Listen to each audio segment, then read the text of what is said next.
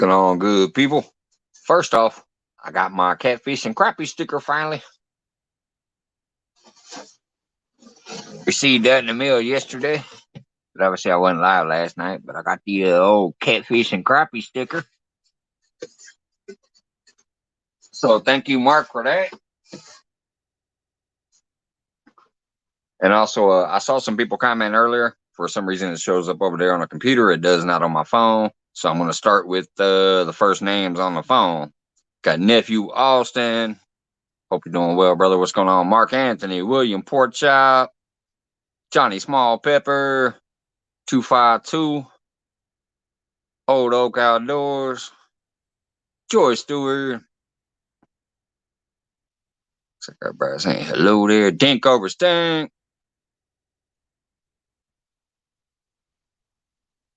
Steve Adams in the house.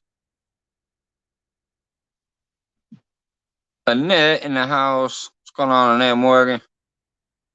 Dan Thompson.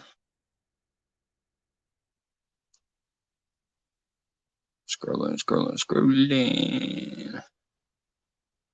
Down East Tackle in the house. What's up, man? Scott Swift in here as well. Nat Cam, what's going on? All right, looks like I'm at the bottom. All right, so here's the deal. What I'm going to try to do for Friday nights, because Hog Leg is off on Friday nights after me. Usually, most people are done as far as what everybody's watching all the time by this time. So when I get off of work Friday nights, I think I'm going to try to do, like, obviously tonight may go like crap. Who knows? It's the first night I'm going to try it. But I'm going to turn Nightbot off, except for my Facebook and my PayPal will eventually drop like every 17 and 18 minutes or something like that. So about once every 20 minutes, it'll drop my Facebook link, my personal Facebook wall, and my PayPal if anybody wants to do that. Other than that, I'm not going to be spamming the chat with any links. I'll leave that to moderators and people in chat talking to each other. But I want to hopefully build up to where people, I don't care if they got 5 subscribers or 100,000 subscribers. Hey, you're welcome, Rick. You got a couple extras because when I looked earlier, it was at 102. But anyway, so I don't care if you got 5 subscribers or even if you got 0, but you're thinking about getting into the game and you'd like to pop up on a panel and talk about stuff with people, other people, and hopefully one day somebody with 100,000 subs will hop up here and talk some smack and try to teach new people how to do stuff, including myself. But anyways, that's what I'm going to try to do with Friday nights. I'm going to call it Friday Free For All panel. I'll drop the link once now just in case anybody wants to already hop up. But yeah, it'd be if you have a business in the fishing community, like, like a Brad or a Lou or somebody, if you do stickers like Bobcat, whatever, I don't care. If you got something that you can offer the community product wise, you can pop up here and talk about it. If you just want to come up here and talk about your favorite gear, what you like to use when you go fishing, I don't care. I want to just do a whole variety show of panelists and chatters, possibly in the long run. And like I said, I don't care. I don't care if you're brand new. I don't care if you've been around for 10 years.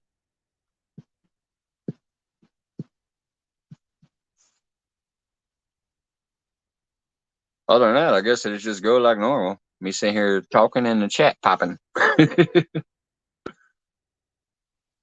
All right, we got our first one. What's going on, Odo? Sorry to do it, buddy, but ever since I got this new phone, I got to pop back and forth. I'll be right back. Oh, it looks like we got another one. There we go. Sorry to do it, buddy, but ever since I'll be right back, both of you. Back and forth. I'll be right back. Oh, it looks like I've got another one. There we go. How much, Joey? Ever since I got back, both of you. Back and forth. Oh, it looks like I've got another one. There we go. How much, Joey? Hello. Hearing feedback.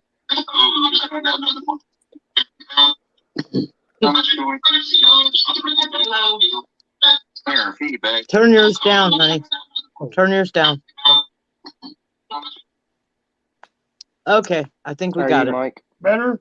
Is that better? Yep. Okay, cool. Well, It was mine. Sorry. it was Scott. He's always messing it up, Mike. You know that. Yeah. Good at it. Yeah. I fixed mine that one night. I forgot who told me, but I fixed mine. I think it was John Parker.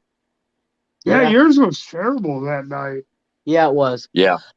Well, I'm not going to stay on here very long, but I think Friday Free for All is really cool. It's very slick, and it's in the advertising world, it's a catchphrase. Okay, and I think people Yeah. will get used to it, and you need to stick with that. You Yeah. really do. And the other thing is, I was looking at my stuff today, and I'm not bragging. Okay, Your I am. stuff? I am absolutely not bragging. Your stuff. But I reached 3,000 on TikTok. I have over Nice. 2,000. I have over 2,000 on Facebook, and I have 2,000 on Instagram, and over 2,000 on YouTube. Okay. Sweet. So the thing is that's because one guy called me the mayor of YouTube one time. He said she's everywhere. And the whole point is to not limit yourself. And that's what I like about your show, Mike, is that you don't limit it to just one thing. You invite everybody in, you make people feel welcome, and that's important. And you interact with the chat. You're a nutcase. And you're crazy, but that's okay. You know? That's okay, because we are too. But it matters, and making people feel like they're welcome and putting out content that people want to see. That's the key. And I'm not anything special. I don't claim to be, but I know marketing. And I'm telling you right now that that's a slick name. And if you stick to the same time, you're going to do really good. You really are. And I will make sure that I share you out, I appreciate that. And like I said, I'm not bragging, but when I share people out, you're going to get people in here who aren't necessarily from the same genres that you're used to. But that's Right. okay. They might not normally meet me. Right. But I've invited people to other people's channels, and they said, well, nobody said hi to me. Nobody even acknowledged me. They didn't know who I was. Well, and I try to tell people, well, you wanted me to share you out, so I did, and these people came in, and you treated them bad, and that makes me look bad. Okay, so I've tried to be very careful lately with the places I share people out, because if I know they're not going to be welcoming to everyone who comes in, then why would I share you out on my channel? Right. Did you notice what I did? I finally just figured something out about 2 minutes ago before I went live. Now when I highlight somebody, it doesn't go across their forehead. Look, Yeah. it bumps my screen. Watch this. When I unhighlight it, we're gonna come back bigger. Yeah, exactly. I just figured that out a second ago. That's pretty cool. See, we're all learning every day. Yeah. If you're not learning something every day, then there's something wrong with you. Because Yep. I am so amazed by so many creators who put themselves out there Stop that, old oak. and put out information that You're yawning. that I didn't know. And that's important. That is important. So don't be afraid to learn stuff, guys. Okay? And don't be afraid to experience something new, because you might be surprised. You might like it. You really might like it. So I think it's very slick what you're doing, and keep up with it. And I'll support you every chance I get, buddy. Okay? That's why I try to be all encompassing. I don't care where you came from, what your background is, what you've been through in life, because we've all been through some stuff, Some people may have that fairy tale life, but not generally speaking. So Exactly. I don't care what's going on, as long as you're respectful to everybody else around you, and in the chat and stuff and hanging out. And that's what I'm going to start trying to do for the Friday. I don't care what you're going through, what's happening. Come up here and talk about yourself. Come up here, talk about what you're doing. Well, Let's get after it. It's like Tinkerbell. She's a prime example of somebody who supports so many people. If you guys don't know Tinkerbell, she does. She supports so many people. But the other night, Scott and I went in her live, and there was 3 people in there, dude. And I'm thinking, you know what? She has paid you all so much, and yet, you know, you can't do the same for her. Well, why not? You know? Yep. I mean, I Me and don't know. her is different time zones, but Oh, I yeah. support her with the channel Yeah. thing too, and then I peek Yeah. in when I can. Well, yeah. Because yeah, Nobody. she's a great supporter of the community. Yes, nobody expects you to go in at 1 o'clock in the morning, okay? Because you have to go to work. But the point is, she tries to do some in the afternoon for American people, and they didn't show up to support Yeah. her, and I felt bad. I felt bad for her. I did, you know, because I'm like, man, she's always at you guys's, so you know. But that's what I wanted to say is if you want to have friends, you know, people, there's one thing about having subscribers, you know, I hate that crap, but and there's another thing about having friends. And this is a real opportunity, Mike. You've got a great opportunity here to make people feel welcome from everywhere. And I hope you keep it up, buddy. And I'm very proud of you, okay? Because you go to work all day and people don't know how tired you are when you come home. You know, my son, he's a chef. And so trust me, I know what y'all go through, okay? And he Never sent leave me home that. without the Sharpie. Yeah, exactly. That's Randy right there. Okay, my son, and he sent me a message tonight. He said, "Man, I'm dragging butt. We were killed tonight. They were absolutely killed." He said the restaurant was crazy busy, you know, and with COVID, that wasn't always the case, but now it's like it's insane. He said. He said they had people lined up out the door, you know. So that's a busy night.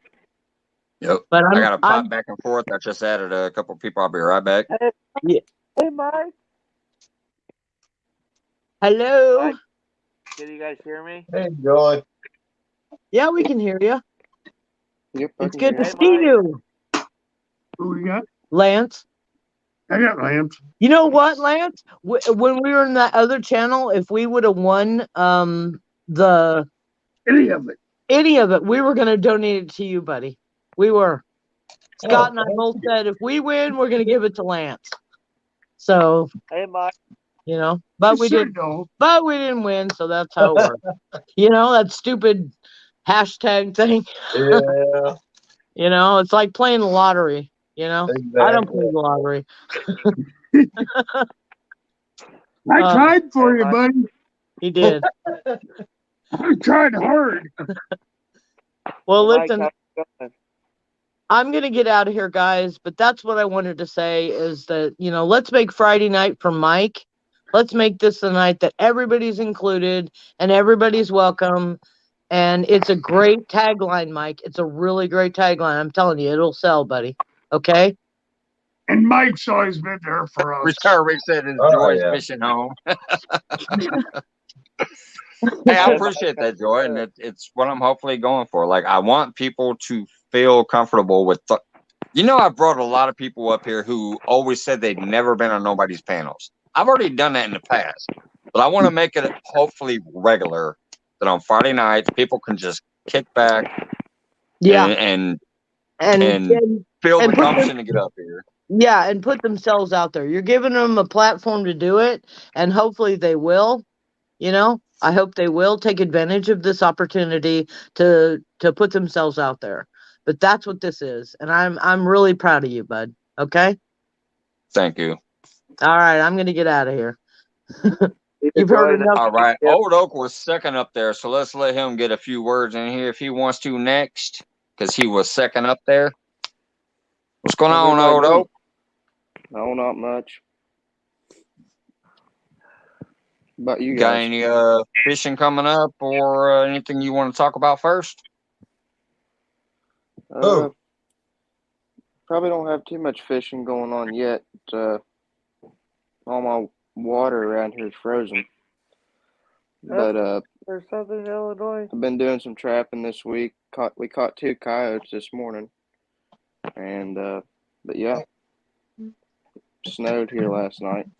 Supposed to get some more snow later on this week. Yeah, it's still cold around here, buddy. It's 12 degrees right now. It was 19 earlier, Yeah, Mike. it's supposed to drop down to 11 tonight here. Mike, it Yep. was 19 earlier. Who was that? Was that Jacob? Yep. Okay, it sounded quiet, man. Is your microphone up? Yeah, it's right next to me. All right. It was 19 degrees earlier, I said. What's going on, Outdoor Jack? Can Yeah, you still hear me? I can hear you, but I gotta kind of lean towards it. Yeah, it was 19 degrees earlier here, Mike, in Southern Illinois. Yep. We're both in No. Illinois, Mike. Yeah, Illinois as well. Yeah, I'm down southern part. Oh yeah, that's right. I remember you saying that the other night. They're not giving too much What's up, there, Tim? Scott. They're not bringing hardly nothing this year. I gotta give Tim a shout out. Tim's really awesome. How you doing, Mr. Molina? How's it going, Lance? How's Hawaiian fishing been? I don't know how Hawaiian fishing's been. I'm in Wisconsin. Hawaii.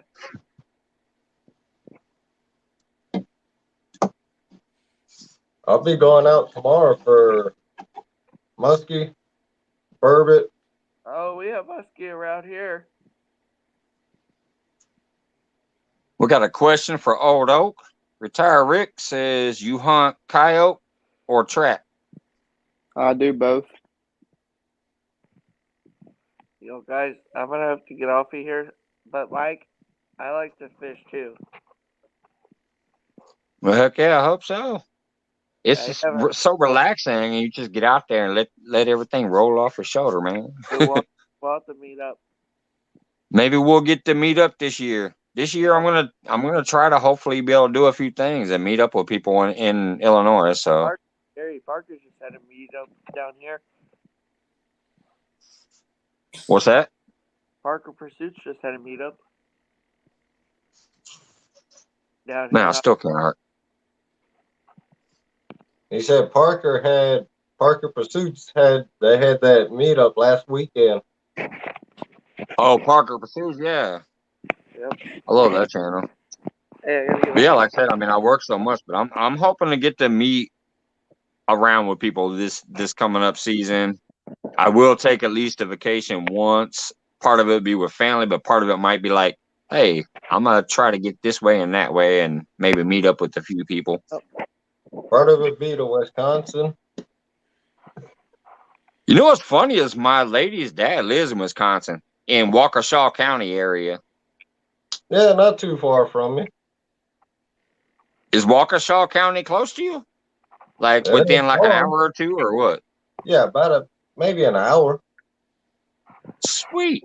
Dude, seriously, my girl's dad, my lady's dad, he lives in Wisconsin. We ain't been up there for, I don't know, about maybe 10 years though to see him, but he Hey, usually comes down here. Old Oak, do you have a YouTube channel? Yeah, if somebody can drop Old Do Oak's what now? channel in chat for Yeah, I have a Jacob. That'd be great. Yeah, I'll be going fishing tomorrow. Yeah, I Taking found a- it's starting to grow there pretty good now. Hey, Mike, I gotta get off of here. Cool, Rick. All right, bud. Take If a you good hop one. down in the chat, the link should be in there in a second. Yeah, but I'm gonna go back. Thanks for hopping up, man. And we'll try to connect up sometime this year, hopefully. Okay. We'll try.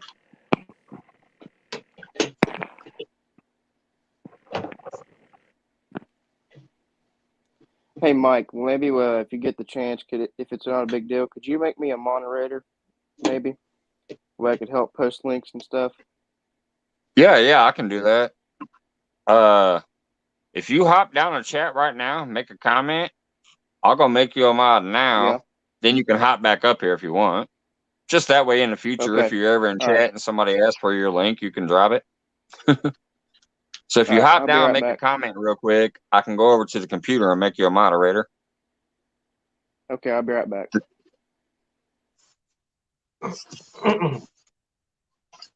I'm gonna leave you up there for a minute, Lance, because I'm gonna go to the computer. And I know you don't mind the big screen, so I'll just go ahead and give you the solo layout in case you want to talk about anything. How's everybody doing What tonight? are you doing?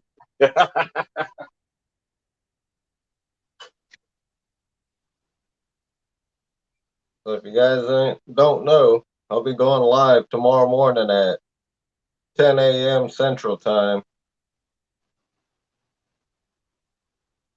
Be teaching a teenager how to fish for burbot, pike, pretty much fishing all for anything because he's new to fishing, so I'll be teaching him how to fish. But we are targeting in the daytime. We'll be targeting pike and muskie, and once night comes, we'll be targeting burbot. And we might get lucky because it is cold. We might actually catch burbot during the day.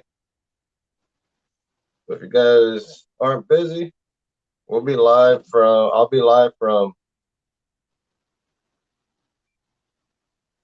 10 a.m. to about 8 p.m.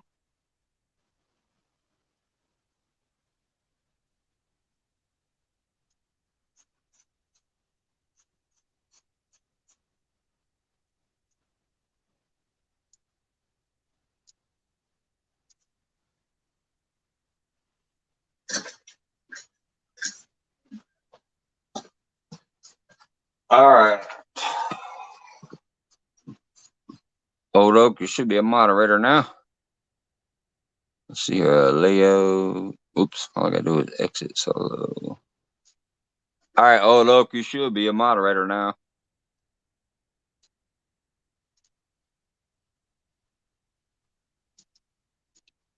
And tomorrow I'll be teaching a 14-year-old kid how to fish.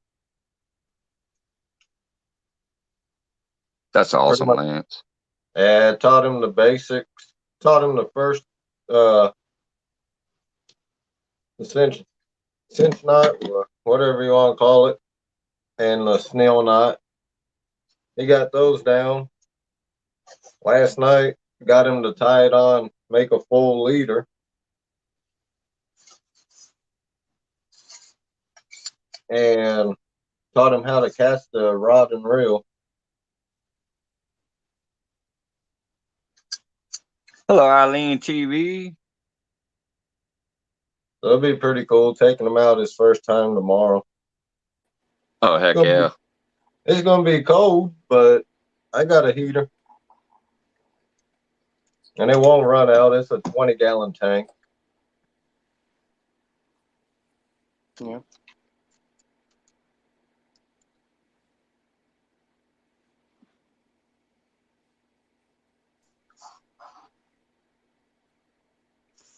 Welcome back, Old Oak. Welcome Thank back, big movie fan. Thanks for doing that for me. Appreciate it. Oh, hey, no problem, man. Didn't you just put out a video the other day, Old Oak? How to set a... Yeah, I put out several here in the past couple of days. Where you was setting... I went setting live a last trap? night. That was a pretty cool video. Thank you.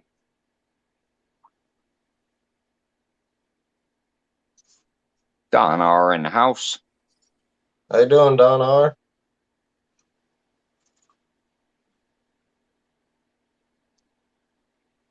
I do want to mention that one name real quick, just because not everybody might not know, but the name that I just highlighted the comment to is one of the ones that helped me push John Parker over the 1K mark that night. Eileen TV. It's a good friend of Tinkerbell's as well. She was one of the ones that helped me get John Parker over the 1K mark that one night when they were about 20 or so away, and it blew up. What's going on, takedown catfishing? How you doing, Kenneth Powell?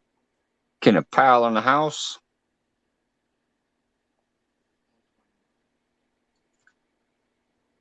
It's a free for all night, Kenneth. If you want to come up or anybody else, trying to get people out there, promote themselves, talk about what they got going on and whatever.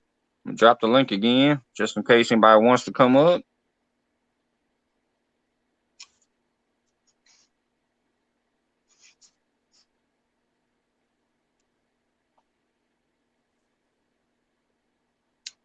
I'm mainly doing a couple hellos and shout outs, but I'm trying to like let the folks that come up talk about what they got going on. That's what my main goal will be for Fridays.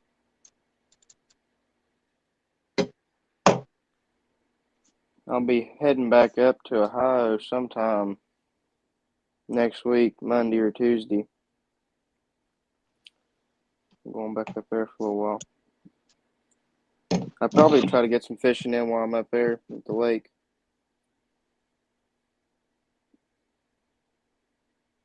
Yeah, tomorrow I'll have Danny Stone. We'll be split screen. Oh, that's awesome. Yeah, I watched Danny a little bit this morning or this afternoon.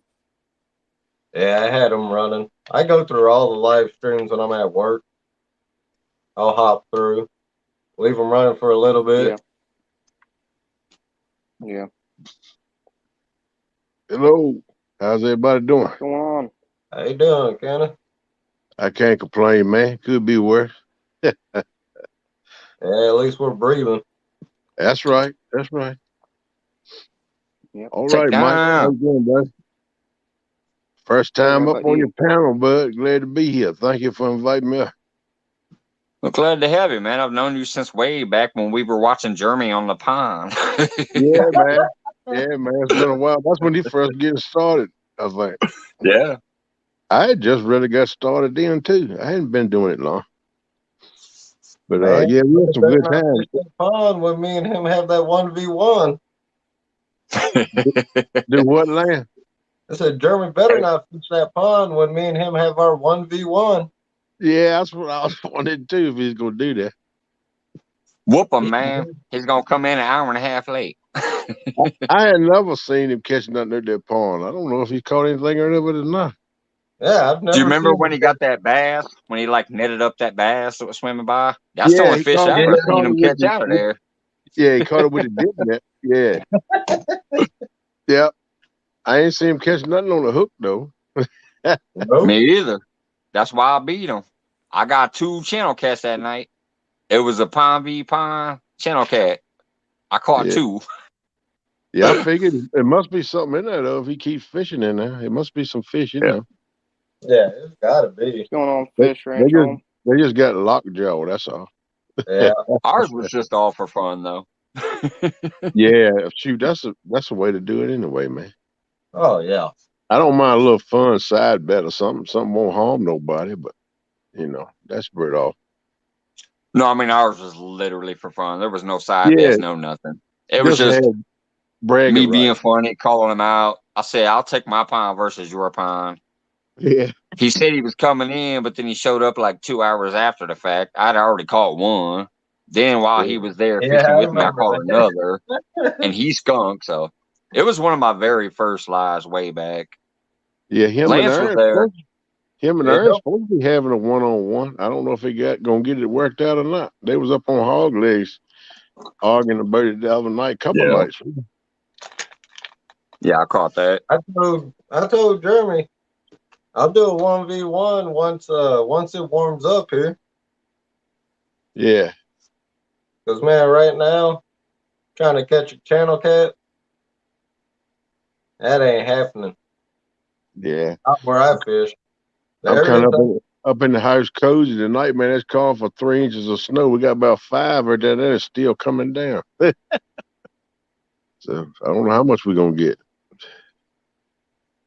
Dink, you're still at 67. We got to show some love. You know, my place up in Ohio last week got 15 inches. Wow. Dang. They calling for some places could get up to 3 feet up in New England tonight off of this northeastern that's coming up the coast tonight that we getting snow off of. Yeah, my girlfriend's daughter lives on the East Coast, and they're supposed to get up to 2 foot of snow.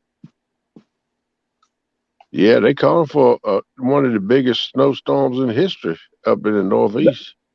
Yeah, they're thinking it might almost classify as a blizzard, which is a Yeah, little harder. That's what they call it, because they calling for 80-mile-an-hour winds in some places up there. Yeah. But see, to be actually classified as a blizzard, it has to last for 3 hours. That's the weird Oh. part about a blizzard. It has to I didn't last know 3 that. hours at 35 miles an hour and like 10 miles visibility or something like that. There's 3 criteria: the visibility level, the wind factor, which is 35 and above, and actually sustained for 3 hours. Okay. That's when they call it a blizzard. Huh. It's crazy. I didn't know it had to last Yeah, that long. That is wild. Well, Yeah, they're gonna get all 3 of the criteria by the night where they talk. a friend of mine, he was an old man. He worked for Georgia Pacific, and he worked at one of their plants in Canada somewhere. He said there was one winter, it was so bad, you could put your hand right about 6 inches in front of your face and you could not see it. Wow. He said that was some big time whiteout conditions. No doubt, man. Hey, Dale Hayslip, how you doing, brother? Good to see you. Appreciate the shout out, man. Yeah, they talking about someplace about 3 to 4 inches an hour gonna snow about a night, man. That's putting it down, man. Because an inch an hour is snowing, but 3 or 4 inches an hour, great day, man. Yeah. Yeah. Man, we've gotten our winter up here in Wisconsin, it's been mild. We've been lucky so far this year. That's the way it started here in West Virginia. And then the latter part of the winter here, it's starting to kick up a little bit. There it is. Jacob, hey, Gene, that'd be cool, bud. I'll come up. I hope I don't mess things up, but I'll come up.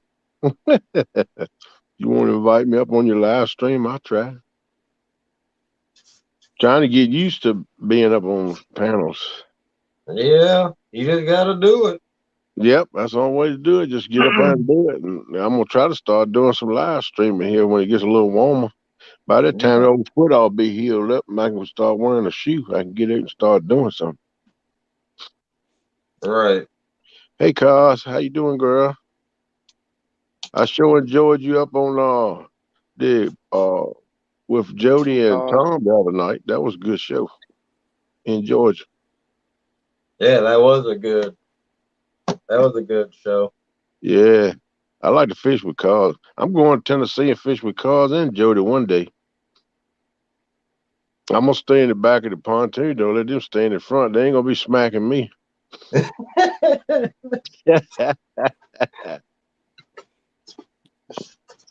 What's up, Clayton? How you doing, brother? Good to see you.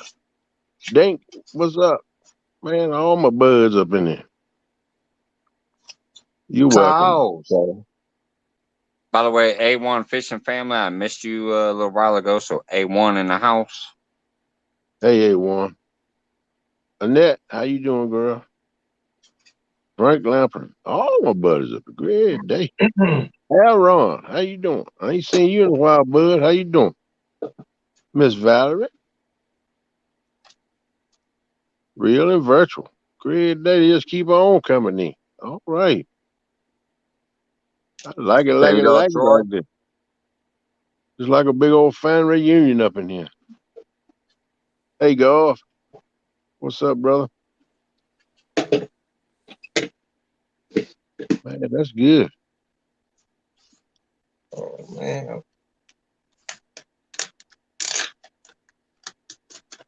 So how's the kitchen today, Mike? What's that? How was the kitchen today? Oh, it wasn't too bad. Today I actually had a short day, just expediting. Tomorrow and Sunday is when it really, really sucks right now because that's when I work 11 hours and I'm usually in the kitchen most of the time. Yeah. That's a long day to be cooking in the kitchen. Today wasn't too bad. You cook or you prep? Yeah. I normally cook. Hold on, let me leave and come back real quick. I got Troy adding to the screen. I like to make sure it's the person. Okay. What's up, Poke Chop? How you doing, buddy? I was messing with Poke Chop over on Ernest feed. I called him Poking Beans. Oh, wait a minute. I mean Poke Chop. There we I go. don't want. I Troy's only laying did that. down like, I got you, buddy. I got you. I only Snuggled did up in that a 'cause blanket. I knew he'd laugh at it. I won't try and put him Y'all down. hear I me? just messing with. All right. So, anyways, just to answer the question on the way out the door that I was hearing, no, I'm actually a cook. I actually run the saute line, which is the wheel at my restaurant. So I kind of have to slow down other people and speed up other people to make sure it all comes up together. I run I the hear wheel you, when bro. I'm cooking. Yeah, And then when that's I'm expediting, I still run the wheel because I'm a little better at it in that's a some precise aspects. thing, So ain't it, I'm the man? one that will be calling stuff out and making sure it ties together when I'm expediting too. Yeah, that's a precise thing, man. You got to know your stuff to do that, brother. Yeah. I've been in the Man, business 30 years almost. man, you all know about that. Everything Never from a know. bus boy to the general manager. So Yeah, got that's it all. cool, man. My hat goes off to you, brother. You're a hard working man. I know that because I know cooking is hard work. I don't miss the kitchen at all, man. I can say that much. Can y'all hear me? Yeah. I hear that, All Troy. right. Good night, CVA. That's the first time I tried to do it on my phone, so took me a minute to get it to work. Oh, Yeah. you got it pumping now, boy. You doing all right? What's up? Man, I was already laying down. I said, well, all these guys is up here. I might as well just get up there too, late in the bed. Dad burn right, man. You better come on up here and show that. You doing all right? Yeah, I was gonna try to make it a little while tonight so I could come up. My back started hurting. I had to get out of the wheelchair. Oh, man. Yeah, that wheelchair, if you sit in it too long. I know when I first got this at the hospital with this foot, I had a wheelchair for a while. You sit in it too long, man, it will make your back hurt. Make About 2 everything. hours a day is all I Going can on, Polar Bear. Yeah, it'll make everything else hurt too. do. David. I ain't lying. Lance, how you doing? I'm doing good. Just getting some leaders ready tonight for tomorrow's fishing trip. Yeah, I've got everything set aside tomorrow so I can watch. Cool. David Yeah. Compton, how you doing? Like I said, I'll be teaching a 14-year-old kid how to fish. So That'd even be if cool, man. even if I hook up to a fish tomorrow on my rod, I'll let him reel it in. Hello, Let Scott. him have the experience fighting a fish. CVA, what's up, buddy? Tim Molina, I've been around all day. Thank you, Eileen. Tim Molina, how you Fishing doing, brother? locals at 102 now. All right, all right. You done broke that first mark and they got the triple digits. We're gonna Yeah, I have to remember get when I old Oak first to cut my talk a hundred. It was little pretty bit exciting. tonight. Y'all redo it one at a time. 2 or 3 was talking. I know I'm famous for talking over somebody too. Yeah, that's why I was like, what? I leaned in. I couldn't hear it. I said we're gonna have to get old Oak talking a little bit more. Yeah, that's why I Yeah. tried to get him talking earlier when Joy hopped off. I'm like, all right, old Oak turn. He kind of gets shy once other people talk, and I don't Well, want to I interrupt. don't think he wants to interrupt nobody, but I've noticed he's been up 2 or 3 times. I noticed he's loosened up a little bit. He talks a little bit more than he was, so he gonna come Yeah. around. Won't be long. You can't shut him up. well, hey, you remember the first time I brought Hogleg up here? He was like this. Yeah, It We takes gotta time. send- We yeah. got to send Old Oak to stand 2. There Yeah. you go. Hey, Go to Scott, I don't blame her. 2 stand school. He'll fix him up. Yeah. Right. I'm actually graduated, so Or Danny All right, Stone. bro. All right. Hey, Lance, what time you going live tomorrow, bro? 10 a.m. Central Time. Okay, dog. Let's see. That's an hour. Hour, yeah, hour behind me. Yeah. I leave So my be house lit. at 10 a.m. Central to go to work. I'm gonna That's try to bogus. check you out, man. I'm gonna try to be there and watch the whole thing, man. Yeah. Planning on I'm being there from 10 to 8, so okay. I'm gonna be there a while. That's all right. I'll be there. Check you out. I hadn't watched. I've jumped in a couple of your streams, but I hadn't watched the whole stream. And a couple of them I went back and finished watching them. But I'm gonna hang in there with you for the whole stream this time, bro. If you want to put up with me. The more the merrier, man. All I'll have right. Hey, was it Danny a Stone sturgeon? too. Danny Right. Stone, me and him will be split screen tomorrow. Okay. Well, that's gonna be Okay. some fun, man. Danny Stone, hilarious, man. He make you laugh. I'm telling you, I Brain watched his sturgeon. live Okay. today. Some of it. Oh yeah. Then I was I at watched. work, man. I was laughing my ass off. Yeah, I watched Rustic too. Rustic caught some fish today. He caught a nice channel cat. Oh yeah. He got a few channel cat. He caught a huge bowfin too, man. He went down Yeah. the bank off that joker. Yeah, that was good, man. Yeah. I try to jump in everybody's live streams. Yeah, I Even see you when in a I'm bunch at of them. work. Yep, I see you in a bunch of them, man. I try to get around all I can. It's hard to get to everybody's, but I Yeah. try to. Yeah, I like tell you, when so I'm many. at work, man, I'll jump in everybody's. Yeah, there's Just so many live streams going on. I don't get much time to watch videos people put out, but yeah. I try to go back and watch some of them.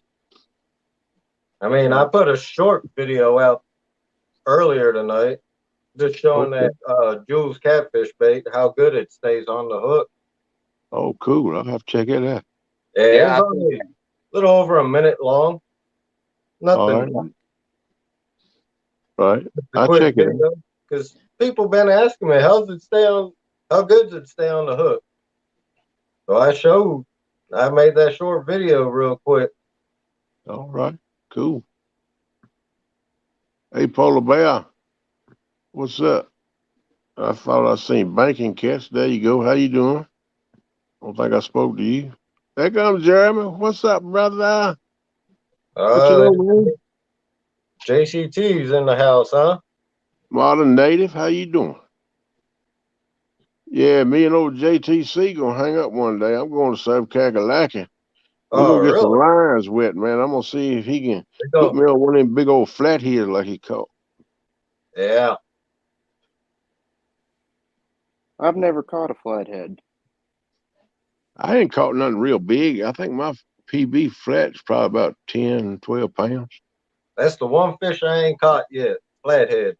Yeah, I ain't caught many of them. I'm mostly a blue cat dude, but I did catch a couple of them. Like I said, biggest one about 10 or 12. But I'm looking for that big one. I want one about 65, 70, 80 pounds. Yeah. That's my on my bucket list. That's what I want to do. Well, this year for my channel, I already got one thing done I wanted. And that's get sponsored by this Jules Catfish Bait Company. That's cool, man. Congratulations. Yeah, thank you. And I talked to him. He's working on getting everything set up. But you know, when you run a business, like I told him, man, I ain't in no rush. Whenever you got the time. I mean, the beginning of this week, Monday alone, they filled little over 2,000 containers. Wow. That was just on Monday. That's putting there some stink bait, brother. Oh yeah. They're 14 ounce containers, so What does he mix them in a big vat or something, then put them in got an assembly line comes down and fills them up or something? nah, I think they do it all. They use machines to mix, but I think it's all hand. Yeah, that would make sense though. If you had a conveyor belt, yeah, stink bait everywhere, man. The whole neighborhood would be stinking. Yeah, for real. You know, this company's been around since the 60s, actually. Yeah, they said something. I think you did the other night, or somebody did when he was in chat talking about it. It's been 80, 90 years in business or something? They've been around since the 1960s. Yeah, well, they bound to be selling some stink bait. They've been in business that long. Lance, that stuff got fibers in it. Yeah, it's a fiber bait.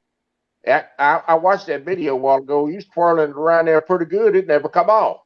Yes, sir. The owner, when I first bought this bait a year ago, I talked to him. I said, "Look, I use circle hooks. What's the best bait you got for circle hook?" Down east, what's up? And he pointed me to the blood bait. He said, like their original, their cheese bait, you want to use that on a treble hook because the fiber is different than the blood bait fibers they use in the blood bait. Okay. So I went with the blood bait. But of course now, having that deal with them, I'll be using both. And I do got I'll use treble hooks for their cheese bait. Hey, Jody, how you doing? Susquehanna Stan, how you doing? I think I spoke to Down East and Scott and Polar Bear. If not, how you doing? I try to speak to you, but I might miss somebody. If I do, I apologize. Jody, my CFF in the house. There you go. How you doing, Miss Jody? You hung with Jody through her whole tournament, didn't you, Mike? Yeah. Every night, brother. Me That's and one good, other person. And I actually messaged, or not messaged, but I posted a comment on his video from 3 months ago recently because we have not seen him. Oh, Whatever the hell happened to catfishing with Curtis?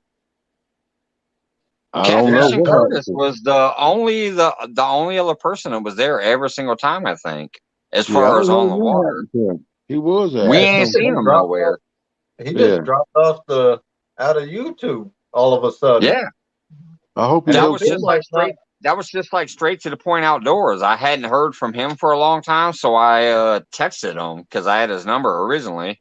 He said he was doing good. He just had a new job and life and whatever.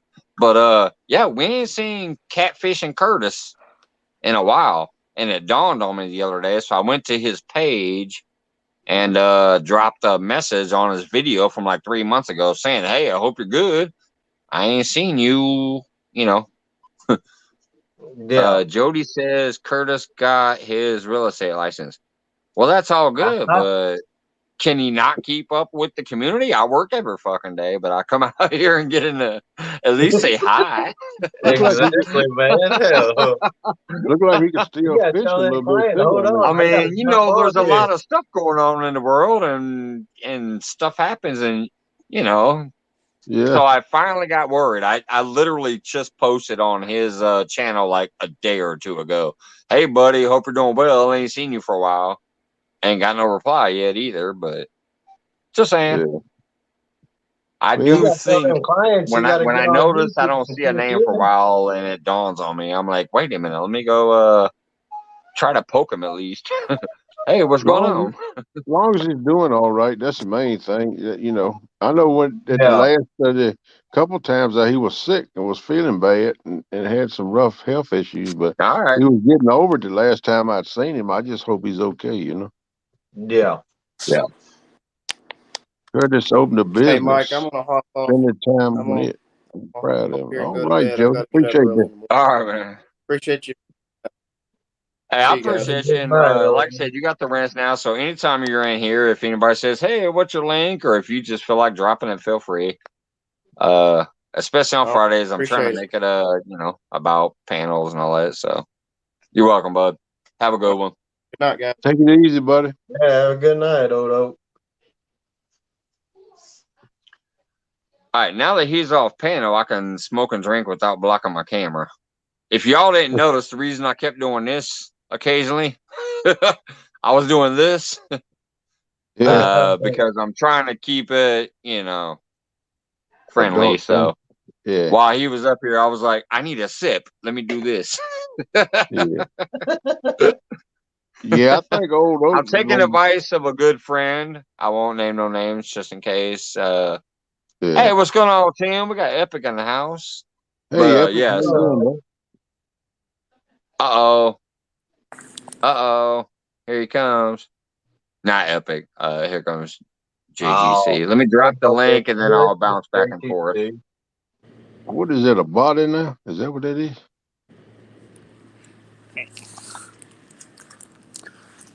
All right. There's a link. I'll be back in a minute though, because I got Jeremy spinning bullets because of this goofy phone. I had one in my live the other day. I got to put the hammer on it. I kind of enjoyed that. I heard that. Yeah, old SmackDown pretty good. Jay Fox Hunter, how you doing, bro? There we go. Now I got everybody. What's up, Jay George? Fox? My brother George Ray. How you doing? That's my brother across the pond now, Mr. George Ray. How you doing?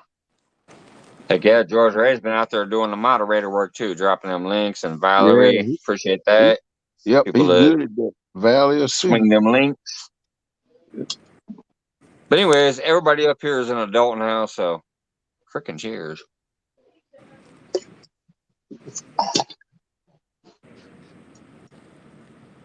Let's see. 252.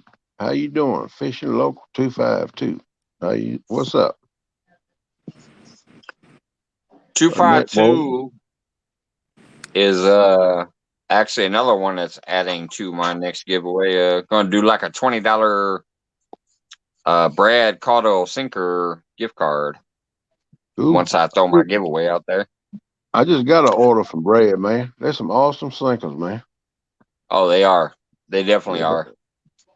And no dust. My most miraculous thing, I'm telling you, I bought a lot of big box store sinkers. When I got Brad's, I bought a 15-pound box. There was no 2 pounds worth of dust. That's my ultimate thing. Yeah, it wasn't no that I dust loved about that box that I got. Yep, I did too. They were clean. There was not 2 pounds worth of freaking dust in there. I loved it. Yep. Oh, Brad's a good dude too, man. I talked with him some. Message him and talk with him in some chats too. He's a good guy. All right, I gotta bounce back because he's spinning because of his phone. But holy smack, I got Epic up here again. I'll be right back. So I'm spinning. How you doing, Epic? I Tim, wouldn't how think you I doing, would be bud? spinning because it looks pretty good to me. What's going on, Tim? What's up, fellas? How you doing? You know, good as could be expected. All right. I've got frozen tundra outside my door. It's 100 miles north, east, west, and south.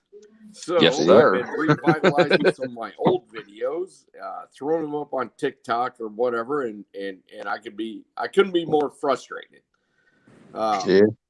So I've got like a 25-minute video I just loaded up on my computer. It froze about 6 times. Took me about 8 hours to come up with a 3-minute video. So let's just say it's all bullshit. Yeah. You sound like me, man. That's the way I edit. But you know what? Nothing stops the catfish savages that we all are. It must go on. It must go on. I've been trying to edit a video for 6 months and I ain't got it edited yet. I got to find me a different app or something. That's the longest timeline I've ever heard of. I have 30 hours in some of my older videos because I really didn't know what I was doing. And I wasn't sure how to do it. And I had 3 camera views and I had to like pick this and that and the other. And I'm not complaining. All I have to say is it sucks. Yeah. Yeah, that's what I'm trying to do, learn how to do it. But the app I got the Quick app when I got my GoPro. I got the Quick app, but that's just made for shorts, and it took me a long time to figure that out. So I'm going to turn this sideways so I might be able to read who's up here on panel. I don't know. I got my kind of my bullshit glasses on. We have Takedown Kenneth Powell. We have Real in Virtual Outdoors Troy. We have Lance McCool guy. We have Jeremy Tournament Cats, but he's blacked out as usual. And then we got Epic. I didn't even know I was on here. You better be on here. Oh, okay. Well, then I'll remove you. What? What's going on? You didn't know you was up here? No, I'm just out here fishing Jeremy in the we dark. got? There's only about 19 Jeremys on YouTube. Which one we got? We got Germany tournament cats. Oh, Captain Flathead. Yeah. Awesome. Yeah, the 12th. And Kevin Palmetto's buddy. Is Troy sleeping? What's he's laying in his he got out of his wheelchair and he's laying in the bed. Okay. Oh, there we go. Troy is We'll real have and that. virtual outdoor. Okay. I can't stay up with all these insomniacs. So I would like to say one thing. One of the craziest fish that exists, Hawaiian fisherman Lance Makugai fishes for. The burbots. Yes, absolutely. And they have the intrinsic craziness of their habits. Even though they look a lot like flatheads, their skin is a lot like flatheads. They have one of the craziest freshwater symbiotic situations that there is. Yeah. And I find it completely interesting, and I find them very attractive as fish goes. But most of us in the country will never have the opportunity to catch one, but Lance does. So let's hear it, Lance. What are they like? Man, they got the, like you said, they got the skin like a flathead. They do.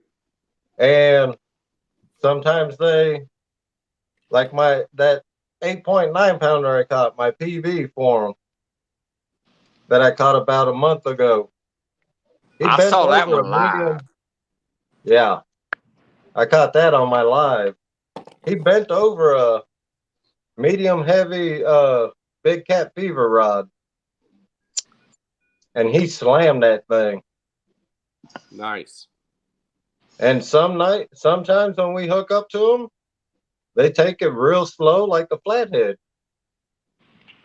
You'll see the line just move just bounce real slow. And then it'll stop. And then it'll move again. And then that's when you got to set the hook because he's already on there. Because they suck that bait down. They'll inhale that hook with no problem. Well, and for people that are in the South, not necessarily they wish they could catch those fish, but they are very, very, very interesting in their life cycle, in their spawning is awesome too. Their spawning is awesome. Their biometrics is awesome. They get in a ball. And they just run around in a ball. Massive ball. Sometimes as many as 1,000 fish at once. And yes, I have seen that because there's been people that have actually filmed it. Right. Now, I, of course, have very little experience with them, but the experience that I do have, and one of them is that one of the craziest, most awesome looking baits there ever was is a musky bait made exactly after the fish that you target. And they're I almost bought one, even though I fish for catfish and I fish in the middle part of the country. I almost bought one because it was so beautiful. And it had the most awesome catfish. I forget who makes it, Live Edge or Live Team or whatever. But I mean, these things are like 2 pounds, like this long. They have a big giant curly tail, and I almost bought one just to hang on my wall. Yeah, I know. They're actually delicious, Stan. He makes. If you guys don't mind, let me interrupt because there's a question. Tonight is supposed to be about questions too. Stan is asking, are they okay to eat? Yes, they're actually delicious. Lance and delicious. Tim, Susquehanna Stan wants to know, are burbot okay to eat? They're actually freaking delicious. They're from the cod family. Yeah, they're actually a ling cod. And they are very, very well. They taste delicious, man. I cook them in butter and garlic, and I deep fry them. I bread them and deep fry them just like catfish too. I would have to disagree with the classification of ling cod. And I'll tell you why. Just because they have the false barbels like lingcod do, and just because they're in the same habitable zone, I do not agree with the lingcod classification. And I have argued this with my biologist friends. Their habits are too close to a quasi-neutral catfish zone that they actually have a lot of traits that are more like catfish. They're occipital bones, and that's what we mean from by the time that their mouth hinges and it actually comes over. And I know why they classified them as a cod, because they're in the range and they have basically the false barbels. Right. But I don't necessarily agree. Now, that doesn't mean that any of I my believe biologist friends actually cared what Epic Catfish said about them. I agree with you 100%. Kind of rolling their eyes. To me, they act more like a catfish. Absolutely. And I've had a few of them admit to me that their evolution, because not one of them, none of the biologists actually agree with imminent design or original design. They are more on the evolutionary scale. But you know, as far as evolution scale goes, it doesn't matter if it's from Australia or it doesn't matter if it's from Africa. It's whatever. They'll fill the niche, but yet be totally different species. And Right. I do agree with that, because I haven't done the, I suppose, the genetic studies of them all. But it's pretty amazing how wherever you go, there's a fish that pretty much looks like what we have in North America. The Jau is very close to the flathead. Yeah. The Piraiba is very close to the blue, the Piraiba from South America. Right. You know, I mean, and so then there we have your target species is very close to the flathead. And as a matter of fact, if you scan the entire planet, you do not see that whole camouflage system that your fish and the flathead has. Doesn't Right. matter where you're from. They're very close. Yeah. If you guys don't mind, I want to interrupt for just a moment. I've probably missed a few, but I want to do a couple shout outs real quick. Hand Me Down Outdoors is shouting people out. If I recall right, I think they're in Illinois too. Obviously, Kevin from Palmetto Cats came in a little while ago. Modern Hey, Kevin. Native, Tinkerbell, Fossil Creek Kennels, quite a few people there. So, Kevin.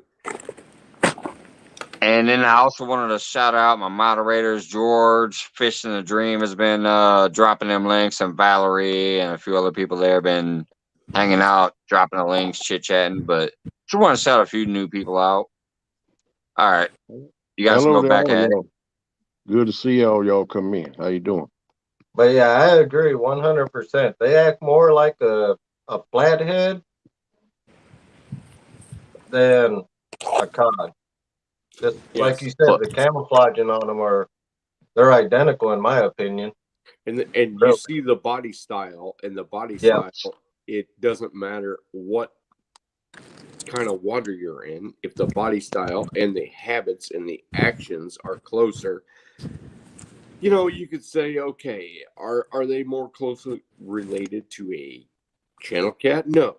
Are they more closely related to a lingcod? No. But yet proximity and taxonomy dictates in the biological world. But yet we have fishing knowledge that says, oh, have they filled the niche? And maybe they're not related at all, but they have actions that are very similar, which I find interesting. Yeah.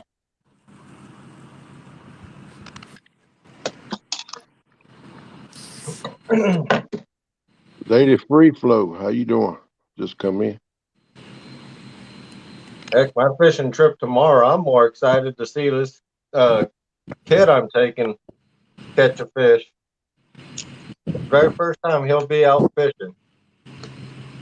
Nobody's ever taught him to fish. I taught him how to tie knots, how to make leaders, taught him how to cast a rod and reel. So we'll see if he can hang tomorrow. I'll be He's out. gonna do well, Lance, because you're teaching him. Oh yeah, he'll do. He's gonna good. do well. That kid, man, he's so hyped. He was so happy yesterday because he came out. Him and his mom came over yesterday. That's when I taught him how to cast a reel, rod and reel. And he's Spinning rod, spinning reel, or a bait caster, yeah, spinning reel. or both. Spinning, yeah, that's a good way to start. Yeah, A bait caster. I told him once he masters casting the spinning reel, Yeah, I'll teach him how to use a bait caster. He was on a live with you before, wasn't he, Lance? No, that was my nephew. Oh, that was your nephew. Okay. Yeah. Okay. Well, that's good. You spread it around all the young boys. That's good. That's good. You're teaching the next generation like that, brother. That's a good deal. Yeah. My daughters, man, they're with their mom now in Ohio, but they know how to fish. All right. hello, My later, free flow. My youngest daughter was 2 years old. She caught 12 hand-sized bluegill and pumpkin seed at All 2 right. years old.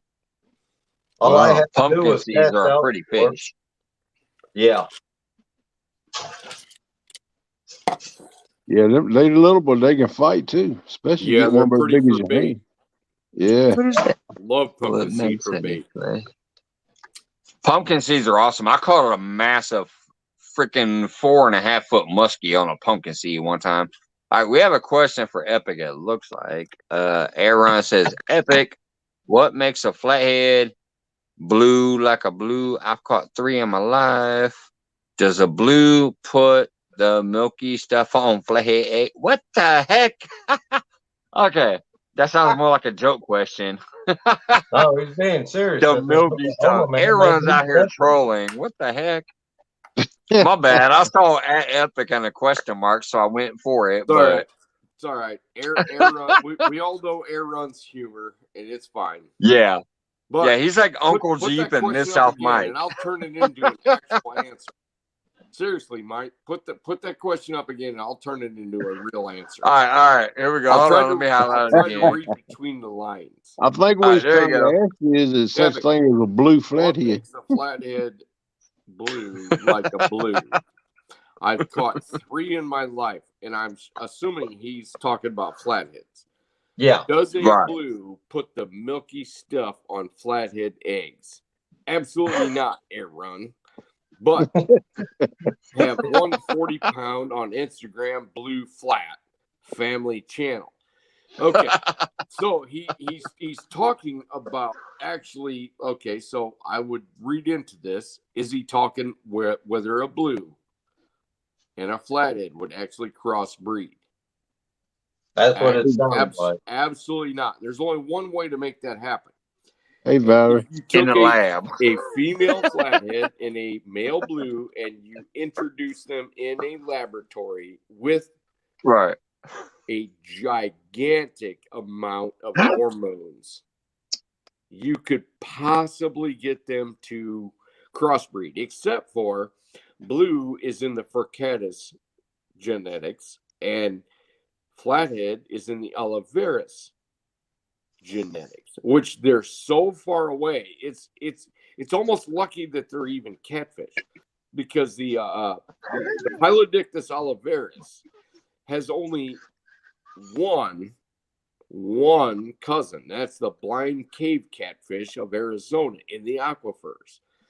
So what we're talking about is the difference between a T-Rex and a Brontosaurus. even though they're both reptiles, it's just doesn't. The dating doesn't work. You know, I mean, they could maybe court each other and whatever, but it's just not going to work. This is funny. Ask a dumb question, get a legit answer. The professor. And maybe a dumb answer. I don't know. Hashtag the professor. Thank you, Tim. Yes, sir, Mike. We turn a common, funny Mike's Fishing Home moment into like the real deal. Well, I had to tell my daughter good night. All questions are valid. It doesn't matter what they are. You just have to understand what the direction they're coming from. And we all know Aaron is going to throw some shit out there. That's it.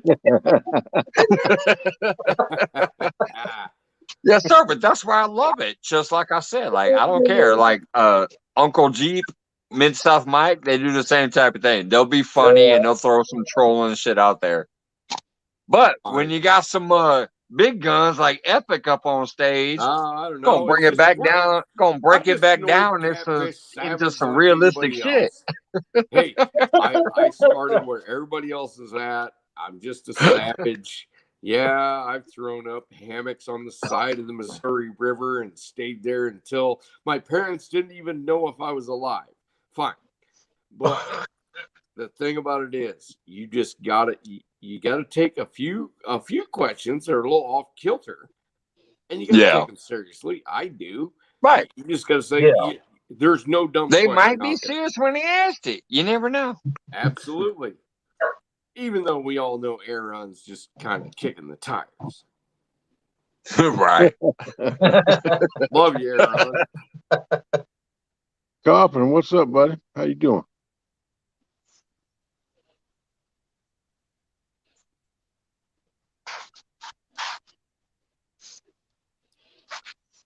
All right, down there you see it, man.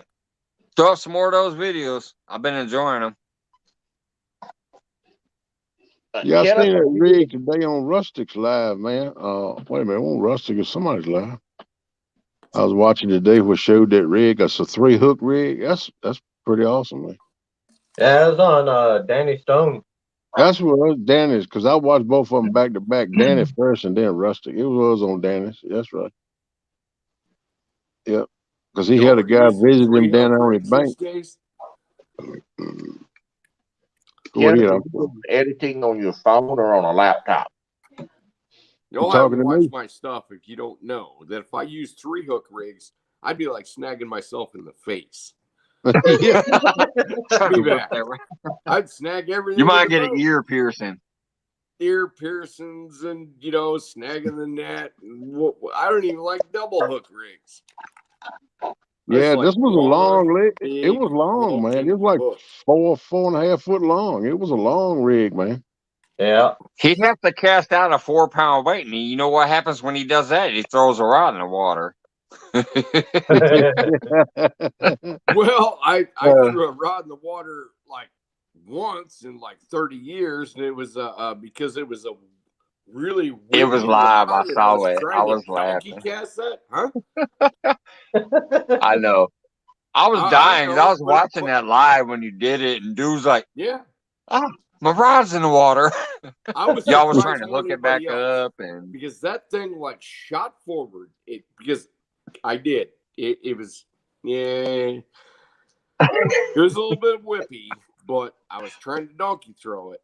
And all of a sudden, it gets like kind of wrapped on the tip, and it did a backlash. It went not a backlash on the spool. It did like one of those double blah blah blah, and it shot out of my hands. And I was like, "What in the hell?" I was glad to see it live because that was one of those moments where, like, did that really just go down? Yeah, it did. Holy smack! I'm glad I saw that live. Although you feel bad, but at the same time, you're happy. Like, I just saw that. It happened live right now. And Mike, it was the most expensive reel I've ever bought that I only casted once. Wow. Speaking of which, I just told my girl today, I was like, holy shit, you won't believe it, but Epic said when him and Sean come down here again, I can run off the dock and jump in their boat to go fishing with them. That's right. I was just going to I told my wife tonight when I came home from work, she goes, how you doing? Boo, boo, boo. And I'm like, I'm doing great.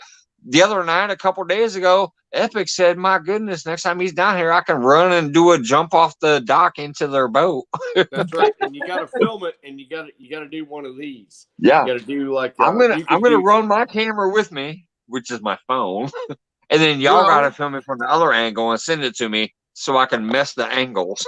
I'll film it in 3 angles because I've got 2 GoPros and a phone. I'll film it in 3 angles, and we'll get the right shit. Oh, we're gonna get like one of them 360 degrees. Sure. Here's me with my phone, and here's y'all with your 3 angles. Thing, Mike, just because it feels cool doesn't mean it looks cool. So you just gotta. I know. I told my kids that a lot. Like when they were growing up, and like, look, Dad, I can do a half jump. I'm like, no. Yeah. Dude, that's the epitome of my show. Just because I think it looks cool doesn't mean it is. So Mike, I'm telling you, watch a little bit of Marvel videos. You got to do it either like Thor or Iron Man, and it'll make it. Yeah. So if I'm gonna probably be more like Spider-Man, pretty dorky. All right. Spider-Man will make it. I'll probably trip and do a nosedive into the boat. So if you do that, I'll say, here comes Mike's Fishing Home. Right. Friendly neighborhood Spider-Man. Yeah. Friendly neighborhood bull cat fisherman. Bullhead. Or bullhead. Yeah, I said bullhead. Oh, I didn't kick him out. He just fell out. Oh. We just lost Kenneth Powell. Anyways, yeah, no, I literally just told my wife that tonight when I came home from work, it popped back in my mind. I was sipping on my Fireball skimming there. She said, what are you doing? I was like, oh, I'm just chilling. I'm going to go live in a little while and try to get some people up on panel and have a fun night. Hopefully some new people and some old people will come up from Motor's House. But then I said, oh my God, by the way, I forgot to tell you, the other night I was live and Epic said, next time he's down here, I can go fishing. Expect April, May. April, May, heck yeah. Yeah. Because I have 40 hours full on flathead season. And I April, have 40 May hours of be where the vacation pay blues are saved up. starting to warm up on that river, on that lake. Yeah. I do love my lake. Even though it's Springfield, Illinois, and a lot of people don't know about it, we have had 80-pounders pull out of here. Yep.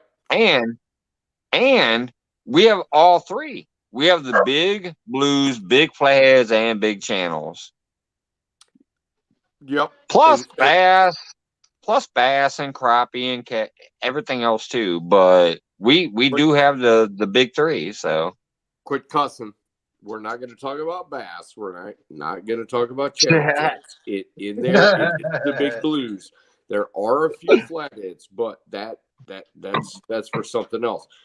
When our we blue go, catfish population is blowing up. Jump in the boat, and then we're going for big blues, hell or high water. Yeah. Our blue population is getting a lot better around here. I've noticed that in the past 5 years, our blues are getting bigger and bigger and bigger around here. In that lake, they're getting bigger no matter what spot you go to. But my favorite is West Cotton Hill Park off that dock. I catch so many like 8, 10, 12-pound channel cats off there. I catch 10, 15, 20-pound blues off there.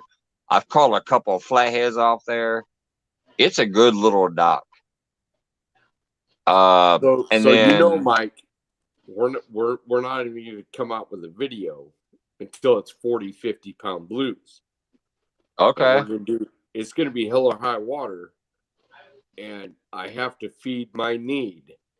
Absolutely. And so we're going to work. We're going to work at it. We're going to keep it going. We're going to hammer the water.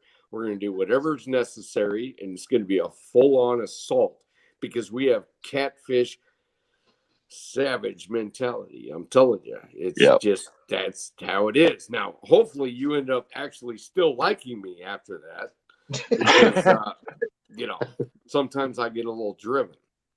I can catch the 10s off the back, the 10s and 20s off the back of the boat, and you can catch those 50s and donkeys off the front of the boat, and I'll still love you, Tim. If you're the special guest, you have to catch the big fish. I mean, that's how I work.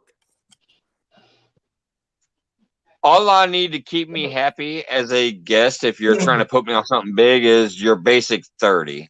Okay. I can catch 20s on my own. So if I'm going out with you, I only need the 30. Here's how it goes. So I go, and we catch a fish like this. And I go, and we got another fish going down. Get him, Mike. Right. Right.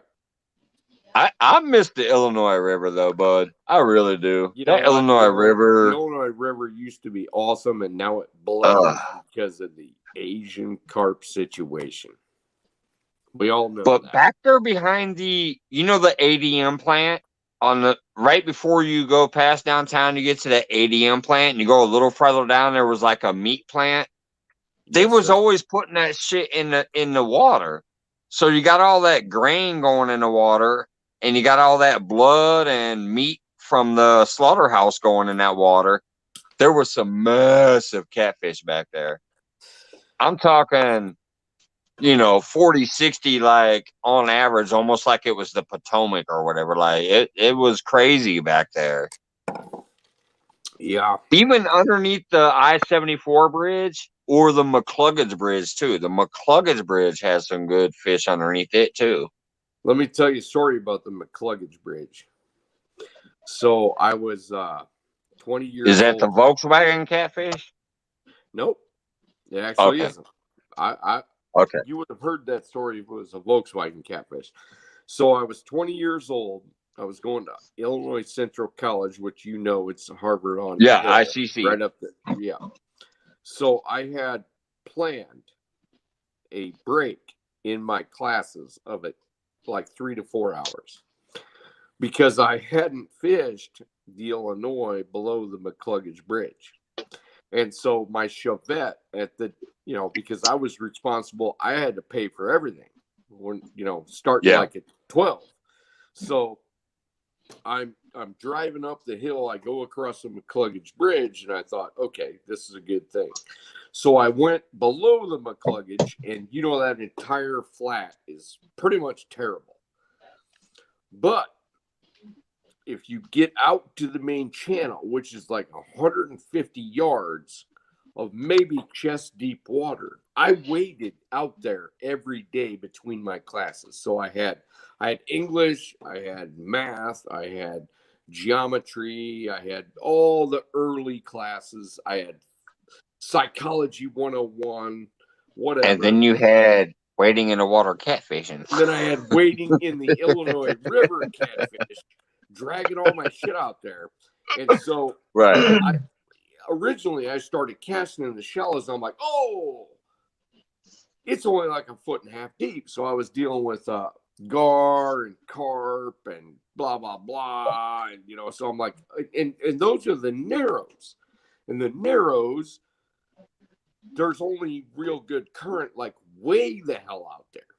So I built my own rod holders. They were like 3 foot long of rebar and had like a piece of PVC that I could just jam in and jam the rebar down through the mud and then put the PVC over it, right? Yes. Yeah. And this was all on a theory. So I brought a lawn chair. And the lawn chair wasn't really all that good because it would start settling in the mud. So I put PVC and I like strap PVC, like long pieces of PVC. And I brought this to college with me. And so I would drive down to that little dumbass parking lot down there, and I would strap the pieces of because they was too big to fit in the Chevette. So I would like have to zip tie them to that chair every day. And so I would go out there and be like neck deep like this. So a wave, I would have to like hold my breath when a boat went by like this, and when the bars goes by, yes, woo, forget about it. Hold your breath and stand up. But I started casting to the main channel after like 2 months of like bullshit fish. So I would go out to the edge to where you'd step off into like 17 foot of water, but it was like 4 foot of water. And so no one knew I was there. And I almost got smoked by a couple of boats because only my head was sticking out. They thought it might just be a log, and they just weren't even looking. So I'm like holding my rods up like this and catching, giant channel cats and a few flatheads. And I almost died a few times doing that. But you know what? Yeah, That's why you got that thing called the danger zone. The danger zone, buddy. That's it. Savages. No, That's what we do. Here's the thing that cracked me up about the Illinois River too. It was the first place I ever caught big, crazy eels. I never knew they existed in fresh water, but I caught 6 foot eel. I caught 6 foot eels out of there. I took them home and I sold them to some of the dudes in my neighborhood who like to eat them. Delicious. I didn't know they was bait. I didn't even think that they would be bait back then. Well, I know now back then either, but we ate some. Yeah. They had blue tongues, and you cut them open. They're a little bit.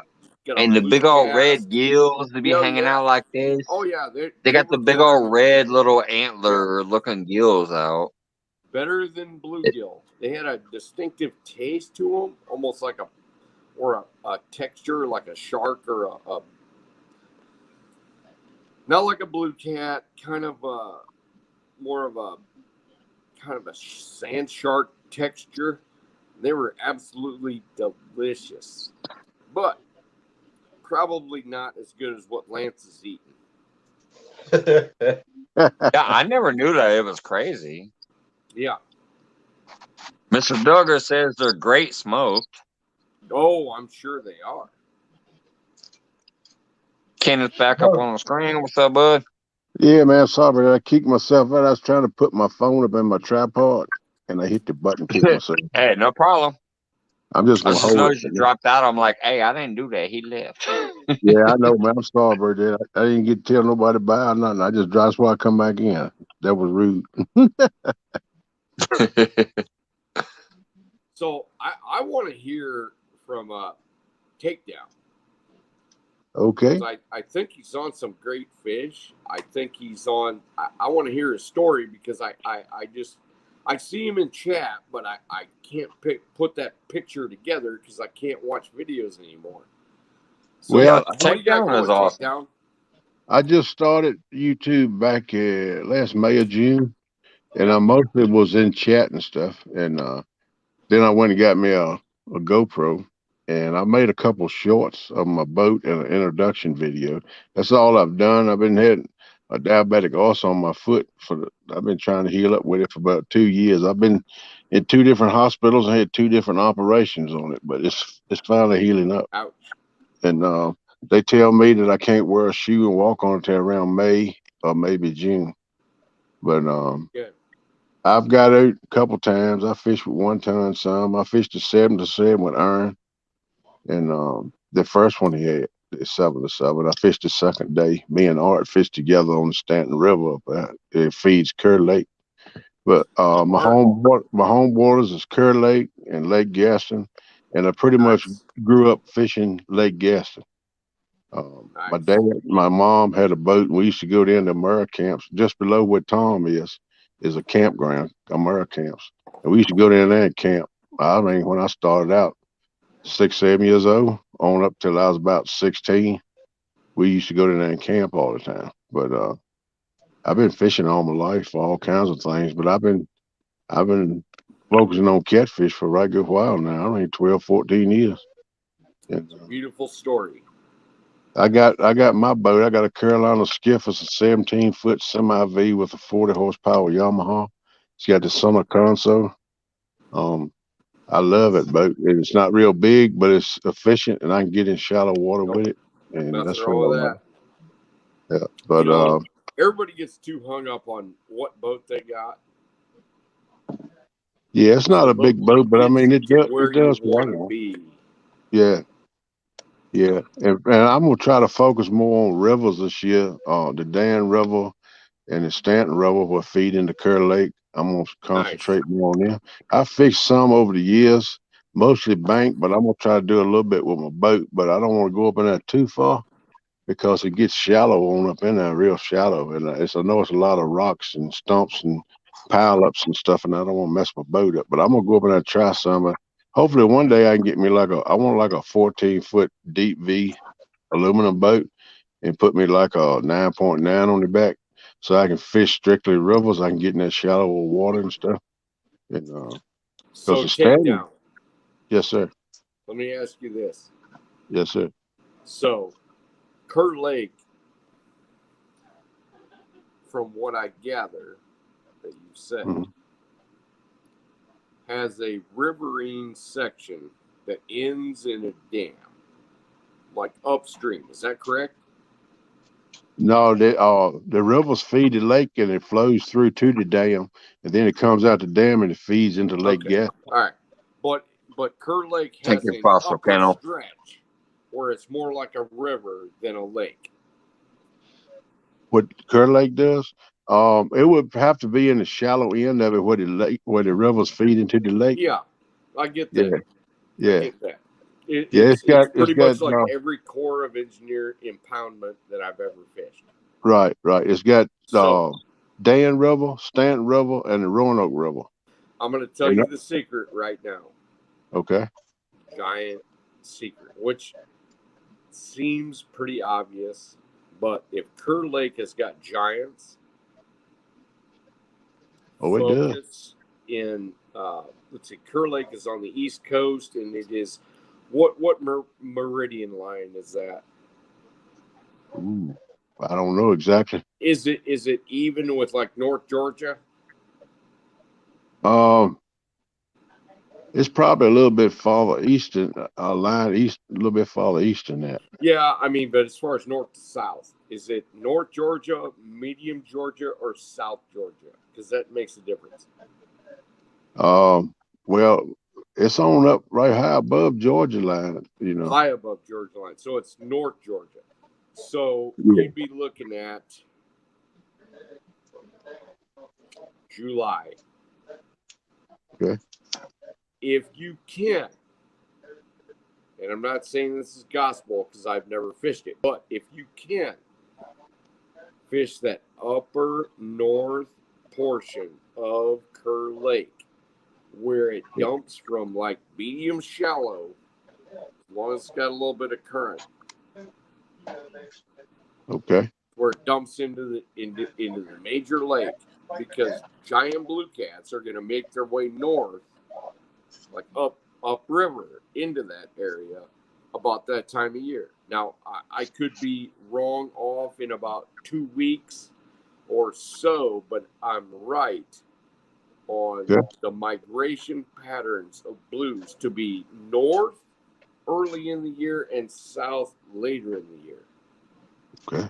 But what I'm saying is there's a lot of guys that are going to ply the main river, but if you hit that point just right, you're going to have an exorbitant amount of big fish that have moved from the main lake basin up into that reach, as long as it's not too shallow and too slow a current.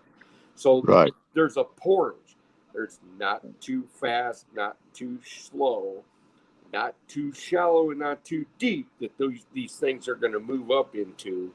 And it's only going to be about a 2-week period, but if you can get into that zone, you have a shot at some of the biggest fish that are in the Kerr Lake system. I haven't told, what's that guy's name? Timothy something? Tim King. Tim King. I haven't like personally talked to him. I mean, he's a good dude. I've met him and talked to him. And such. Yeah. But there's going to be a point where big fish on the spawn run, move up just enough. They may not move up into the channel cat / flathead type zone. They're going to move up and be in that interim. So just remember that. Okay. Well, the rivers, they come together. All of them come together, Yeah. and there's a place called Stanton Nope. View, and it's But- flats out there. It's probably 4 to 6 and comes on down. Okay. It starts getting deeper as they come out to the lake. Sure. But it's a lot of pileups and stumps and sandbars and everything out there. Yep, but do not convolute it with anything but what I just said. I got you. It's a general tendency for fish to move up pre-spawn and then to move down post-spawn. So I'm extrapolating this as saying this is what I would do in that period of time. All right, So I got you. if they're catching big fish down lake later in the year, earlier in the year, that's where the big fish are going to be. Because every single lake has got a period where they struggle to catch big fish. Yeah. And that's just because they're in pattern A that they normally catch big fish and they don't catch big fish other periods of time. And I'm not saying I'm anybody special. I'm just saying that's what I do. I figure out where you've done it all these years. at You know what you're talking period about. of time, and then I go focus. We got a question for banking from Banking Cats. It says, "Take down, are you Cajun?" Everybody thinks I am. Everybody asking did I come here to buy you or something. But no, I was born and raised here in South Central Virginia and been here all my life. And like I said, I've been around Curry Lake and Gaston all my life, and the river's defeated. And that's basically all the places I fish. But we just got a little twang in our slang up here in Southern Virginia. And there's I got to tell you something about Epic. When he starts talking about your region, I think he's pretty much spot on, because he's even told me about some of my places where in my little lake, he goes, "Hey, you know that boat dock over there?" I'm like, "Yeah." He's like, "Oh yeah, this little curve and the whatever," and I'm like, "Yeah, I know that."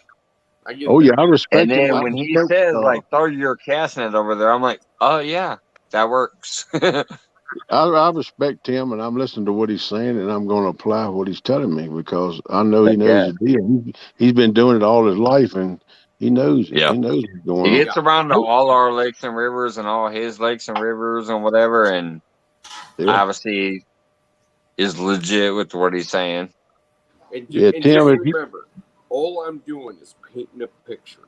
I'm painting a picture of the proclivity of them to go downstream or upstream at a certain point of year. So for me to chase fish, and Mike knows this, we are not in giant fish land where we live. We're not. I've had to maximize my thoughts onto the general proclivity of fish to be up or down, east or west, no matter what, because I could literally invest $400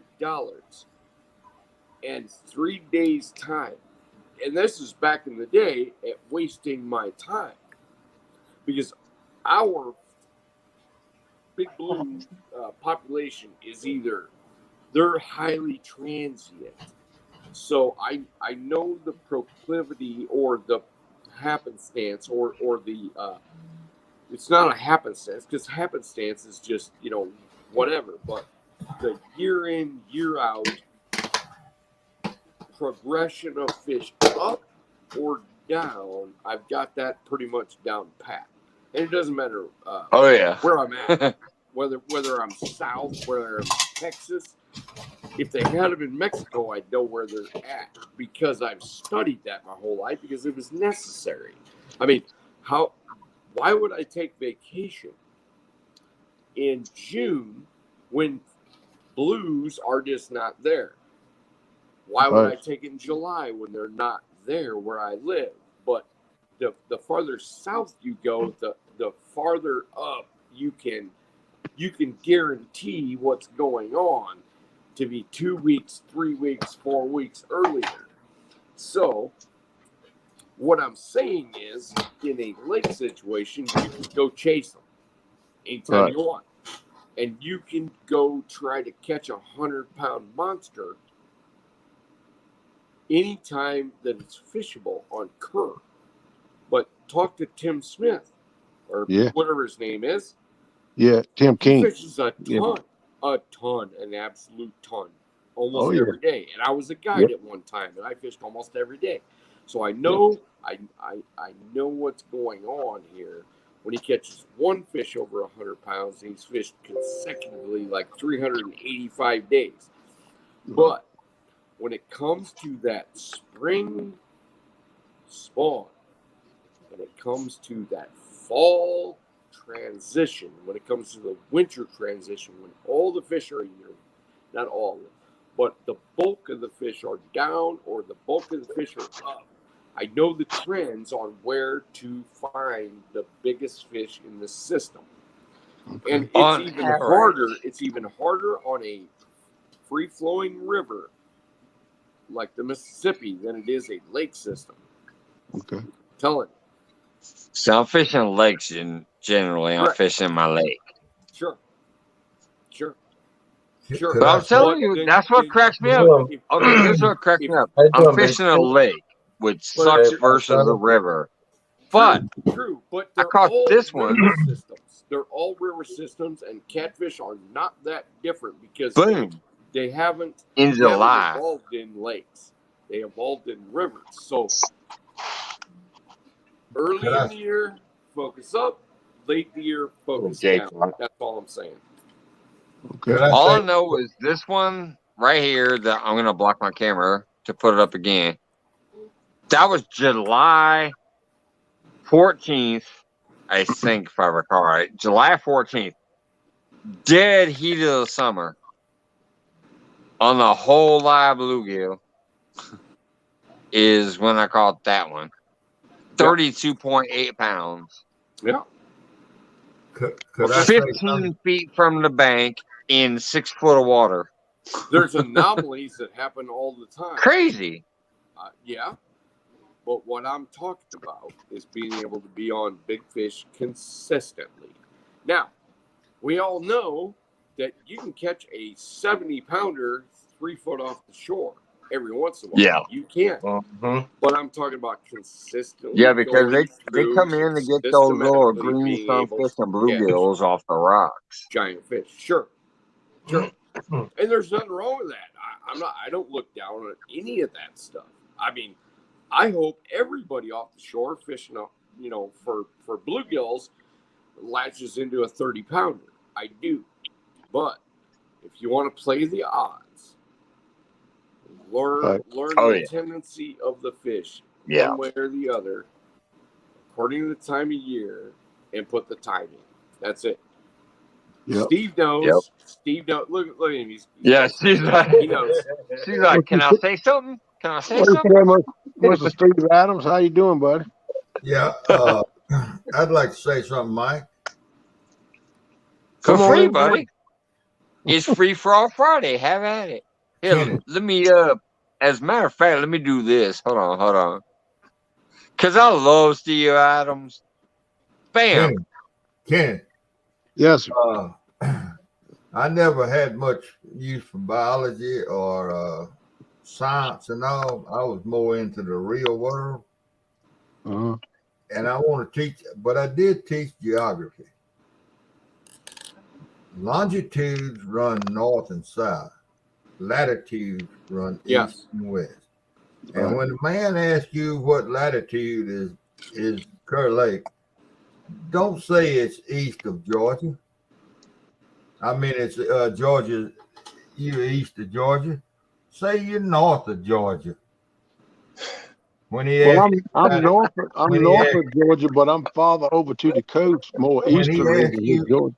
When he asked you the latitude, he meant north and south. He didn't mean east and west. That's right.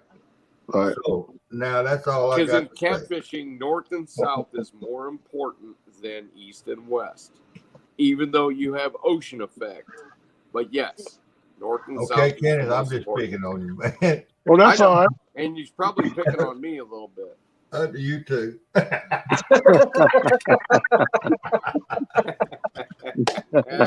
you guys don't mind, I'm gonna do a few shout outs. We got Big Skip in the house. What's going on, Skip? I just saw Real Beast fly by there a minute ago too. What's Hey, up, Mike? Big Skip? Mike, let me say hello to Fox Hunter because he said hello to me, and I was listening to. Yeah, Jay Fox was shouting out Hey, everybody. Yeah, he spoke to me too. Hey, Jay Fox, how you doing, man? How you doing, Jay Fox? Big Skip, Polar Bear. Hey, Mike. Polar Bear, Valerie, Annette. We got a lot of people hanging out. We've maintained 45 most of the night. We're at 41 right now. So Thank you, Annette. Appreciate you dropping it. thank you, everybody. I have to remind people that don't take my passion for some sort of know-it-all situation because I'm passionate Oh about no. We do not take you for that. Come on, Epic. I hope because I say things matter of factly because I believe in them because I've proved myself wrong more times than anyone else I've ever listened to. And trust me, there was nobody to listen to back then. I've had to look at a theory, and I've actually had to form the Rubik's Cube according to what my idea was, and then I've had to prove it right or prove it wrong. And most of the time, I'm telling you, I proved it wrong because early on I had these preconceived notions based on the fact that I'm a human being. And I had to cut those out, and I had to boot those out and say, look, you, Mr. Epic Catfish, Tim Scott, were absolutely wrong. And sometimes I'd figure that out in a week, or sometimes it would take me months to figure this out. So I'm not castigating anybody. I'm not saying anything else. All I'm saying is that at some point I was wrong almost 100% of the time. So now I could actually prove myself a little bit right when I get big fish on the end of the line. Doesn't mean I'm like 100% right because there's nobody's situations. 100% right. No, but there's been people. But you've proven yourself to have a basic knowledge of, like, you know. Yes. We respect your word in general. Absolutely. Let me say something here. And thanks for that. But I'm going to tell you right now, if I find tomorrow that I've been saying something that's not right, I'm going to come out with it.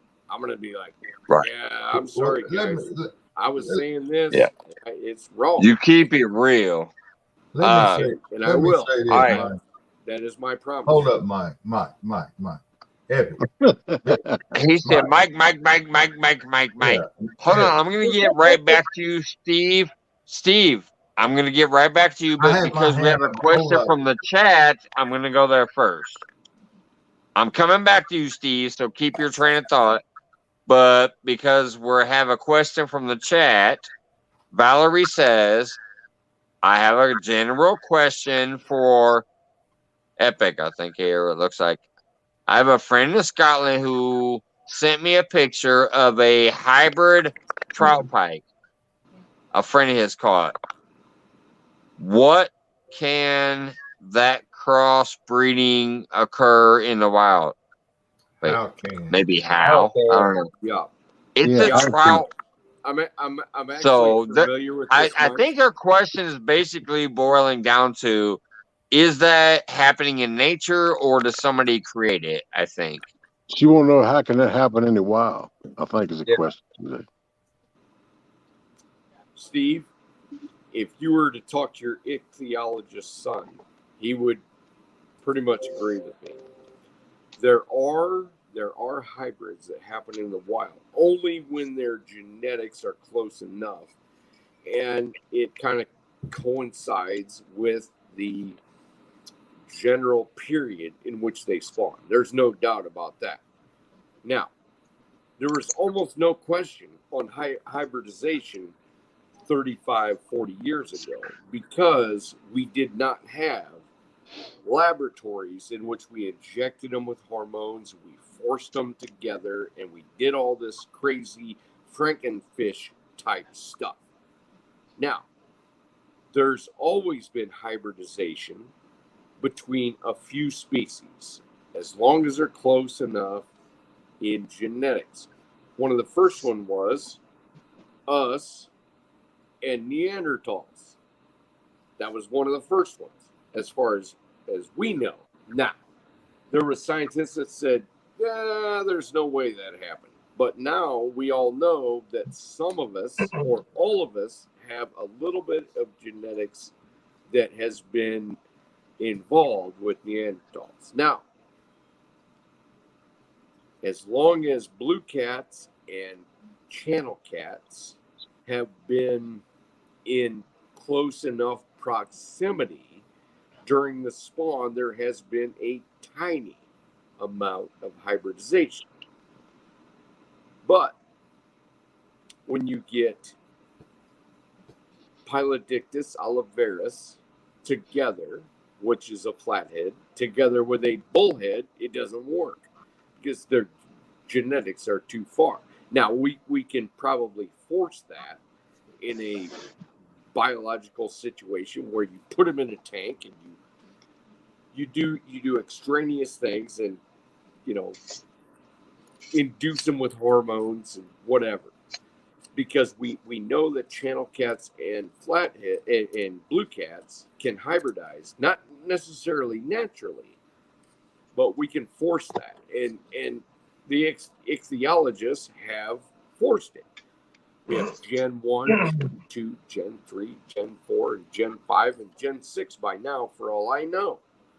But nobody, even the biologists, even the scientists or ichthyologists, have been able to take a Pylodictis olivaris, which has no other known relatives than the blind cave catfish, and been able to crossbreed them with a blue or a channel cat or a bullhead at all.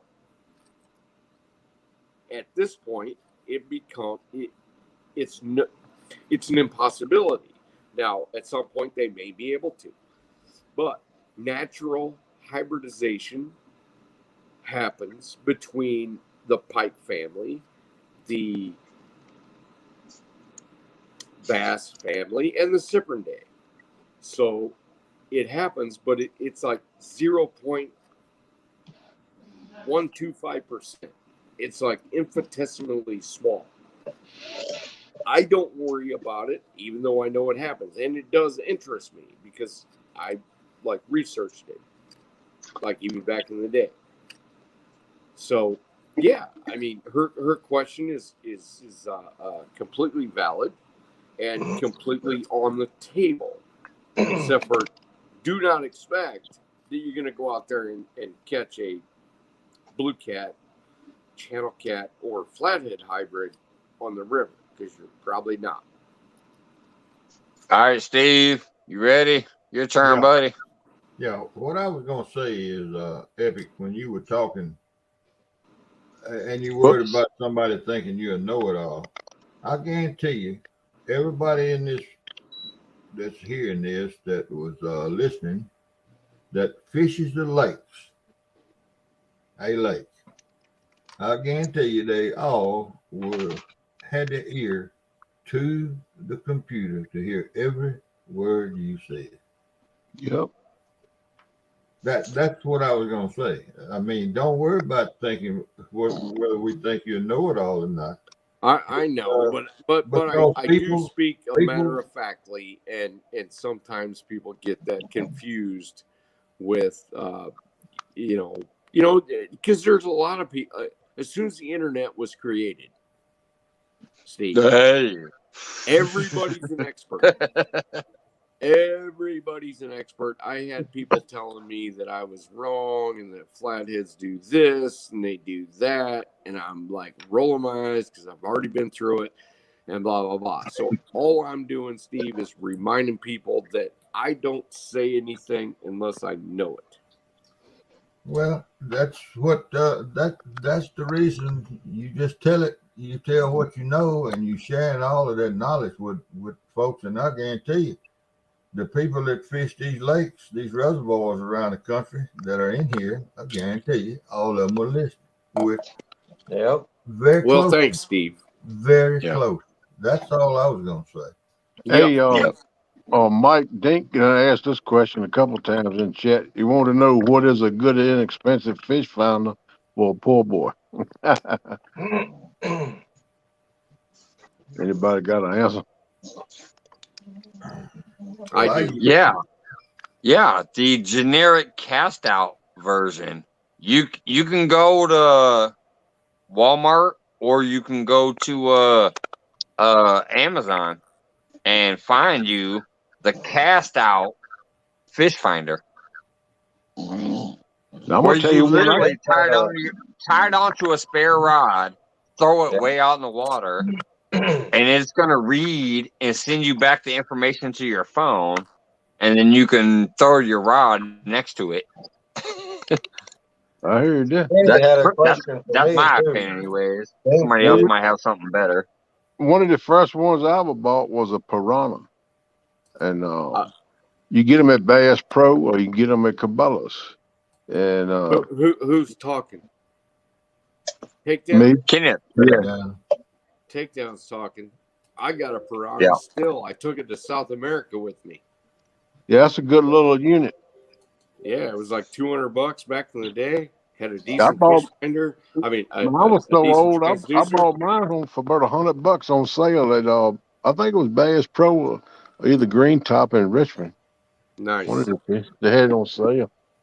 I think I got a brand new one out there, and they've never been on a boat out there in the utility room. They good ones. It came on that boat I bought, that new boat I bought, and I already had a Lowrance, and I didn't even. I believe that thing's still in the box out there on the shelf. Okay. Yeah, that's the experience I found with them anyway. A piranha is a hummingbird, right? Right. Put it by hummingbird. Yes, sir. I believe it's out there. I'm not positive. Yeah, I got a Helix 7 to put on my boat now with the side scan and down imaging. And I'm going to try it and see how I like it. If not, I'm going to put that back on. Honestly, fellas, I could, if my fish finder fell off the boat tomorrow, it really wouldn't be a big deal. Yeah, I like being confident that I mark fish and especially donkeys. Well, I don't look for fish with mine. Donkey bait, a big donkey fish off of a ledge or whatever. But you know what? If somebody outlawed him tomorrow, I wouldn't be all that upset. Yeah. Because it's the habitat, it's the drop, and you can read it on the water as long as you got current. The bad thing is when you go to lakes and there's not current, it's too hard it is hard to see. Yeah, that's why I got mine. That's all. Situation on lakes is way more exponential than it is on rivers, to me. Yeah, it is. You got guys like Steve Adams. You got all the old school guys. They never had any fish finders. They knew where fish were at. You just read the current. Read the water. Yes. Yeah, that's what I want to learn more about rivers, is reading the current and stuff. That's why I want to concentrate more on rivers this year. But I just get my depth finder just strictly to see the outlay of the land, where it might be a rock pile, it might be some trees or stumps or something, some structure. I don't really try to mark fish with mine. I just try to look at the underwater structure in the lake, because you can't tell just riding across the water. Yeah. Ledges and drop-off is all I've ever used mine for. So Takedown, you're more of a flathead guy than a blue cat guy then. Oh, I like flatheads. I hadn't caught many, but I fish for them a lot. Okay. But, I'm still learning.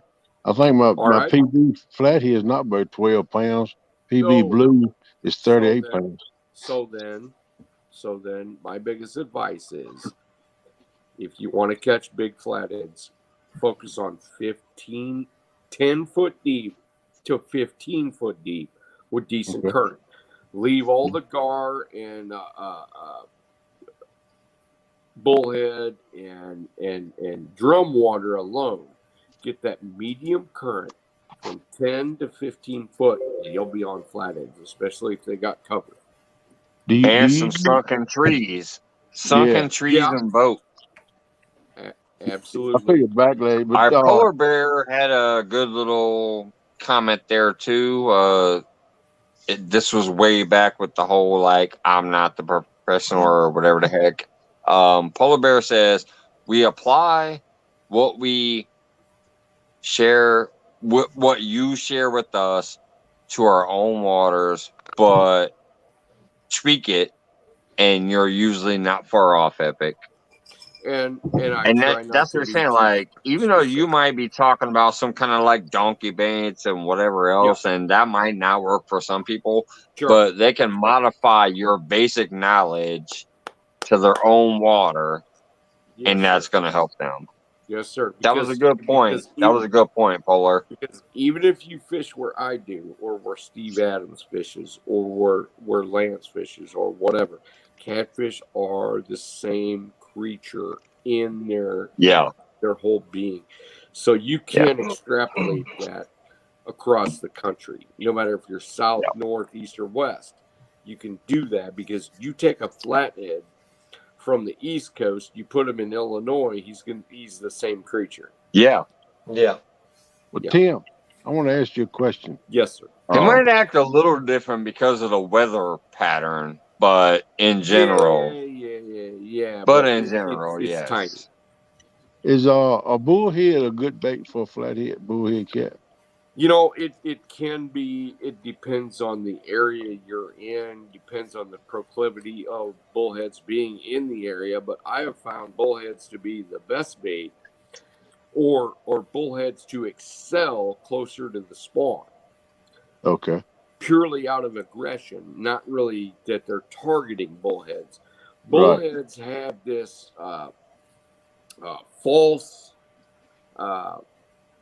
Legendary spot because of the nature of trot lines and bank poles and jugs, because gar, other fish do not bother bullheads like they bother others, and bullheads are tough. They're going to last 6, 7, 8, 9, 10 days. Right. Okay. Yes. Well, I mean, of course you're going to catch more flatheads if your bait on a bank pole, a diddy pole, a jug, a trout line is going to last that long, of course.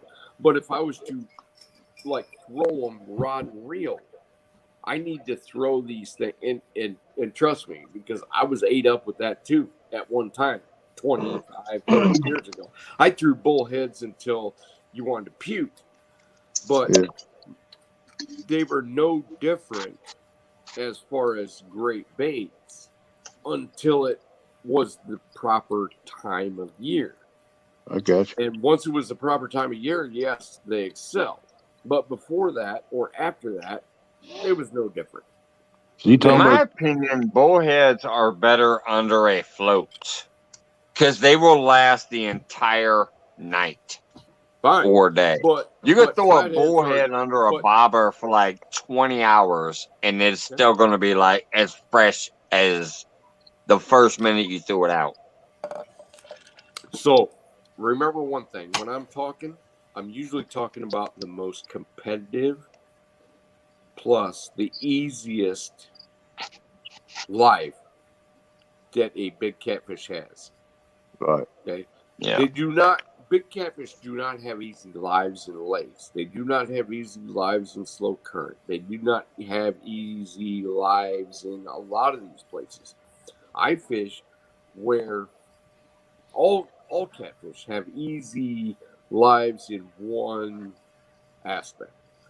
They have the availability of feeding when they want to. So just remember when I'm talking that a bullhead in a lake, or let's just say a small spillway situation in which there's not a lot of bait fish.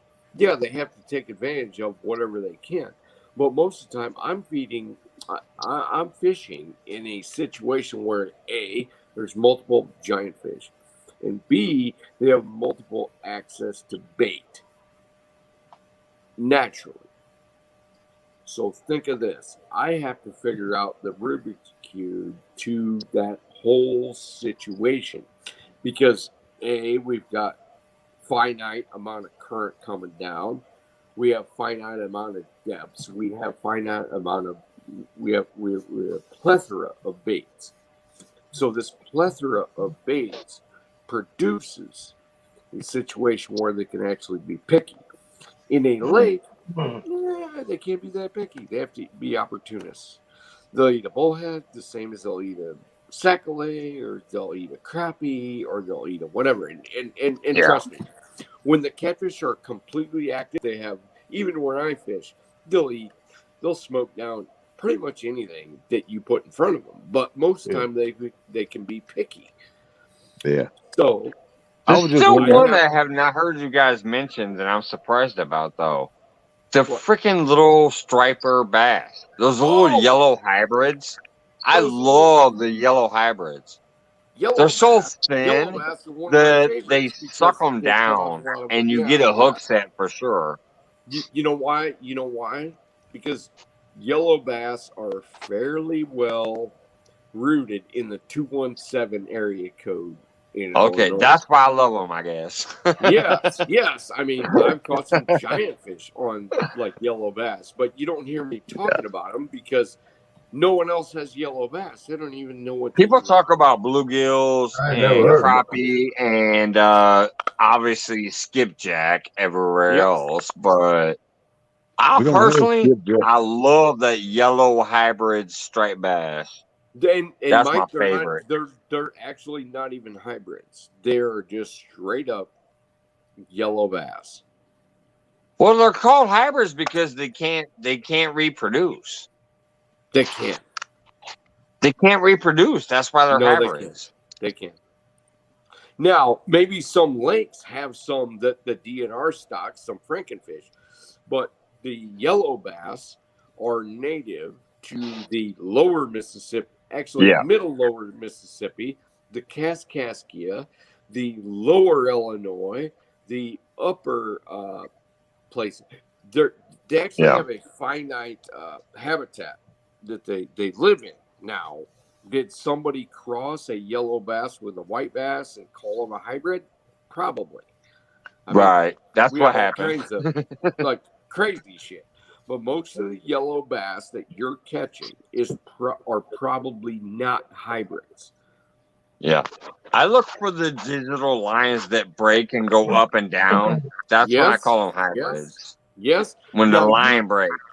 You would be correct when you're talking about the difference between hybrid white bass and stripers. And what some people call wipers. That's the wiper. But most of the 217 area code stuff you have available to you, and that is from Peoria down to past, Springfield, is going to be your regular white bass, your regular yellow bass, and a few hybrids other than that. But I wouldn't worry too much about hybrid yellow / white bass because that's not really even anything anybody talks about except for people in the 217. And they're all legal. Yes, sir. I don't think I've ever seen a yellow bass. No, you probably haven't. They're not super. Not in the Mississippi, probably. Nope. Down at Steve's area, they don't even exist. They're a temperate zone fish. I've never heard anybody say anything about them if they do. Well, I keep looking at Troy and Right. he keeps blinking occasionally. He's still with us. Well, actually, I wanted to answer a question from the chat from Polar Bear. He asked me a question a little while ago. All right. Polar Bear asked me earlier what my goals were for the year. And that's simple. My goal is to help someone that's handicapped like I am to be able to maybe get into YouTube or get into fishing more. Heck yeah, Troy. Good goal, Keep on bro. rocking, brother. That's an awesome goal. Yeah. Show them how it's done, Troy. Like, cause you're a great dude, and you know I've already connected up with you, and I love you, brother. And if that's your goal, do it, man. Keep on rocking. Thank I you. seen earlier, Dink Over Stink had a question for me. He was asking about that bait that I use, that I'm sponsored by. He asked how much it was. I think it's $7.99 a jar, Dink. You just have to go to their Facebook page, and you can check it out there. They got the prices. You still don't have your code though, right? Plus, there's a discount if you use. What's the discount code? I ain't got it yet. Oh, you better work on it, brother. Oh, I'm working on it. Yeah, that's it. I mean, Monday alone, man, the guy had to fill 2,000 jars of this stuff. Tell him you ain't promoting him until he gives you a discount code. Otherwise, he's working you. You ain't working him. I told him he's the box is in the mail, so hopefully, all right. Hopefully soon it gets here. I'm gonna get me a jar of that stuff. Throw it on a pole, one of my poles. I might catch me a channel cat or something. I'm gonna get me some of that stuff and show my wife Lance's video so she can put it on the hook for me. There you go. He put on a rubber glove. I noticed that when he was showing that video today. If it was smell-o-vision, I'll let you guys smell my cool guys. Is it bad? Does it smell bad? Does it smell bad, Lance? Yeah, it smells bad, but it works. Well, if it smells bad, it smells good. I think about the days back in the days when I was 18, 19 years old. Actually, my buddy, this past summer, man, that's when he caught his flathead. He actually caught it on this stink bait, on the blood bait.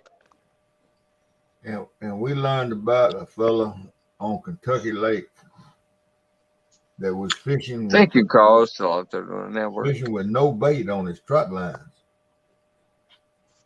and catching lots of fish at night. He fished them at night, but he just fished them on a full moon. And he stretched the lines real tight, and he used shiny, brand new hooks. And this man had a cabin up there, was telling us about it, and we couldn't figure out what the hell was going on. How in the world was he doing that? And so we told Mr. Savage, well, next time you up there, find out what he's doing. Well, anyway, he found out, and he was soaking that trot line in a niche.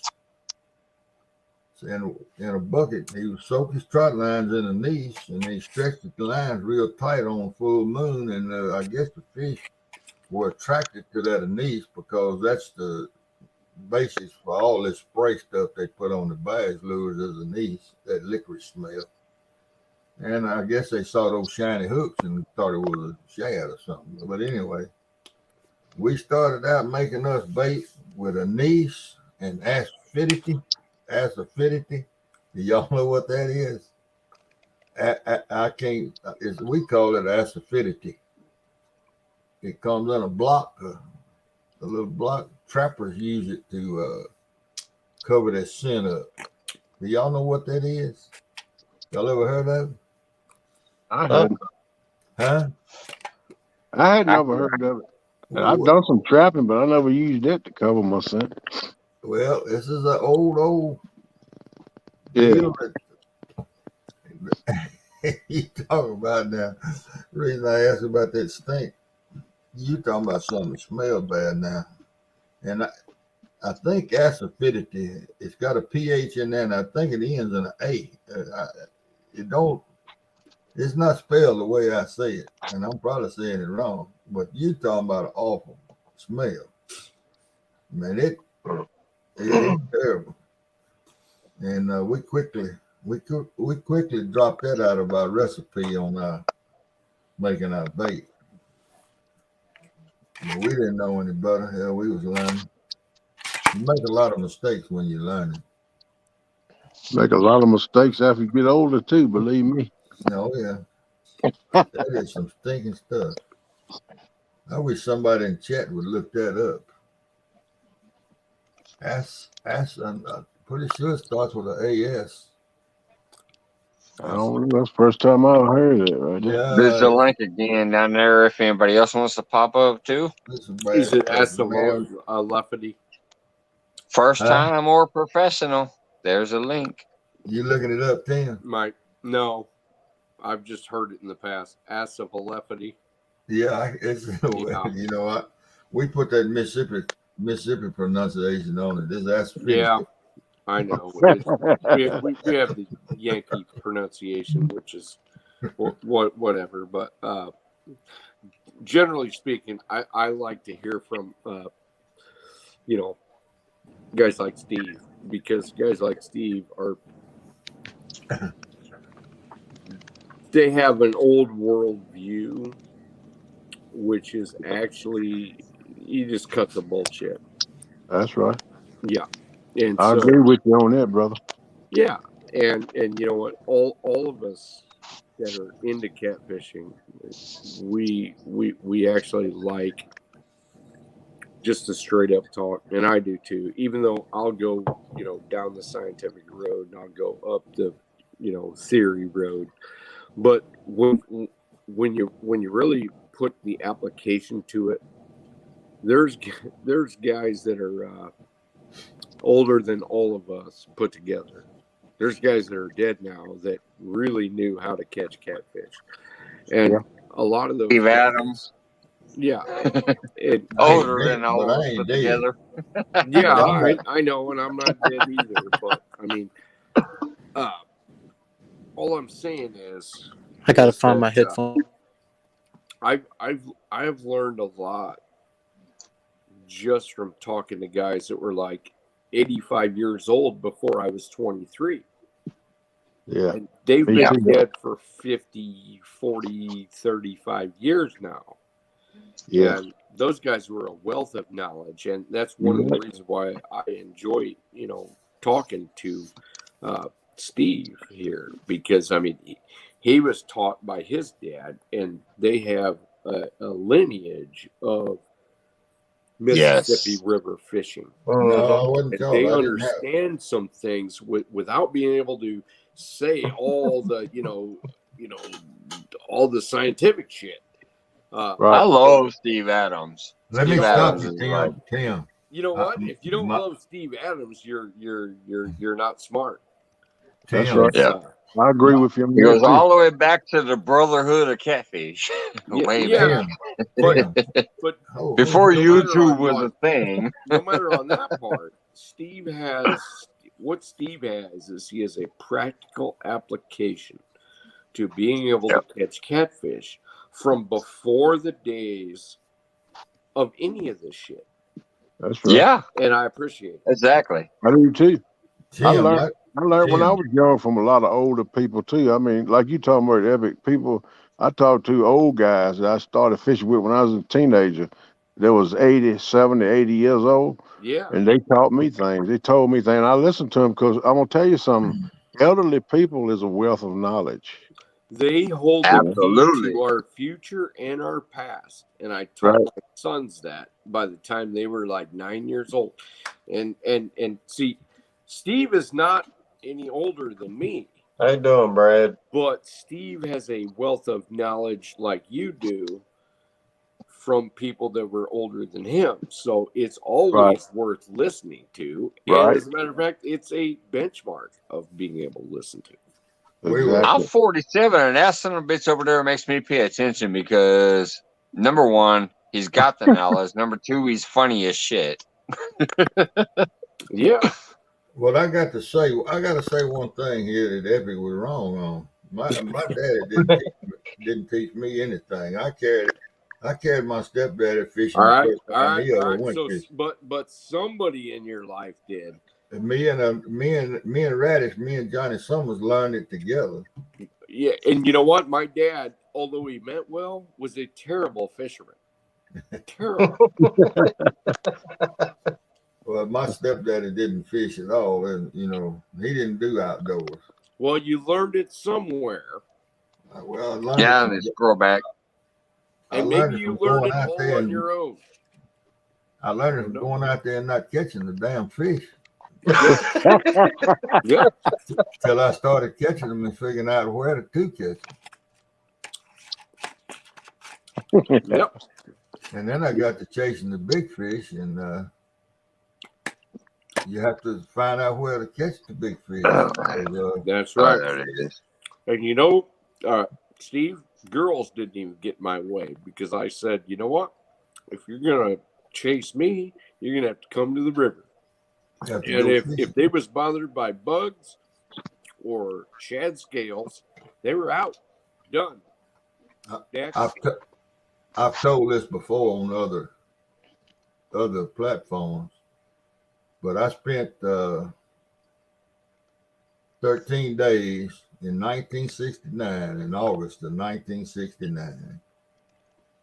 I spent 13 days on an island out there in that river, basically by myself. Few people came and spent the night with me and went home. So I got married on 16th of August. I spent the first 13 days out there on that island by myself that same year. Soul searching. You goddamn right. Now, Steve, I was born in 1969. I was born in 75. Everybody knows I'm old, Epic. Yep, that's all right. That's all right. Because I lived on islands on the Mississippi like Robinson Crusoe. Yeah. And I slept in hammocks, and sometimes I slept on the sand.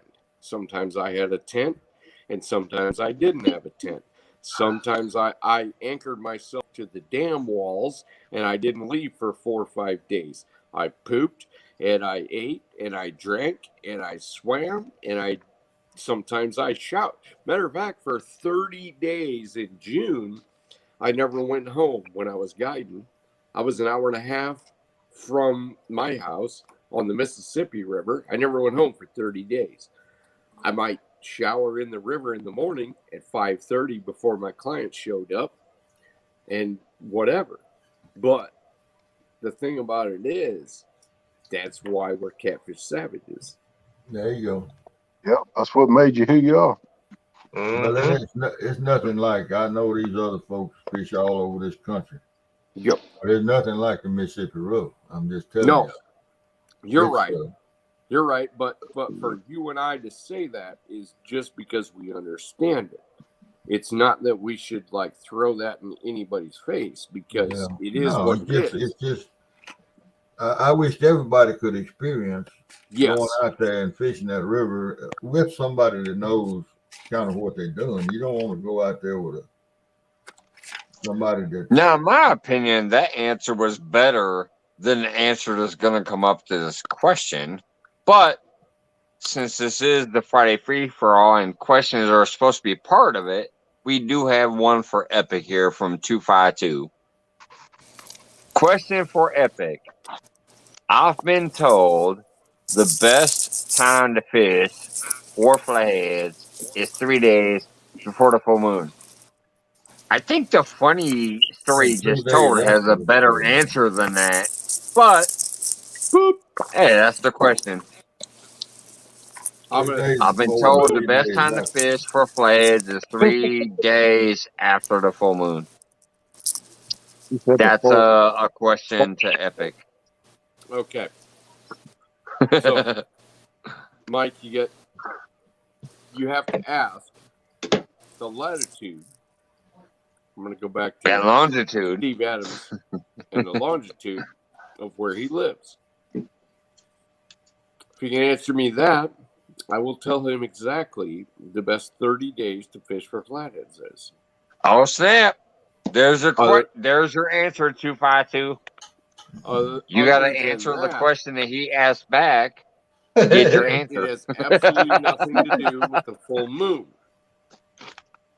Except for, I do know that was some tit for tat situation. That the complete full moon is not the greatest time to fish for flatheads after dark.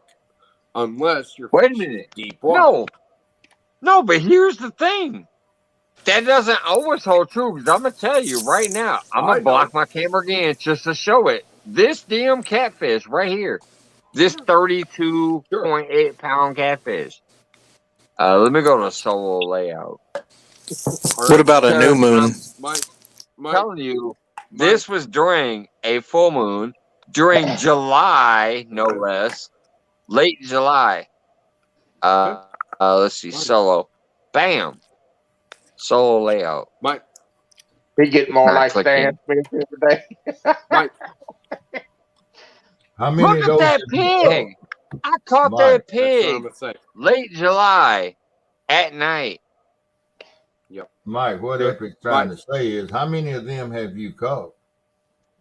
Oh, I've caught quite a few. I caught 4 of them this year. Mike?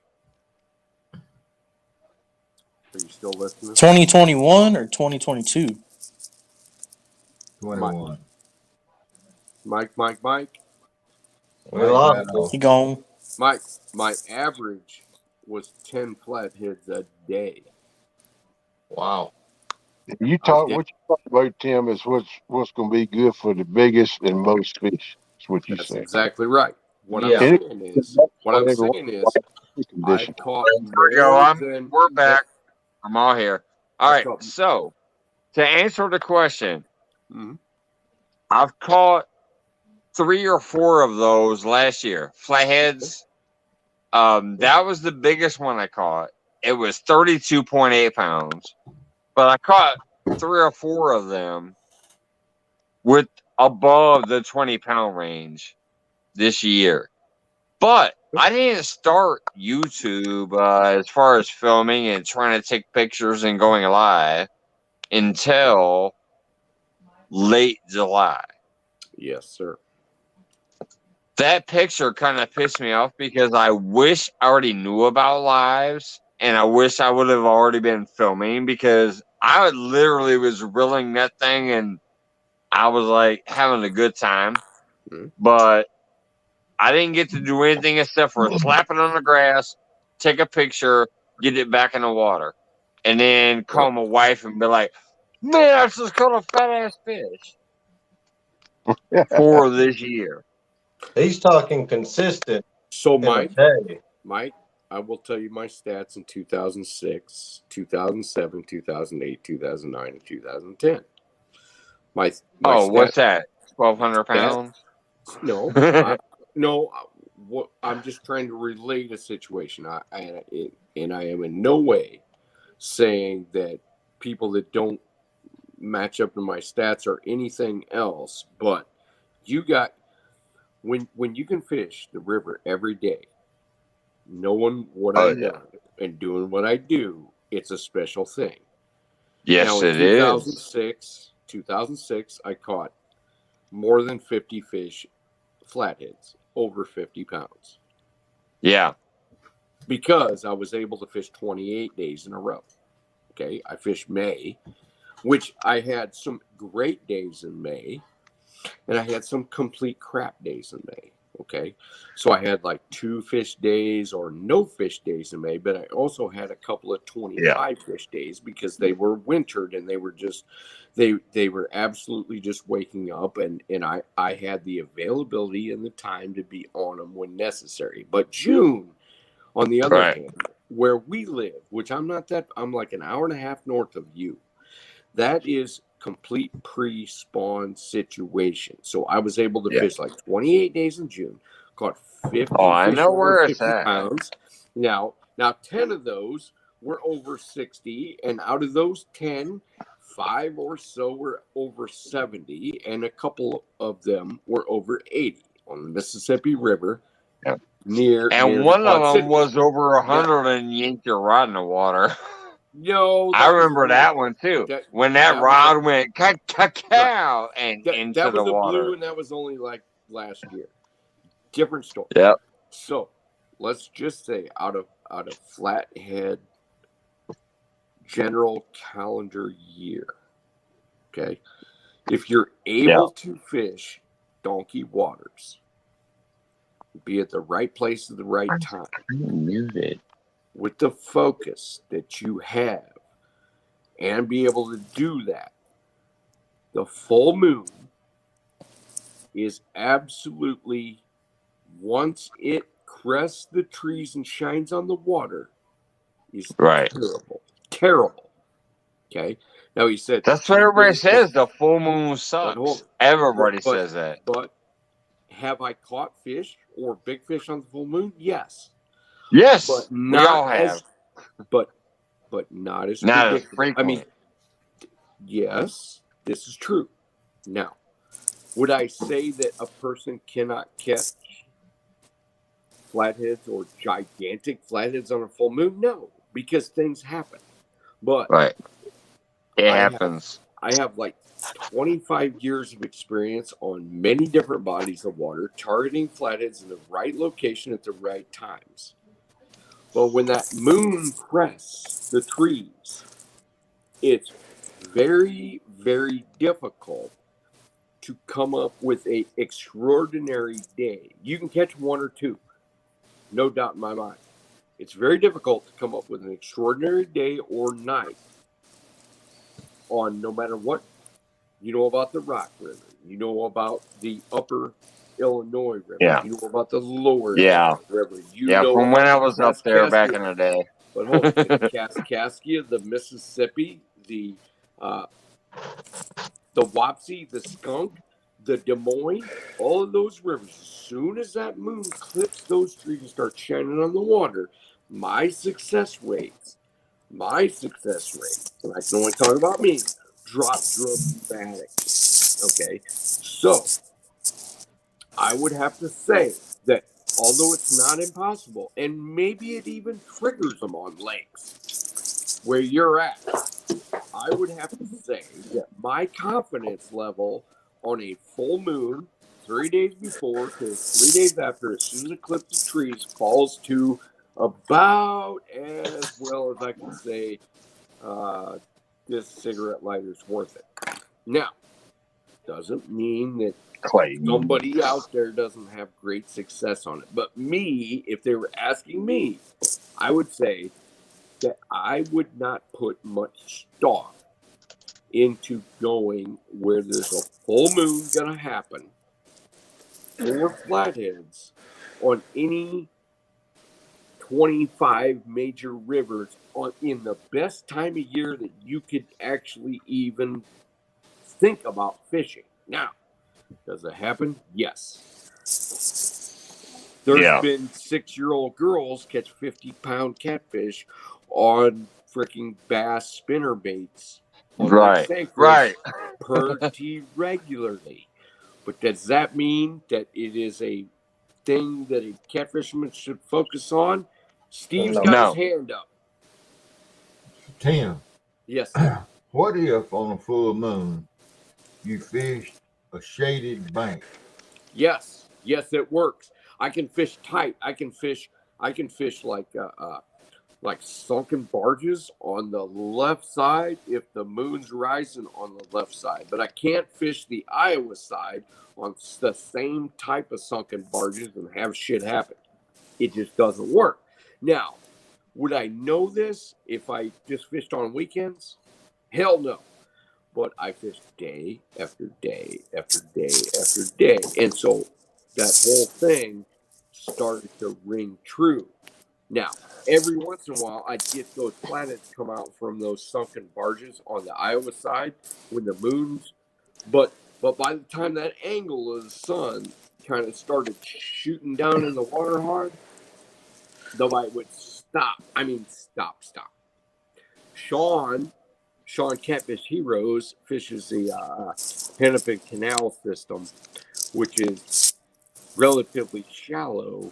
And as soon as the moon clips the trees or the lock, it's done. If you want to not catch any flatheads, just start a Coleman lantern above those locks. It's done. You can catch them downriver or upriver. You're not catching them right there. Now, does that necessarily mean that you can't go against the grain? But I'm just saying, probability-wise, I wouldn't be a betting man on it. That's all I'm saying. I know coon hunting ain't worth a damn on a full Nope. moon. Nope. Anthony. Hello. You get three more squirrels than you will coons on a full moon. Clayton got a question down here. Is a new moon the best time to fish for? I love the new moon, the darkest, most dankest, not see in front of your face type moon. I do love that, but I also love the daytime where it's like the transition between day and night as well. I mean, I've caught a lot of giant fish during the day. The problem is when you go into night, which didn't make sense to me. That's why I've paid attention to it my whole life. I said, well, why would they bite during the day? Why did I catch 15 flatheads during the day? The moon comes up, blah, blah, blah, and I can't catch a single fish. Even though I would change my system up even then. I knew to change up my system between fishing for fish that were there, fishing for fish that were traveling. Let me just give a quick shout out real quick. I'm sorry, Epic, to interrupt. Yeah. I just gotta give a shout out because this is the first night I'm doing this shit. I'm trying to have a good night, and I gotta say this is an amazing night. We have Mr. Tim Epic, Steve freaking Adams, Lance McCoguy, Tech Down Kenneth Powell, one of my original buddies, Troy, who is still awake. He's blinking occasionally. Clayton the Fishing Nut, and one of my newest buddies, the Canadian fishing musician who just kills it on the guitar and vocals. And what a great first Friday free night, I got to admit. Thank you, everybody. And the chat, Mike, I'm going to been over there the whole time. Listening because these guys are interesting to me. The chat and the moderators who've been out there doing their thing too on the chat side. We've had a minimum of 35 to 35 people all night. So, or 35 to 45 all night. Great. I actually had another part of the question. Look, me and Clayton during the full moon, what is like the best spot? Or what would you target? Deep water. New moon. Usually either deep water or tighter to the bank. See, deep water. Yeah. I mean, the moon doesn't seem to phase blues that are more than 20, 25 foot deep, because really there's no like moonlight or sunlight coming down. And just imagine this. We as people, we have terrible night vision. But catfish have great night vision. Awesome. So if you were to like pick up a night vision scope and put it up to your eye, and we see the green screen and we can see some things in dark, just imagine that times like 10. Right. That's one of the reasons why flatheads like overhead cover during the day. They love overhead cover. They like to be underneath barges if they can. They like to be underneath log jams if they can. Matter of fact, if it's a tree out in the middle of nowhere, they like to be just underneath the stem of that in what I would call the shade. Even though distinguishable, we can't really distinguish it, but they can. Pretty cool. So walleye, as far as fish goes, probably have the best night vision, but flatheads are just below walleye on that scale. Blues are about 5 levels below flatheads, and channel cats are about one level below blues. So you can start to quantify that as far as which one is actually likes light the least, and flatheads actually like light the least. Now they'll operate in the light. They'll operate in 3 foot of water in the light if they have to. But if given a choice at time of year, they'll opt for shade situations. They don't really love the big shine on the moon, and they don't love the shine on your boat, even though everybody's caught them when you got your boat light going. But I've shut that boat light off many times when the bite was terrible, and all of a sudden it starts to click with giant fish. So you're like, does it really matter? Yeah, well, we're all superstitious a little bit. All of us catfishmen. You're right. Maybe. But then again, I believe in it. I really do. And I believe in it not only with my heart, my gut, and my scientific nature, but I believe it in my balls. Hey, Tim. Right. Tim, we got I don't know if Realville is still in here, but he's been a YouTuber now for a few months. Well, quite a few months. But he's a flathead fisherman somewhere on the James River. The James River. Yeah. And he's got little bitty lights on the end of his pole, and he sits there almost in complete darkness. Yes. He believes he's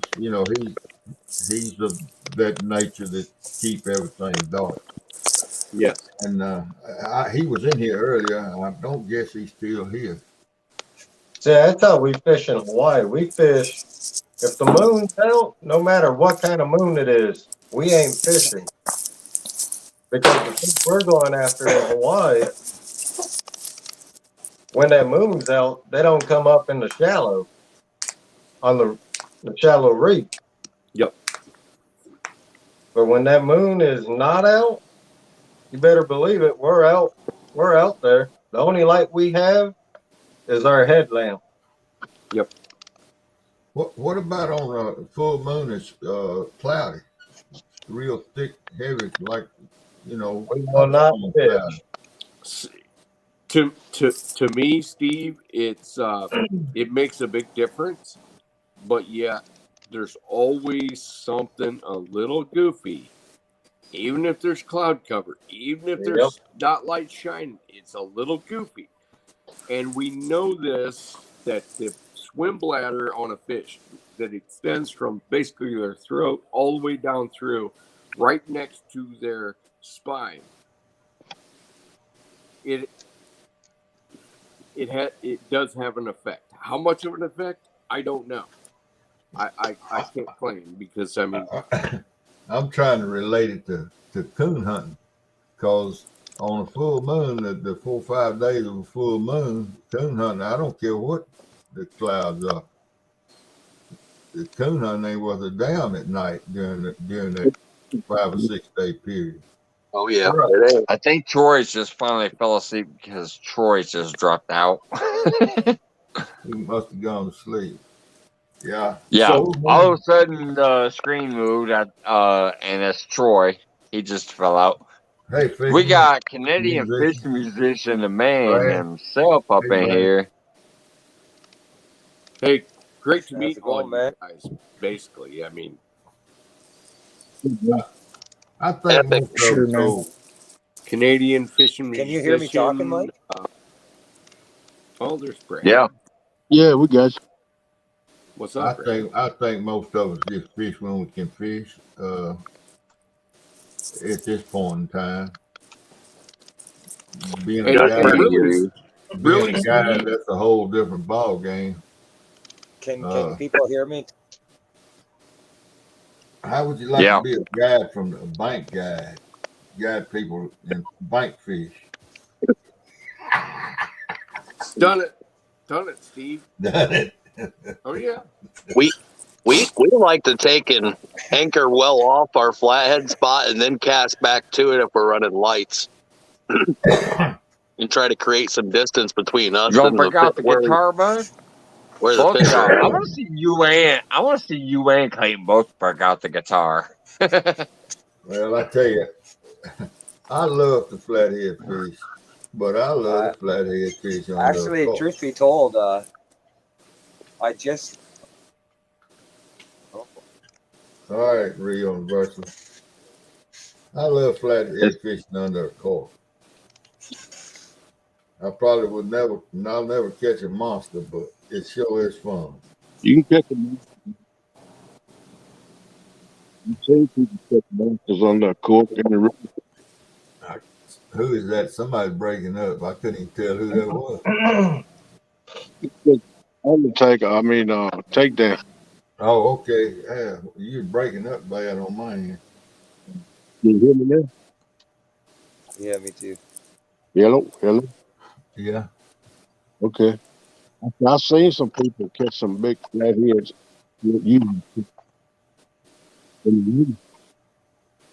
Hey, you're right, Steve. He is breaking up. Kenneth, I just heard you speaking, but you were breaking up a little bit. I don't know why. Yeah, probably go out and come back in, Kenny. Can you hear me, Mike? Yeah. It was skipping. I heard him talking, but it kind of skipped. We don't want to, but we do. Let me put it back in the chat for you. Oh, he's breaking out the guitar. He got his catfish stickers on there. You hear me, Mike? We're about to have Canadian fishing musician Rich and maybe Clayton will bring his out too. Hey, Mike. Hey, just do originals though. I don't want to hear no shit that's gonna give me a copyright strike again. Hold on. Before fishing, I don't think the sound will be that well coming through this situation at all. Go ahead. Hold on, I But just you have heard a new one something. here that I'm bringing out for Sunday. I think Epic was trying to say something. I am trying to say something real quick. Regardless of, I kind of feel like sometimes I have to levy for my position, and I really shouldn't be. All I'm trying to tell people is my story. So it's not everybody's story. It doesn't happen all across the country, except for the fact that catfish are catfish no matter where or what they do or where they swim or whatever. But you know what? It doesn't really matter. It's Captain's log. It's Captain's log. It is Captain's log. But it's the way I look at things. Right. It's not how everybody looks at catfishing. It's not. I think that catfishing is one of the most important things in all of life. Now, right? That does, So yes, I have moved the Rubik's Cube a million times to try to figure out what the best situation is. I've tried to do all the stuff that increases my chance of catching a monster, but it's not necessarily that all you people have to do what I do or bite into what I have to say. You can disagree with me all day long. It doesn't really matter. If somebody catches, the biggest flatheads that they could catch in, full moon shining down on them hard with their truck lights on the water, and maybe they got their, their headlamp on, and they got disco a fire light started on them. It doesn't really matter to me. They got the disco lights going there. Say, fish behavior. They got their disco lights going too. Put disco lights in there. Yeah. That's why we love Sentinel. You break it down into the aspect of we all understand and adapt it to our water. You give the basic knowledge and the basic concepts of what you're doing, and then we're like, let's try to hear, and then it works most of the time. Important. That's really what's important. Sometimes it might be a little different, but generally it's respectable knowledge. Here's a question for Epic. Yeah. On Mendota, the lake here in Wisconsin. Okay. In April, May, would you fish deep or from the bank, or would you fish shallow areas? It depends on how the spring has been going. If it's still cold in April, like hard cold, like it always was, I'd fish deep. If it broke free a week or two before and started to rise in water temperature, I'd fish shallow. Okay. Because I can get both. I can either go deep or shallow. I know the spot. Sure. Because I've been researching it. I've never fished it, so. And the thing that you're going to find, even if it broke warmer in like early April, you're going to have a split situation. It would have to break warm real hard to get most of them, like 80% of them, to go shallow. You're going to have a split situation because some of them are not going to respond, especially in lakes, to the shallow water situation like they would in a river. In a river, they're mostly going to, if you have, let's just say in early April, around here it's about 46, 47, 48 degrees, and it broke up to like 50, 51, or 52, you're going to have like 70% of the population go shallow. As a lake, you're not going to have that percentage. You're going to have about 50-50. But if it stayed in April 25th, or April 15th to 25th, if it stayed at like 46, most of them are going to stay deep. Okay. Yeah. But you're still going to have some of them react to the diurnal situation, which means the amount of daylight. There's some of them, regardless of the temperature, they're still going to move forward towards the spawning situation. So it doesn't really matter. I mean, you're going to have 10% of the population up if the water temperature is low and the sun's right, or because the sun's always right. But yeah, water. Here's the best way to explain it. Water temperature exacerbates behavior. It doesn't trigger. There you go, Steve. Now you can point at him. Okay. Ow. I got it. Steve is trying to point at Catfish Takedown. Steve Adams like, here he is. He's right below me. I just said something monumental. This thing is monumental. Water temperature, regardless of what anyone tells you across the continent, does not absolute trigger. It is the amount of daylight that triggers it. Water temperature exacerbates it. It quickens it. It furthers it. But is the amount of daylight is the only thing a simple vortex creature can depend on. So remember that one. Is that that's hey, huge. let me ask you something, Epic. Yes. And just listen to me, just for a split second here. Roger talks about green grow days. Yep. Okay, in the farming industry, it's DD50s. Yes. And it's the amount of sunlight. Yep. In the farming industry, the days to planting and days to harvest and all that is called DD50s, and DD stands for something. Direct daylight, or I can't remember. It is direct daylight. Yeah. Is that what it is? Yeah. And it's that, and 50. The 50 has something to do with it. You know why? Because it's the 50. The 50 is a derivative of the 100-day cycle, and the 100-day cycle, which I'm kind of familiar with because we're in a big farming area. There's 50-day cycles. There's 100-day cycles. 121, 129, 139. Blah blah blah. And all that's and so green grow days is the same in the fish world is basically the same thing as DD 50s. Is that right? Yeah, it pretty much is. It's what the green growth days is, and I heard Roger talk about it too, and I told him I like that idea because green growth days or when sun's exponential, when the whole cycle's exponential, and that's when it's at its fastest pace. Okay.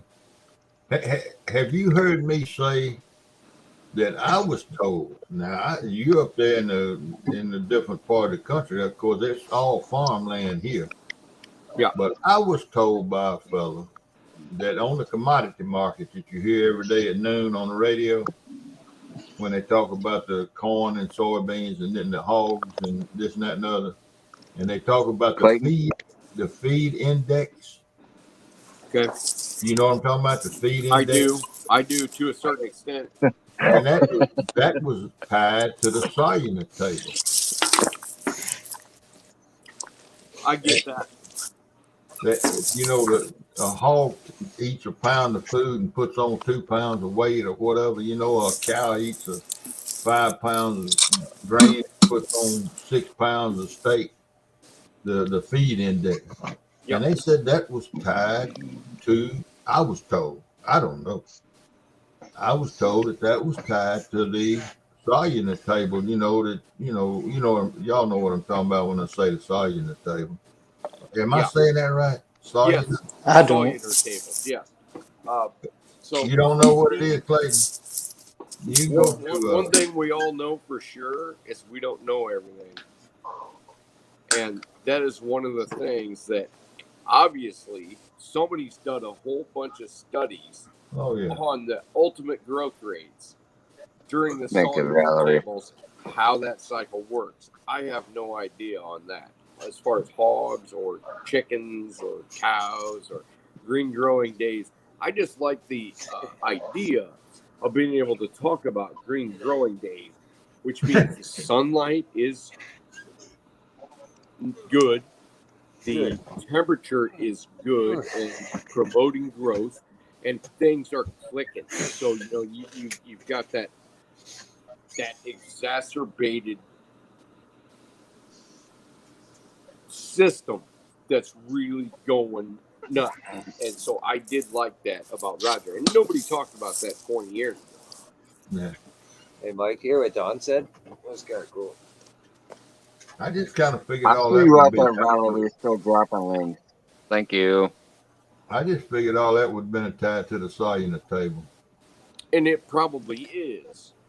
Now, what exactly is that? Like the Farmer's Almanac? Well, I don't know what he's talking about the. So there's a graph. Okay, so at certain times of year, it's pretty much flatline. Then it goes up, then it goes back down. Then it goes up, then it goes back down. But yes, you're correct. The Farmer's Almanac kind of pays attention to that. But I'm trying to name it. What's the magazine that puts it out every month? Is Field and Stream? Yeah, the Solar table, like the activity periods, the high and the low. Field and Stream has I think that's what it is. You can look in Field and Stream, and they put out a Solar table every month. You can look at it on the internet. You can Google it. SOLUNAR table.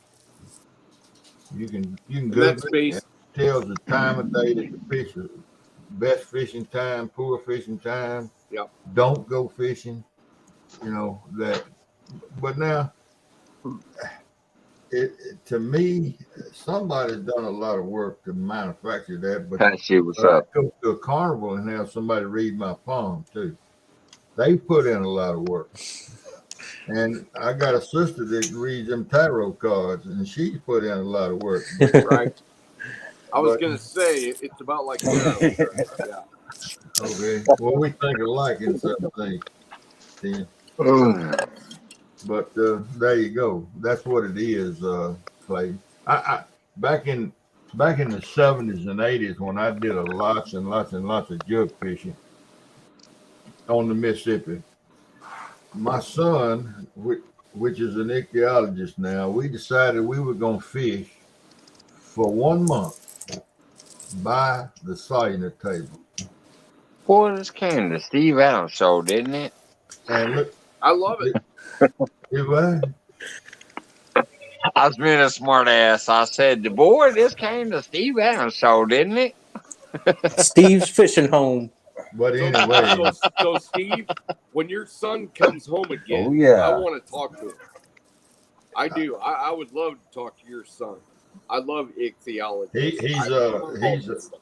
I'll tell you, he's a one-on-one kind of guy. He's not nice. He wouldn't. Now he'll stand up in front of 2,000 people at their annual meetings and give speeches, but he's real methodical. If you ask him a question, he'd do this. He's going to think about it a lot. Yeah. And his answer is going to be direct. Yeah. It's going to be complete, and it's going to be informative. I wonder where he got that from. He didn't get it from me. And Steve, I used to be a lot that way, but once I got onto YouTube, you got to come up with some answers quick. So sometimes I'll stumble around, I'll like whatever, but I always have a direct answer in mind. But the thinking part's going on while I'm talking a little bit, and I've had to learn that because, you know, you have to, and I've had to train myself to speak matter-of-factly, speak exactly what I mean, because otherwise people will get one idea and then I'll have to like move this way and that way. So I have to talk in a certain way, because otherwise I'll sit here in dead silence for too long and check the Geiger counter. It goes left and right. Well, I'm gonna put y'all in. I'm gonna put y'all in touch with each other, Tim.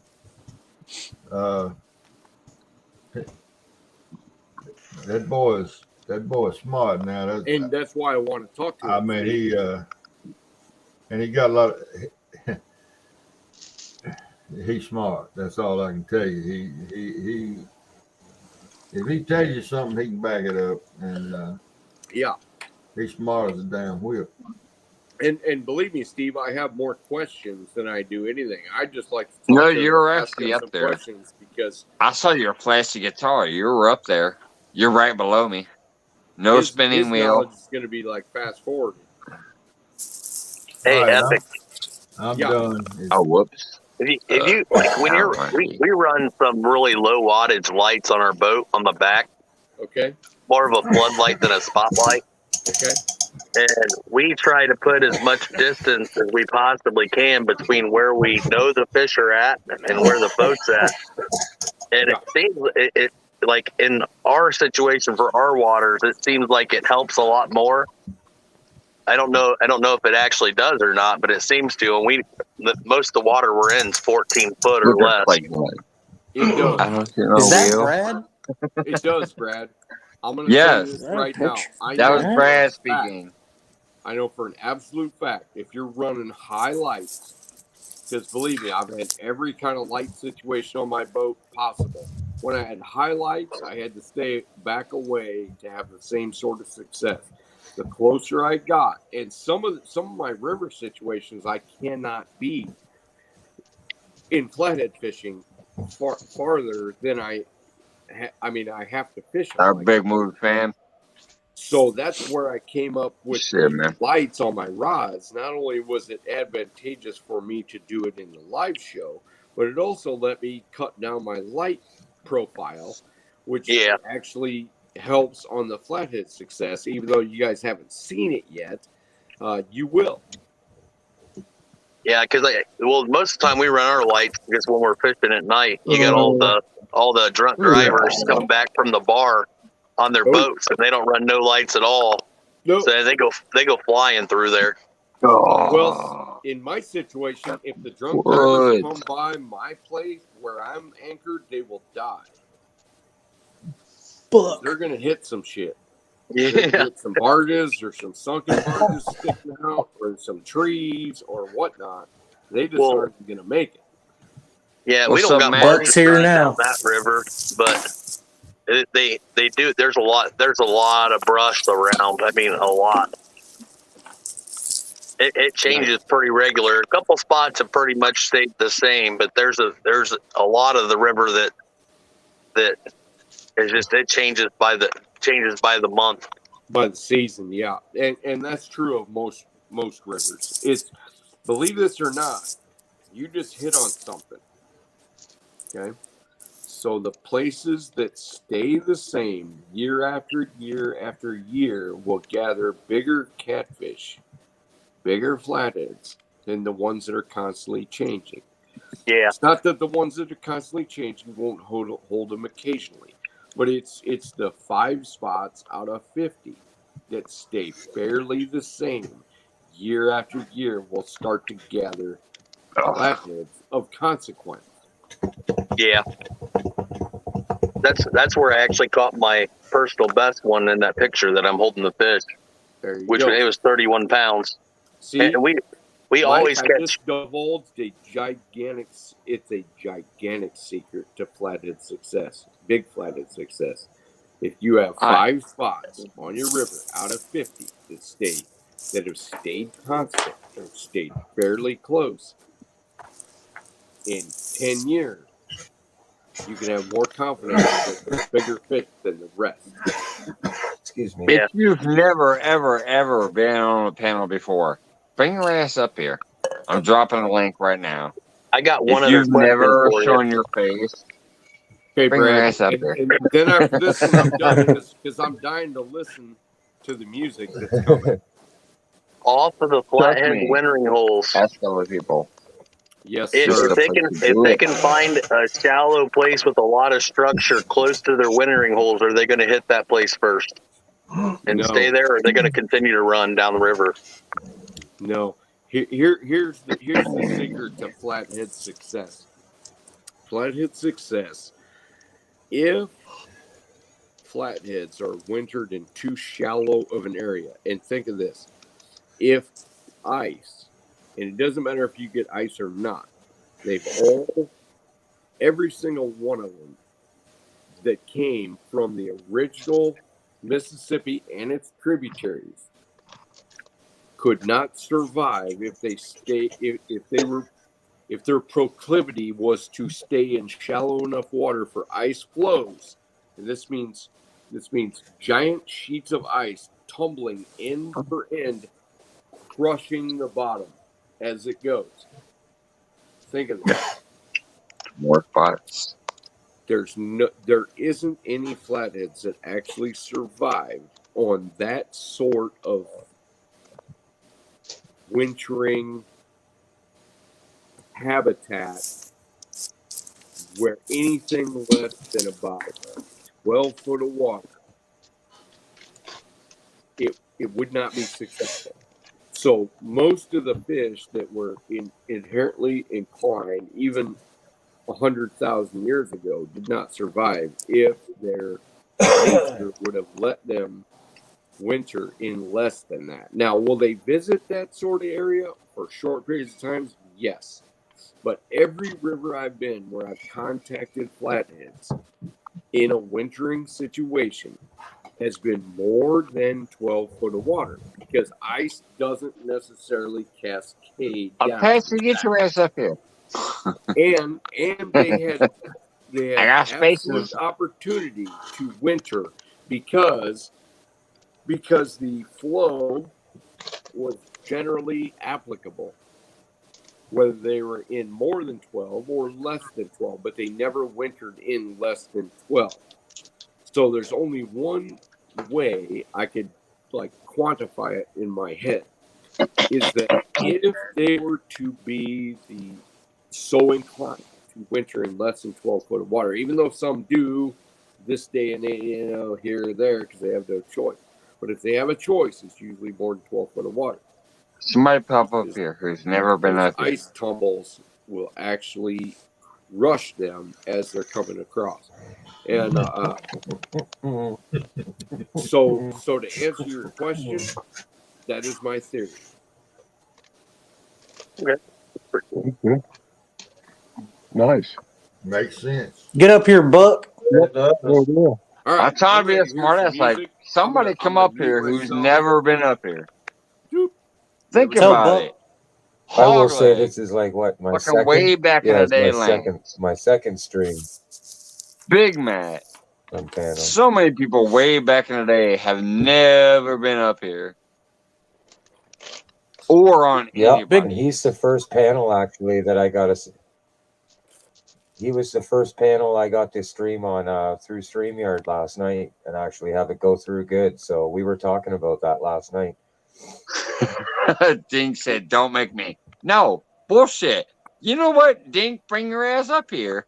Come on up here, Dink. That'd be a new one. Get up here, Dink. Come on, Dink. There's been so many people who have never done a panel before who Dink, don't actually make us made think. their Come first on up here. appearance on my show. So somebody bring their ass up here who's never been up here before. Come We on. got, I mean, come on, we got Epic. We got I'm trying to see the screen here. We got Lance, we got Brad, we got Fish and the musician Rich. We got Takedown Kinder Powell, one of my original buddies that I met on Germany Tournament Cats. We got Steve Adams. Lance cool guy. Come on. Somebody can get up here who's never been up here before. I'm going to post that damn link again. I swear to goodness. Let's get a newbie up here. Let's break another cherry. I've done it 100 times in the past.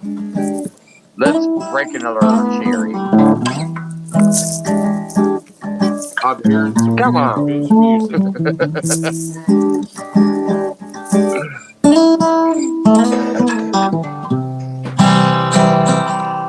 It might not happen, but I'd love it to. One more new cherry. As a matter of fact, Valerie also did that one time. Valerie made an appearance. Nobody ever saw Valerie until she popped up on my feed. That's why she's throwing out the cherries. Uh-oh. I got to guess. Let's see who it is. Oh, cherries. Yeah. Uh-oh. Uh-oh. We got John R.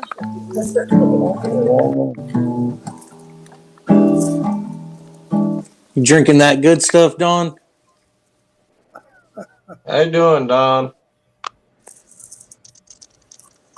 Hello.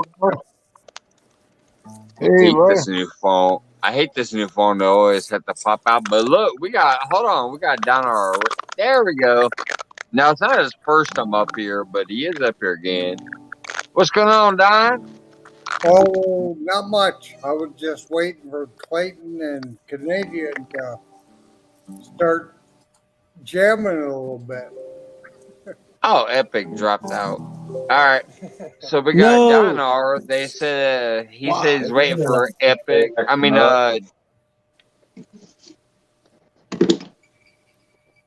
Clayton and fishing musician Rich to start jamming.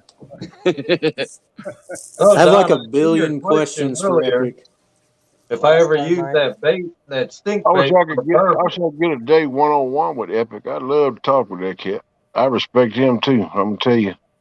See you later. Tomorrow will be the first time I use this bait for bourbon, just to see if it works. You're gonna try the catfish bait for bourbon? Let me know how it works. Well, bourbon are known to hit stink bait too.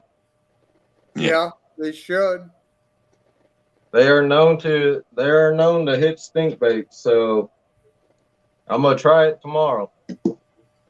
See you, Epic. Appreciate it, man. Epic says so. I'm out. Well, you dropped out. I didn't kick you out. Yeah, Do you want the link again?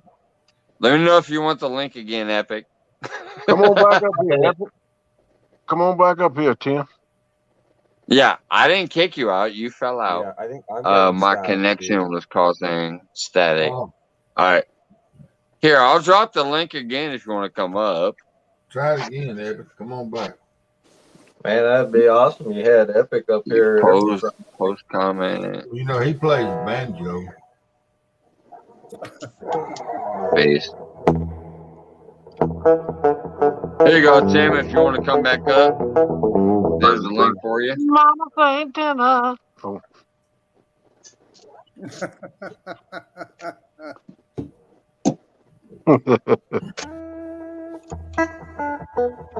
Come back up after I finish eating my ham sandwich. All right. All right, who's got the guitar out? I'm hearing music. Ah, my boy Rich. What's up, Rich?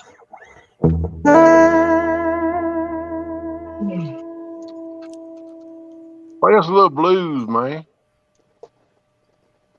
Hell yeah. Get it, boy.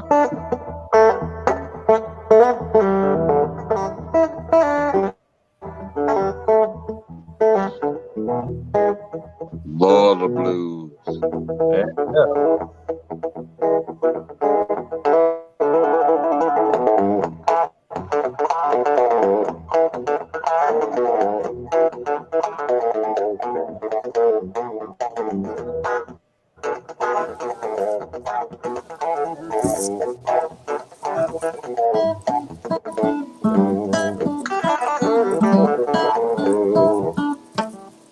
I don't think there's anybody who don't know, but if they don't know, this is Rich, the Canadian fishing musician.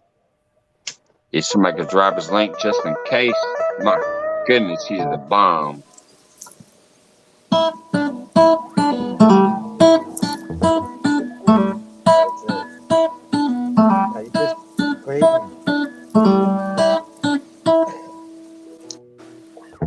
Yo. Now you just hit that E string at the same time. Hit that E string at the same time and just do the two.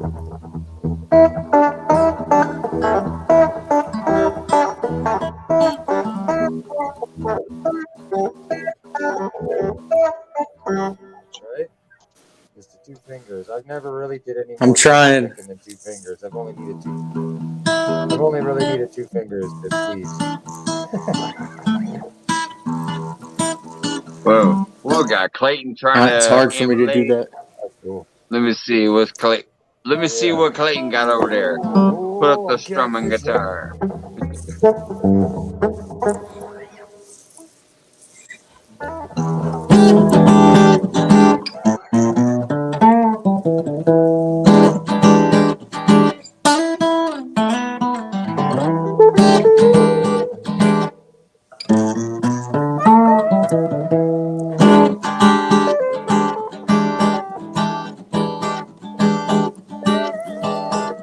Oh, y'all see that shit? Hold on. Clayton and Rich. Epic says, I need these tunes for my epic vids.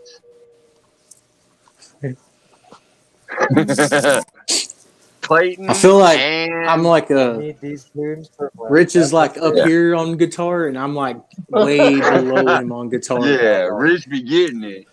Yeah. But You just gotta he keep says, fishing, I buddy. need You just these gotta keep tunes. fishing. The more you fish, the more fish you catch. That's all. I've just been fishing a That's little both longer. of y'all. That's the way you want to look at I it. feel like if I watch you play a little No, bit, who's I can better? pick up a few things. You know what I mean?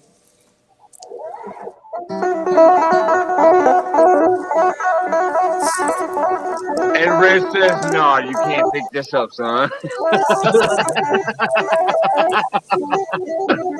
Rich just took it to a different level. Yeah, he's doing that. Good bunch of guys. Hey, y'all play y'all Mama Lot Baby House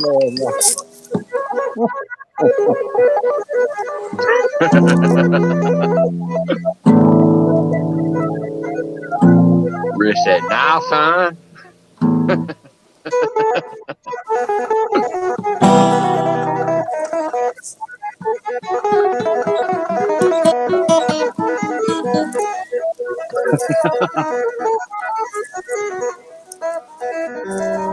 One-handed.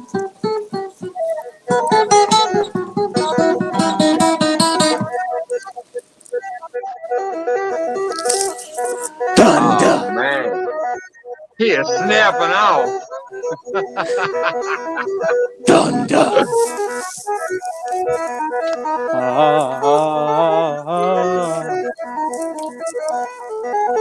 Clayton, you better stick to shaving the beard. Oh yeah. I know like 5 Good shit, chords. Rich. That's my There's a pizza. guy. I haven't played it. Man, that's some good shit, Rick.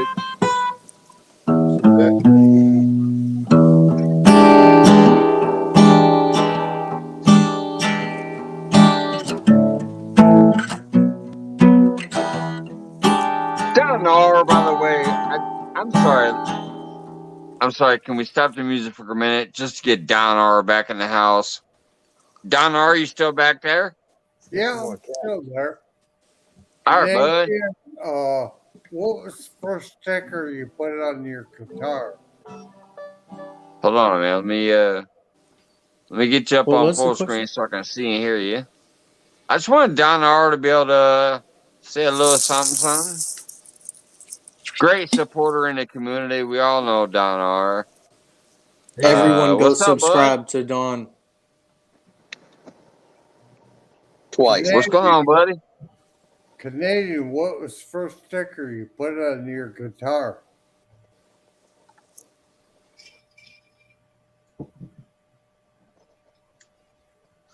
Canadian, what was the first sticker you put on your guitar?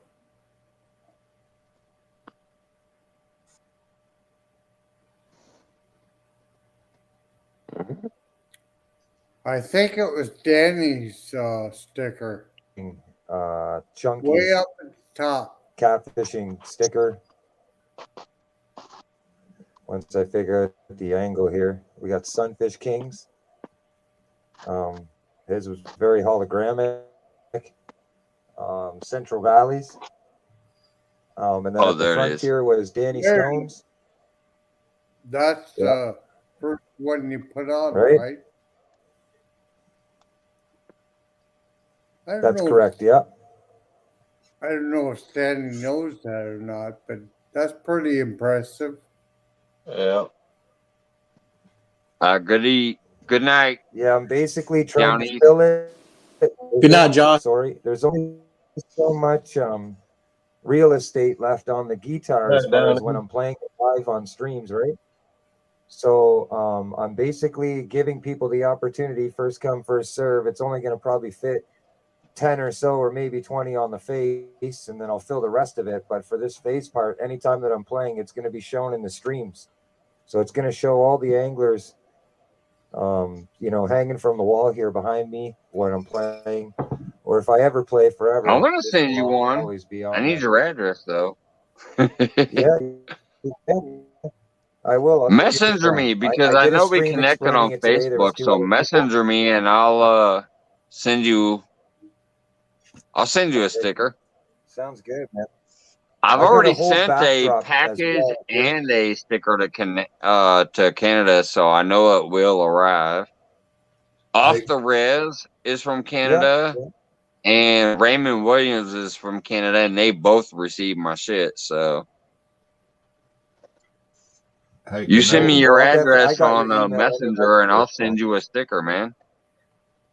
Yeah, that Sounds good, man. Sounds good. chunky catfish sticker really shine.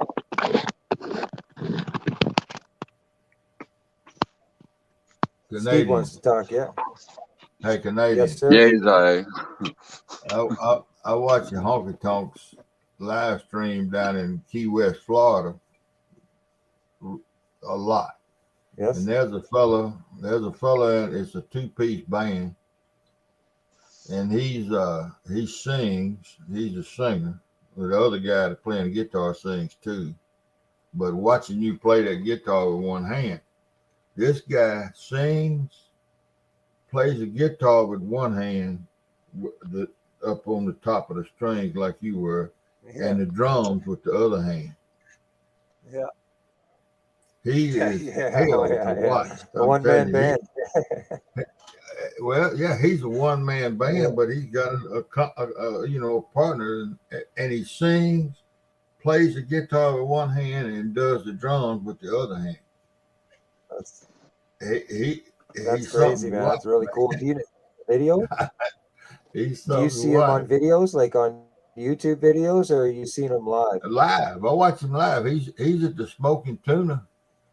He'll be at this. You can Google. It's either it's the Smoking Tuna. That's where he is. SMOKINTUNA.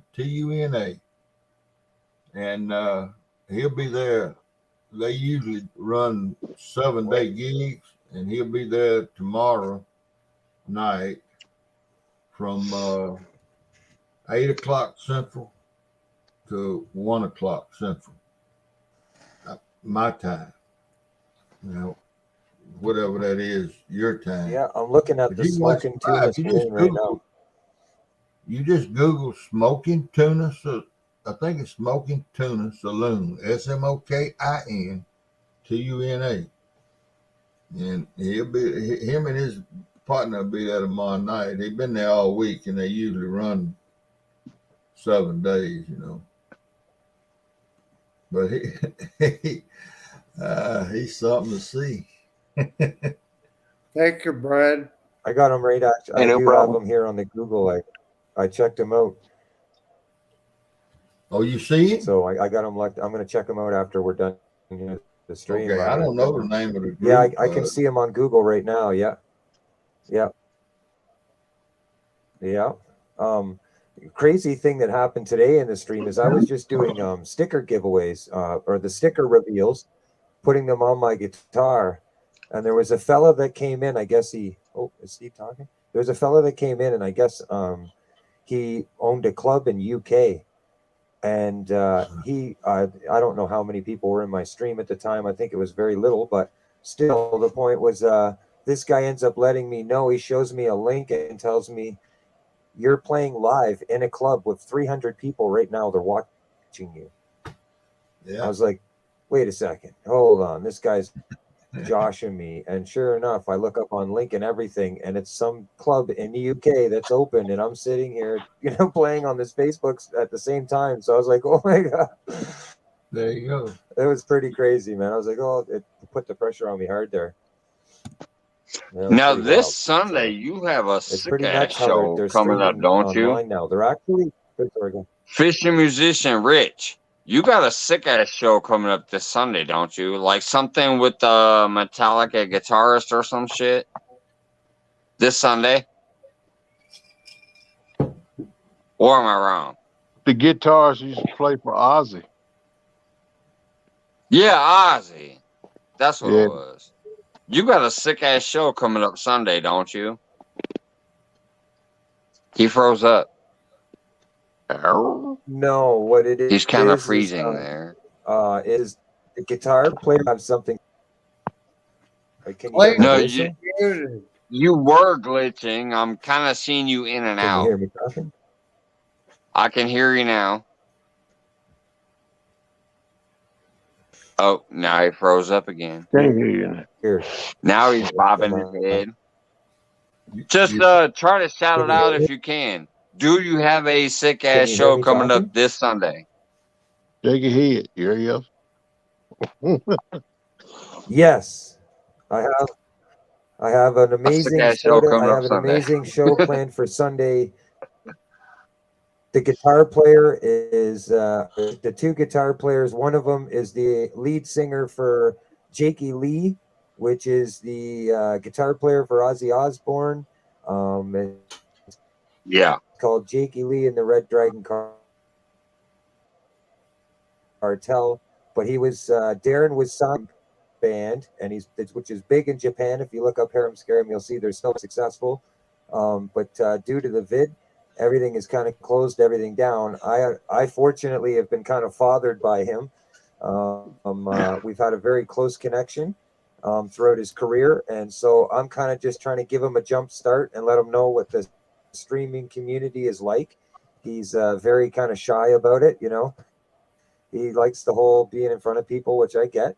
But what the thing is that him and the other fella, Shane, they've done duet acoustic gigging now for about 15 years, if not longer. They've been best friends. They do harmonies really well. And when you're talking requests, I mean, if they know how to all types of different versatilities of blues, whether it's Southern blues or more aggressive blues, they are definitely a combo and a really cool show to see. So I will definitely make sure to give enough notice to make sure that it's happening 100% this Sunday. So far, I'm at a 90%. If not, it would be guaranteed the following Sunday. But I'm certain I'll that share it's it out this when Sunday. Like when I I'm see it. 100% certain. What? I'll be there. Tell me about this other blues. I didn't know there was but one blues. Yeah, I'm gonna share a thumbnail. Oh yeah, well there's I don't know. I have a saying, I don't want to get into it, but I was raised there's in the cotton aggressive field. kind of like Billy Rock blues.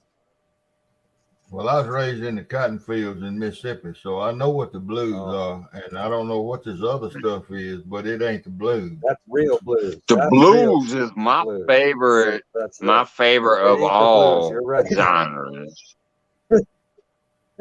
See, the blues It's is like supposed to make Southern you blues. Well, I sad, mean, but I I'm feel already happy sorry. listening to the blues. Even what they developed in Detroit and Milwaukee ain't the real blues. The real blues came from right here within 5 miles of where I'm sitting. You're right. In Detroit, that ain't the blues.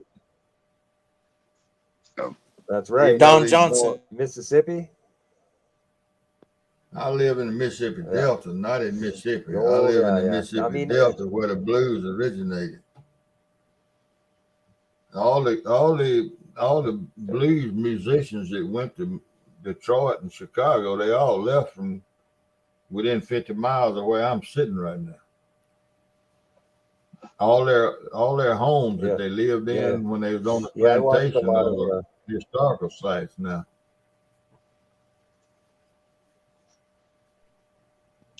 I can tell you about the blues.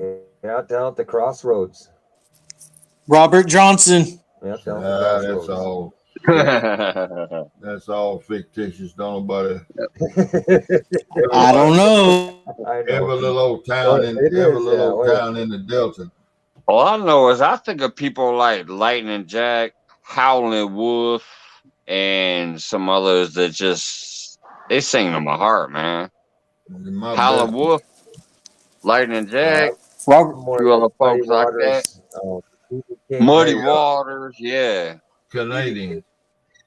Some people try to talk some smack about some BB King, but I'm just like, okay, yeah, he's okay, but that ain't who I'm thinking about when I'm thinking about the blues. I'm thinking about You know who Lightning Victor Jack, Wooten Howlin' is? Wolf, Johnny Hooker, Johnny Lee Hooker. Hit a couple of licks That on old school shit. Boom, boom, boom, John Lee Hooker. Come on. Yes, John Lee Hooker. I'm thinking about people like him, not BB King, generally speaking. Hit Robert Johnson. Boom, boom, boom, John Lee Hooker. Hit a couple of notes on. Yeah, John Lee Hooker. That's what I'm true talking about. blues, man. True blues. Give us the true blues, like where Mr. Steve Adams lived in there, where originated from there. Let's hear some of that. That's play some John Lee Hooker. I cut my brother in half. No, that's some shit from the Bible.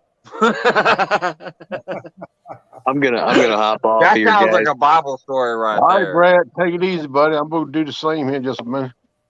Yep, I get up early.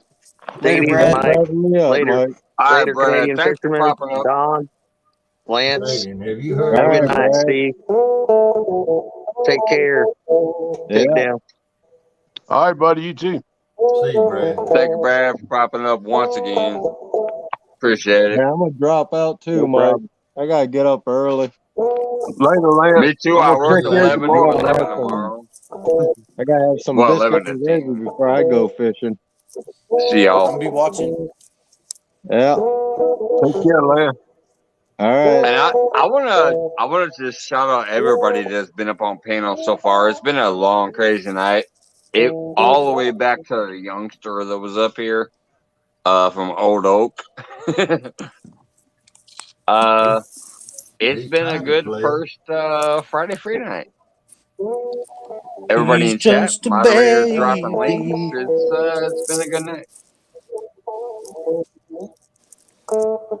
We got everybody from Don R to Epic. I mean, come on. Been fun. Appreciate it. What was 4 years like? I'm just fun. I woke up this morning. That's a good tune. I like that. I haven't heard that one in a long time. Why is somebody in the basement? Was that Brad? Oh, okay.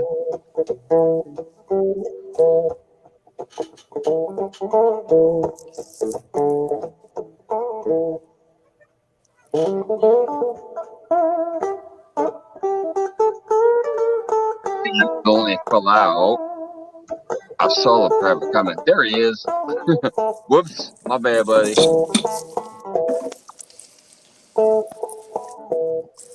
There you are. Epic. Mr. Champ came back. Good thing I can't see worth the shit because I think I look like crap. I went down to the river. Giant catfish. Monsters such and such. Get rich or Clayton to make me like a song for my Friday free night. Good night, lad. I've been working on that one. All right, that's some good stuff, Stevie. I'm liking that. Y'all just booted him out. He fell out again. What? Steve got his hand up. I'll tell y'all the story. He just came back and all of a sudden, poof, he's gone. Canadian, can you I hear didn't me do it. good? What's going on, Lance? Canadian, can you hear me or am I breaking up? No, you sound good. I'm talking about No, Canadian. I can hear you. He's a musician. Hell, you can't even play dead, Mike.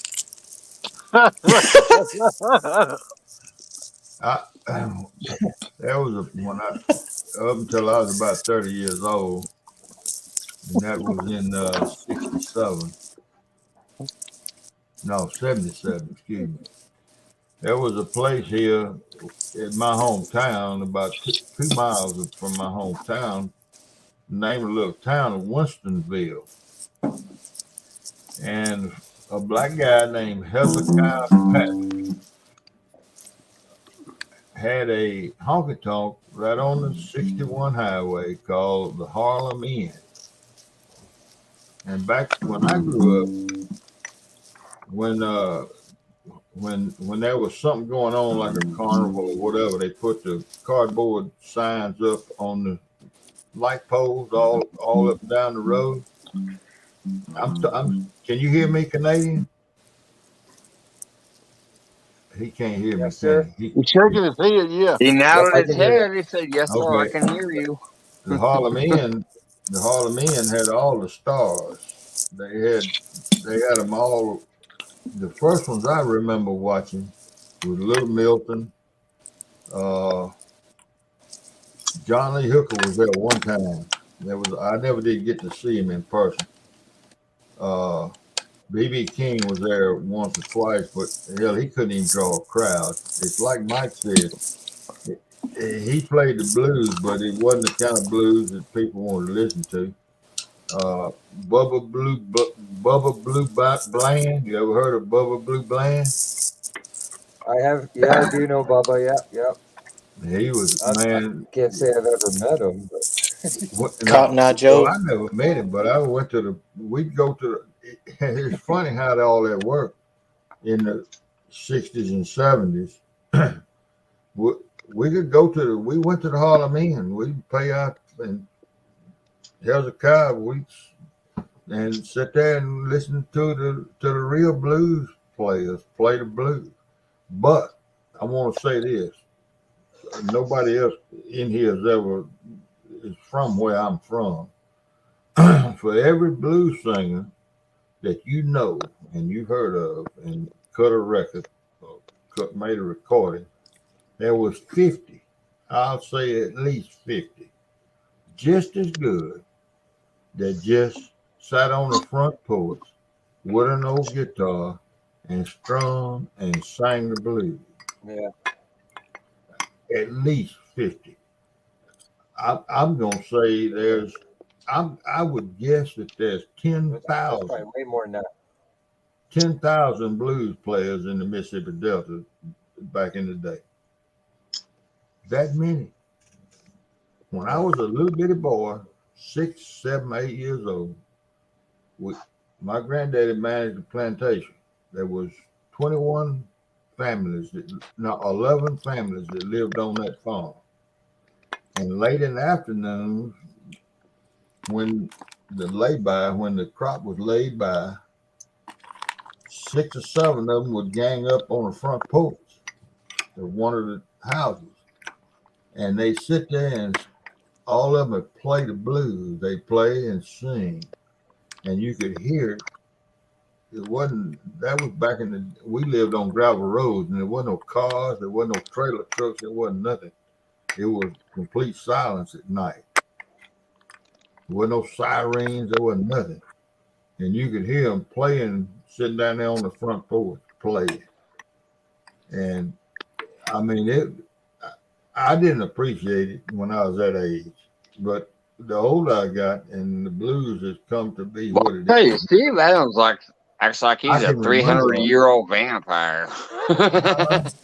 It's just, you know, you got musicians up here, and I'm telling you, Listen, I knew the blues before the blues was even a thing. for them to appreciate. I'm telling them something for them to appreciate, Mike. I'm not. It just. But I do understand where you're coming from. Here's the thing. Like I Steve, appreciate it, Steve. hey, Tell us first of more, all,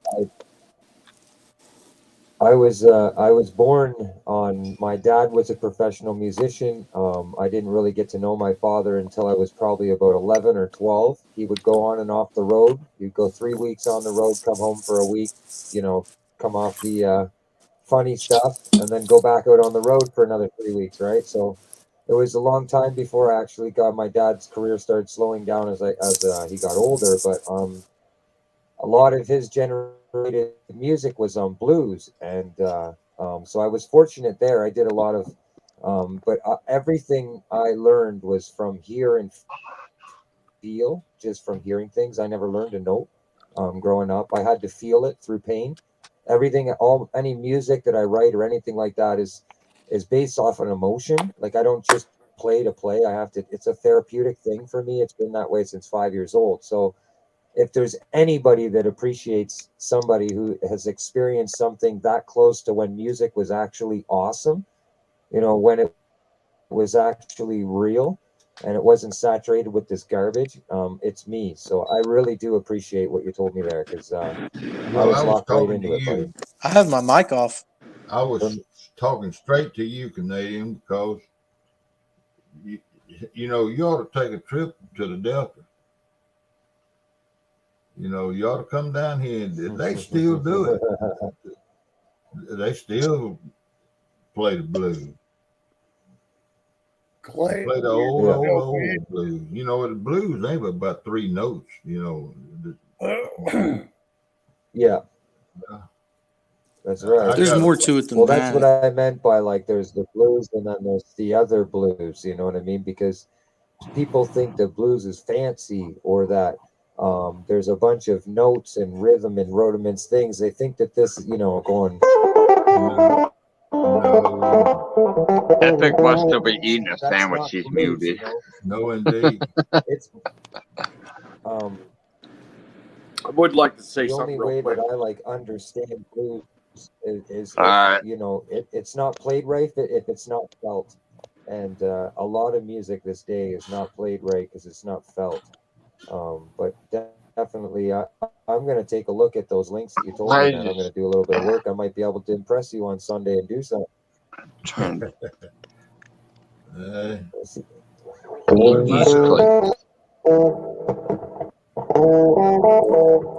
I might be able to play guitar one day. Epic was gonna say something real quick. Yeah. You got to raise your hand, Epic. Yeah. So right. Like Steve be like, hey, I gotta say something. So when I was a kid, and I love Steve Adams' stories because they remind me of 30 years ago. And if you can think of this, the farther south you go, especially in that Louisiana, Mississippi Delta stuff, time kind of froze back in the day. And it was on purpose. I mean, they just didn't give two craps about what everything was going on in Illinois or Chicago or up north. It stayed real. And I learned in my first 10 years of catfishing more from guys like Steve Adams, even though it was 30 some years ago, than I could have learned on my own. So I love hearing Steve Adams' stories, especially back how things used to be and how things have changed, usually for the worse, sometimes for the better. Yeah. But that is one thing. I mean, you said Steve talks like it was 300 years ago and he was a vampire down in the Delta. but truly, Steve Adams has got a perspective on America that should have never been lost. And unfortunately, in a lot of part of the country. That was just like when he asked me about my last name. I'm like, yeah. He knew about my last name. Yeah. It's not my bloodline, but it's my technically the way I grew up. I was in Forest Theater. Because my last name is Surratt, and Steve picked up on that. You hear what I said? I was in Forest Theater. That's the reason I asked you about that name when Lincoln was shot. Yeah. Mary Surratt was the first woman hung in the United States. And that is technically my heritage. You know, that's the way I grew up. It's who I knew. It's what I grew up with. It's not my blood that's pumping through my veins, but it's my heritage as far as my last name. So, and that's when I realized Steve knows a lot of shit about a lot of shit. Well, we went through this other night. Canadian wants to talk.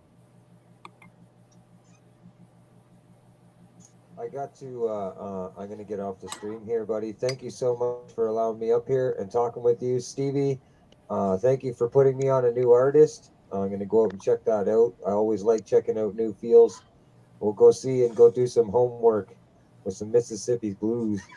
Check out, I don't know if anybody actually got this, but did you see the reel here? You know how Sunfish has the boom thing? Boom, boom, boom, right? I got make it peel. So people, I tell people in my stream, I say, now go make sure and you set that hook and you make sure your drag's set and land that fish. make it peel, right? So that's kind of cool. A little something different. Have a good night. Thank you so much, everybody. Thank you, Epic Catfish, for putting us with some good knowledge. And thank you, Steve. Hey, you're a great host. Great tunes. I shall see you on another stream. Great tunes. Love it. Yeah. Later, Canadian. Great guy. Great guy. That's why I try to spread him out and stuff. Awesome, dude. He's a good guy. Canadian, I've been watching it all Just night. like modern native, too. What I was, it was this week or end of last week. I was on one of these late night things. I don't know if it's here Hog Legs. Kenneth might remember, but people that talk like me, that live where I live, it's very easy for them to stereotype me as some kind of. And now we're not going to talk politics, but to stereotype me as some type of racist.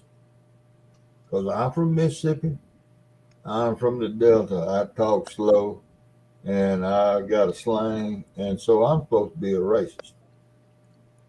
And I was kind of hesitant about jumping into these things, these panels and all. But I said, the heck with it. I'm not a racist. Even though I'm supposed to be, I'm not. But, were you in that, Kenneth, when I said what I said? Yes, sir. I was in there. You heard what I said. Okay. Yes, sir. I did. Yeah, And I thought so. I respect you for that too. So it must I have been wasn't, hog Steve, legs not here because I I don't know don't what you're know. talking about. I really don't. I really I don't know don't which think one you it even was. needed to say it. Do what?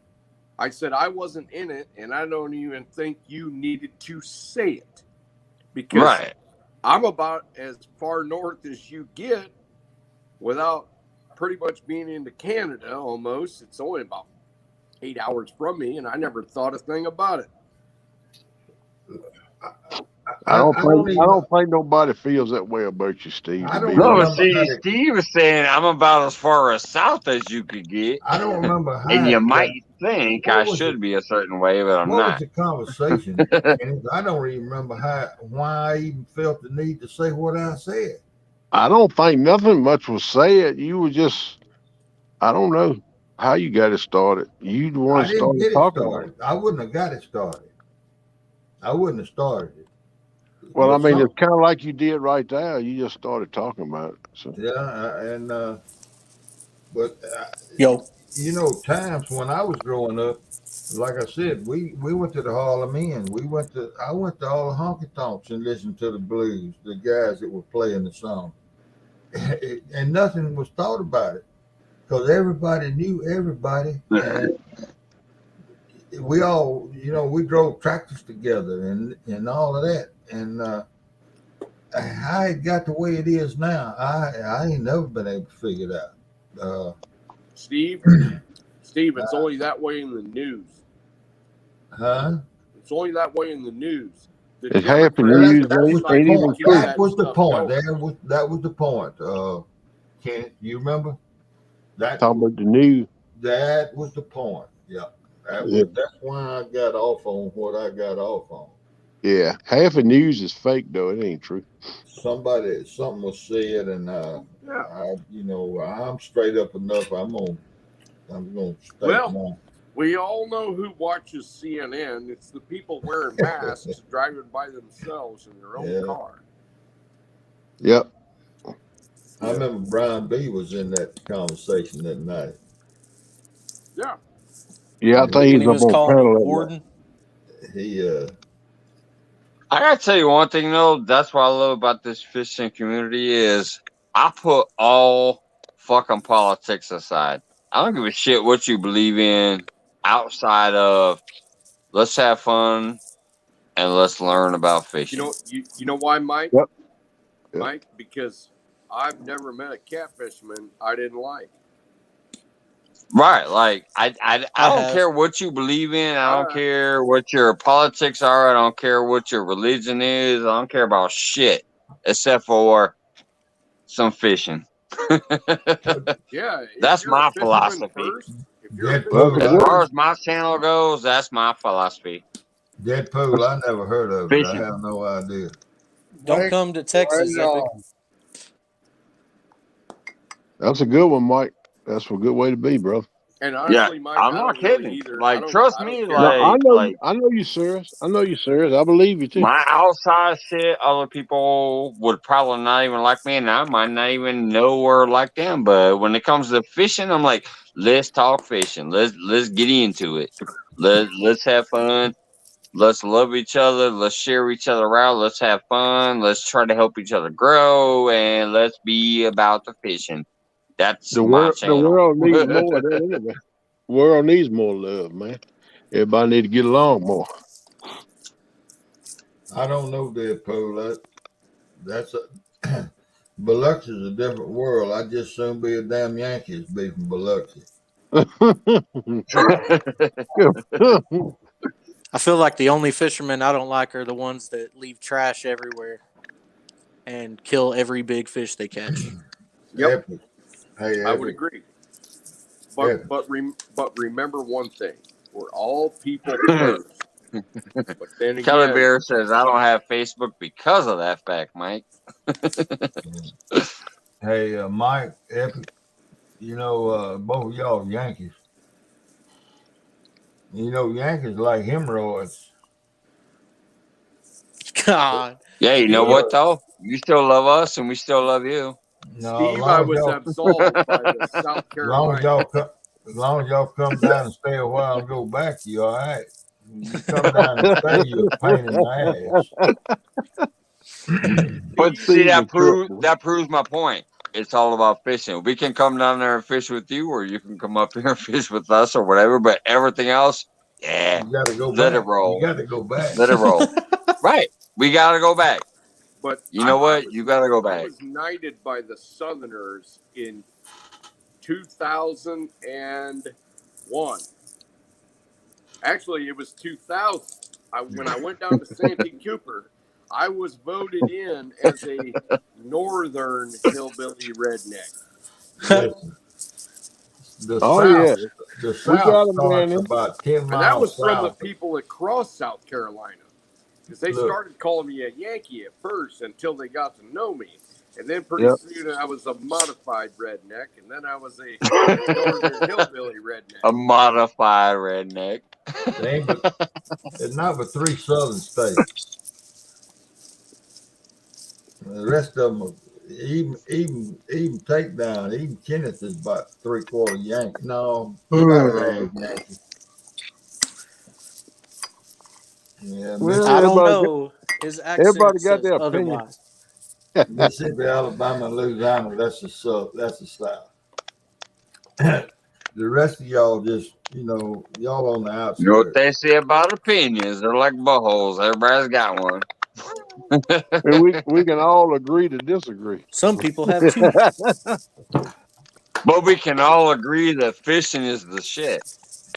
But if you're a catfisherman, you do believe in the Second Amendment. I would have to say. Yeah. That's right. That's right. We're going to start throwing dynamite in the water. Because the Second respecting nature is the shit. Protects all other rights on this continent. Yep. That's what I hear. Disagree with that? Well, then I can't help you. That's what I hear all the time. Yep. That's a very, very popular phrase. The Second Amendment protects all other amendments. It does. I hear that. Anybody that believes if the Second Amendment went away, that we wouldn't be... Yeah, we'd be in a bad place right now. We'd be about with for sure. Australia. Yep. I That's agree it with right you, there. Chris. I'm not a racist. I'm a fishist.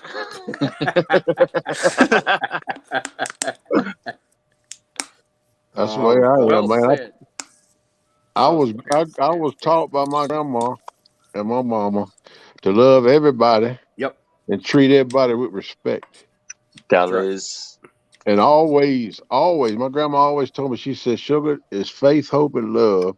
And love is the greatest of all. You always, in everything you do and everywhere you go, you show love. Because love will whoop anything and love will conquer everything. And that's the way I was brought up, and that's the way I live my life. And I don't hold skin color against nobody. I've got some black folks live down the road from me, a half mile of me. It's been my friend ever since I was 6 years old. Yep. And I give I my think life that's for what them. the main thing they'll is, like, do love the conquers same for me. all. You know? But remember, that's Judeo-Christian beliefs from hundreds and thousands of years ago that have made us what we are today. Now, the modern godless heathens of the world that are controlling the government do not believe in that. You're right. That's right. That's the difference between us and them.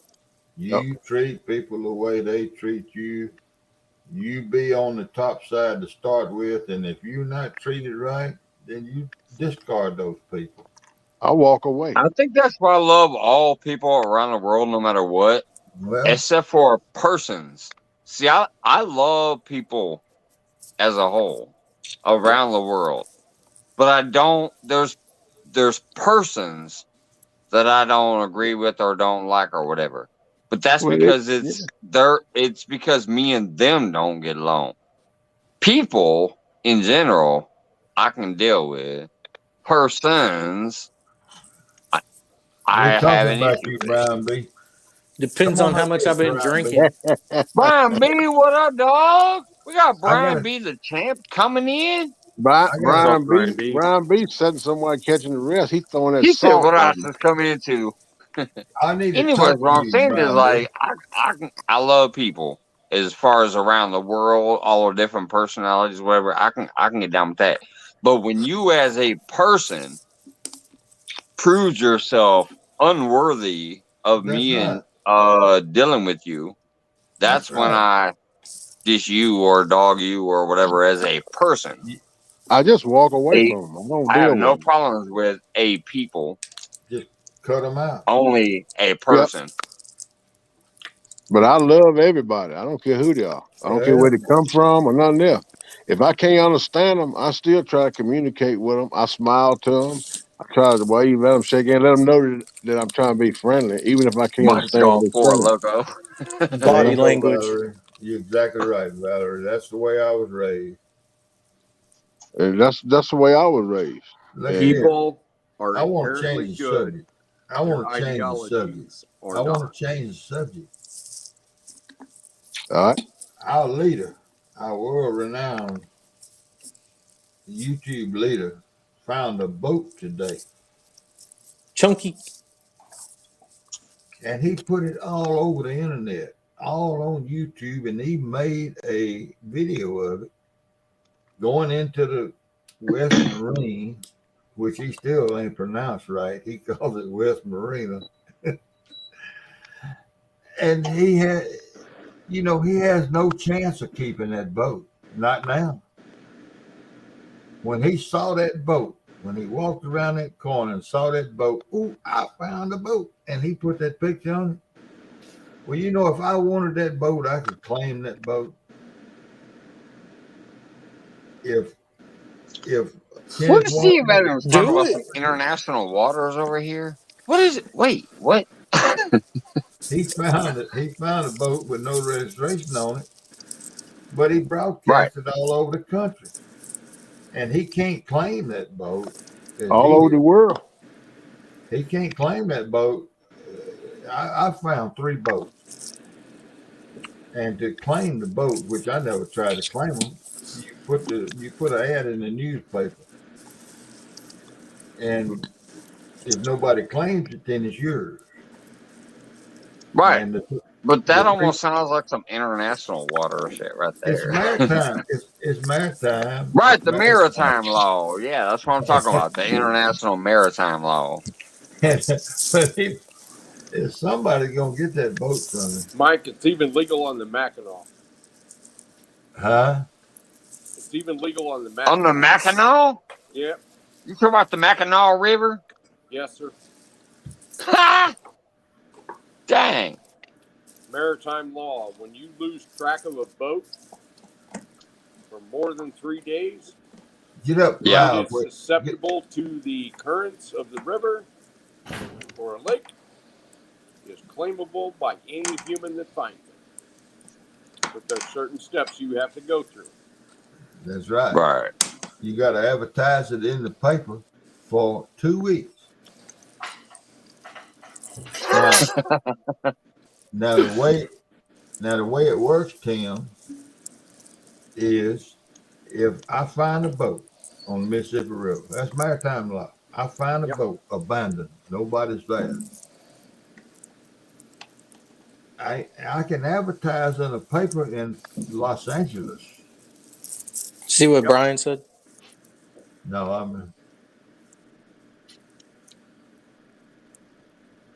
All I know is Chunky pulled that boat up from the river and wasn't nobody thinking about that damn boat. So that's his. It's $1,000 Wasn't nobody boat, thinking wasn't it? about that damn boat. That dinghy he pulled up, that's his. and they $1,000 also might said have he some could, boats that were claimed by maritime law. that's the thing. But now nobody's gonna fight it all the way to the Supreme Court because most people don't have that kind of money. It'd be cheaper just to go buy another boat. Well, they've already claimed insurance on it, you see. Yeah, true. They've been paid for it, so they're not going to claim it. The person that lost that boat lost it off of one of them nice yachts that come up and down that thing.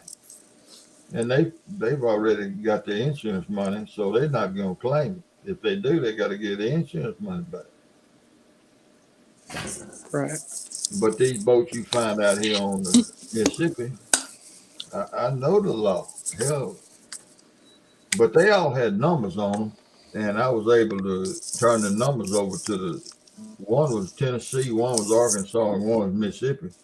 And you know they got the registration.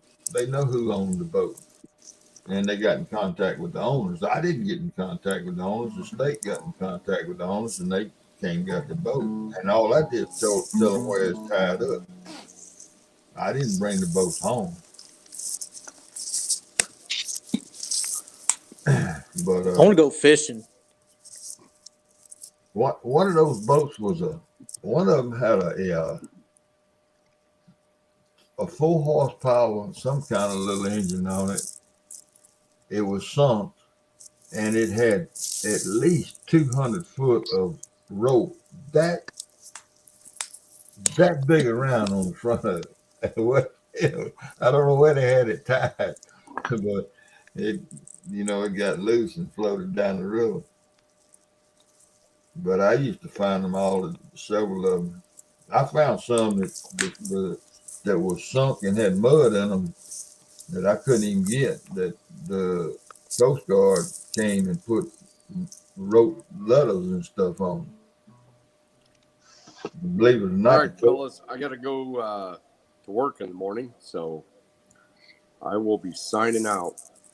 All right. Me too, feeling epic. Actually, I'll probably start getting to that point myself. Been good. Good to see you. Good to see you, Tim. Takedown. Appreciate Mike, the knowledge, brother. Get ready. Tim, before you go, I sent that to my son. Put me on full screen, Mike. Hold on. Yeah, I'm trying to see it. Hold on. Let me, solo. Here it is. Whoops.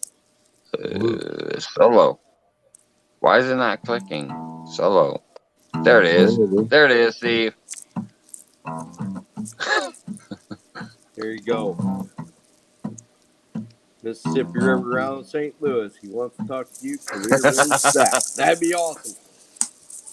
I'm going to enjoy myself thoroughly picking your son's brain. We'll see. All right, buddy. Thank you. But that's it. Hey, Tim, thanks again. Night, all. Night, Tim. Take care, buddy. Yep, thank you. Thank you.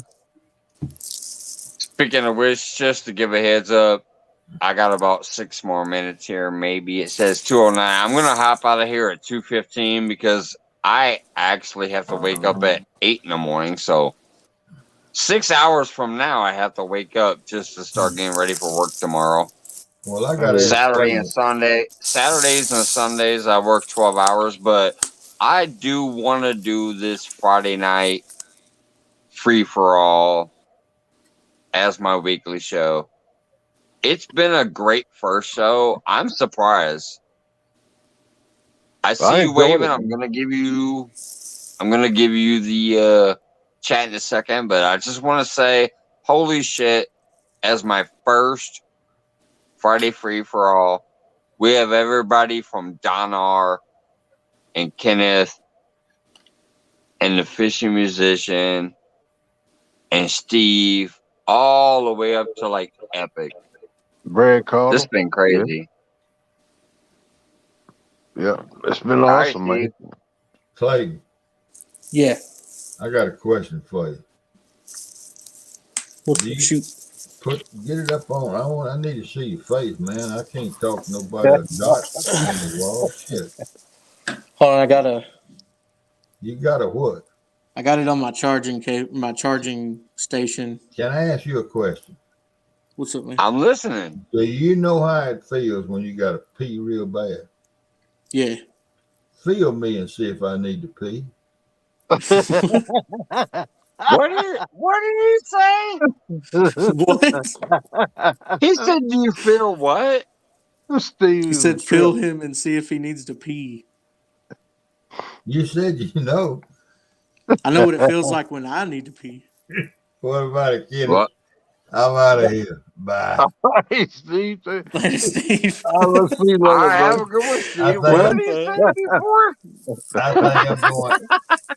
I think I'm going live as soon as this is over with. All right, Thank you, buddy. Mike. Thank you, Mike. All right, bud. Have a good one, Steve. Thank you, Mike.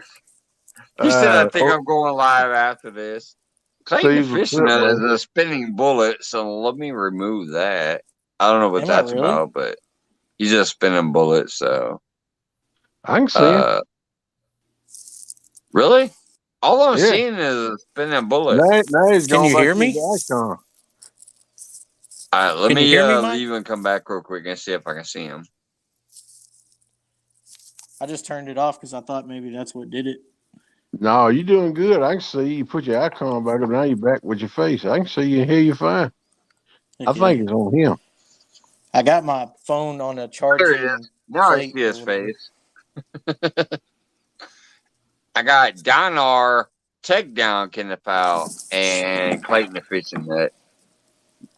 Well, look, brother, I know I'm good. I know you're getting ready to shut down, and I appreciate you having me up here. It's my first time up here, and I appreciate it. I enjoyed it. No, I Awesome night, appreciate you man. coming up, man, because I know you're on Hog Legs every night. Some nights I watch the entire show and don't comment. Some nights Yeah, I I missed it. catch I a missed little a bit of couple the nights. replay. I So I missed a couple appreciate you nights popping here. up here, buddy. Yeah, man. I missed a couple nights on Hog Legs. I was trying to get over this COVID, man. It got me weak as a chicken. A couple nights I had to lay out and rest, but Oh I'm getting yeah, back in it's a shape, and beast. I'm gonna come back and be every night. But I got to get myself healed up. But Hey, I'm doing Melissa. pretty good, man. I'm doing pretty good. All right, But buddy. I've talked with Hog Leg and Melissa, and they all understand. We got it worked out, so ain't no Yep. problem at all. But I enjoy being up here. It's good to see y'all, Don. Good to see you again, bud. And Hey, guys, y'all you take too. care. See you Clayton, later. Mike, thanks again. Y'all take care. I'm gonna get on out of here, bud.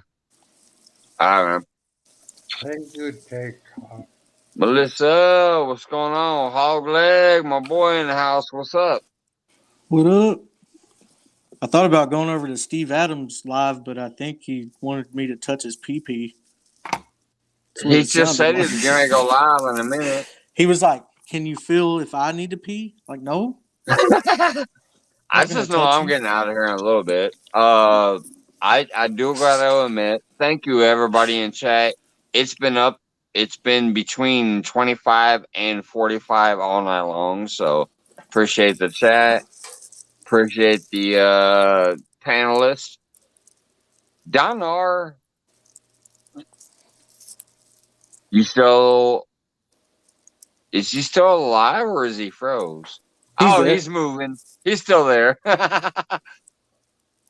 The pad. Donar, you are a great community member. Do you have anything coming up that you want to promote? I'm going to shut the fuck up for a minute. Do you have anything you want to promote about when you're going live?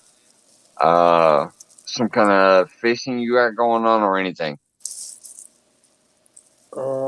Actually, I'm going to go up to the fish hatchery, the Missouri River Federal Hatchery, and make some more videos of the sturgeon and the other fish we have in there. We have 1st of May. We'll be doing a lot of egg catching and stuff like that. I'm going to try and bring that live. So when was that live? Oh, sorry, I'm hearing some feedback. I'm hoping by the 1st of May. By the 1st of May? Yep. Good. Cool. Awesome. Looking forward to it, man. We had and I appreciate you coming up on the panel tonight for my first Friday free for all. Mm-hmm. That's awesome because that's what I'm trying to do is mix it up. I mean, we had people all the way up from like Epic, Canadian Fishing, or whatever, all the way to like people who only have like 10 subscribers. So this was a good night for my first Friday free for all, in We my had it opinion. from Epic all the way down to me. You betcha. And the chat was all the way up to 45 or more. I'll have to see what the total concurrent was tomorrow, but I know there was at least a couple times I saw 45 people in chat. So what a sick night. Alicia.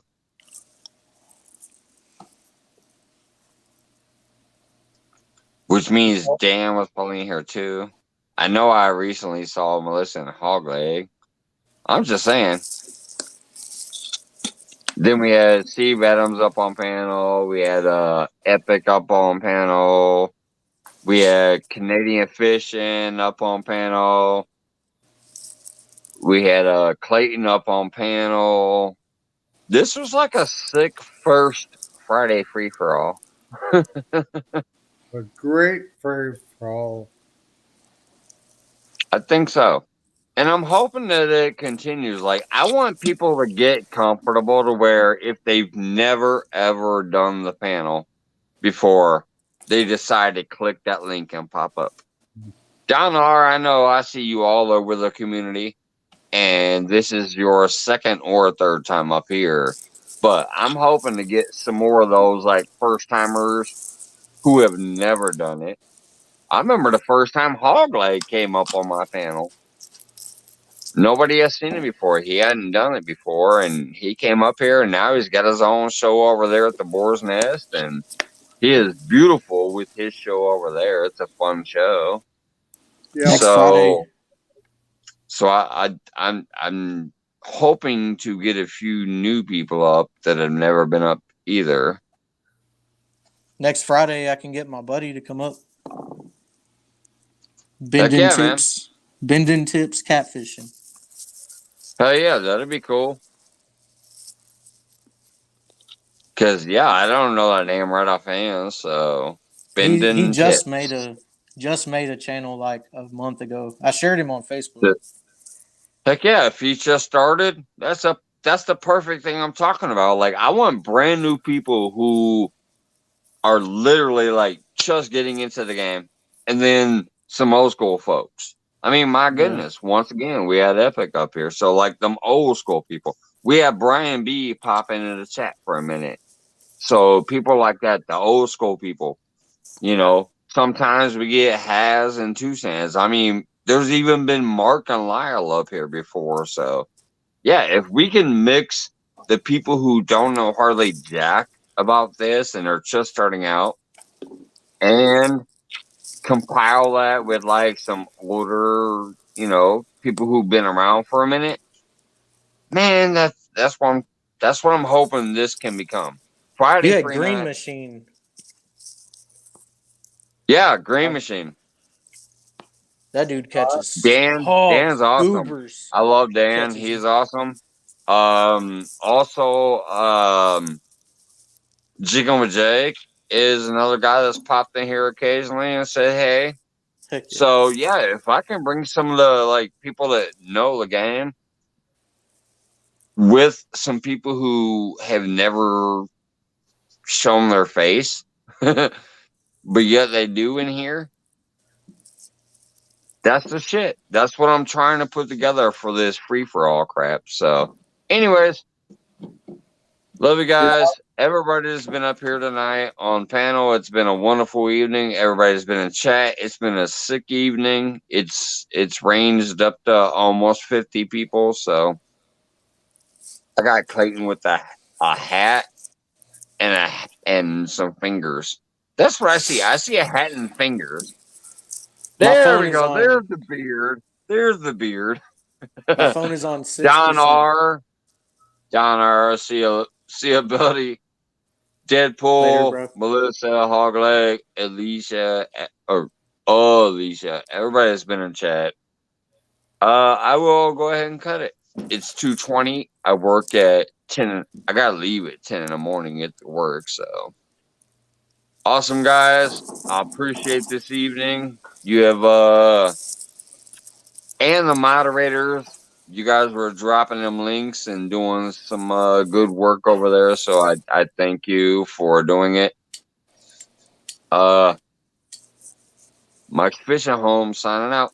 Appreciate you guys. I won't, Deadpool, I promise. Thank you all. Thank you, Alicia.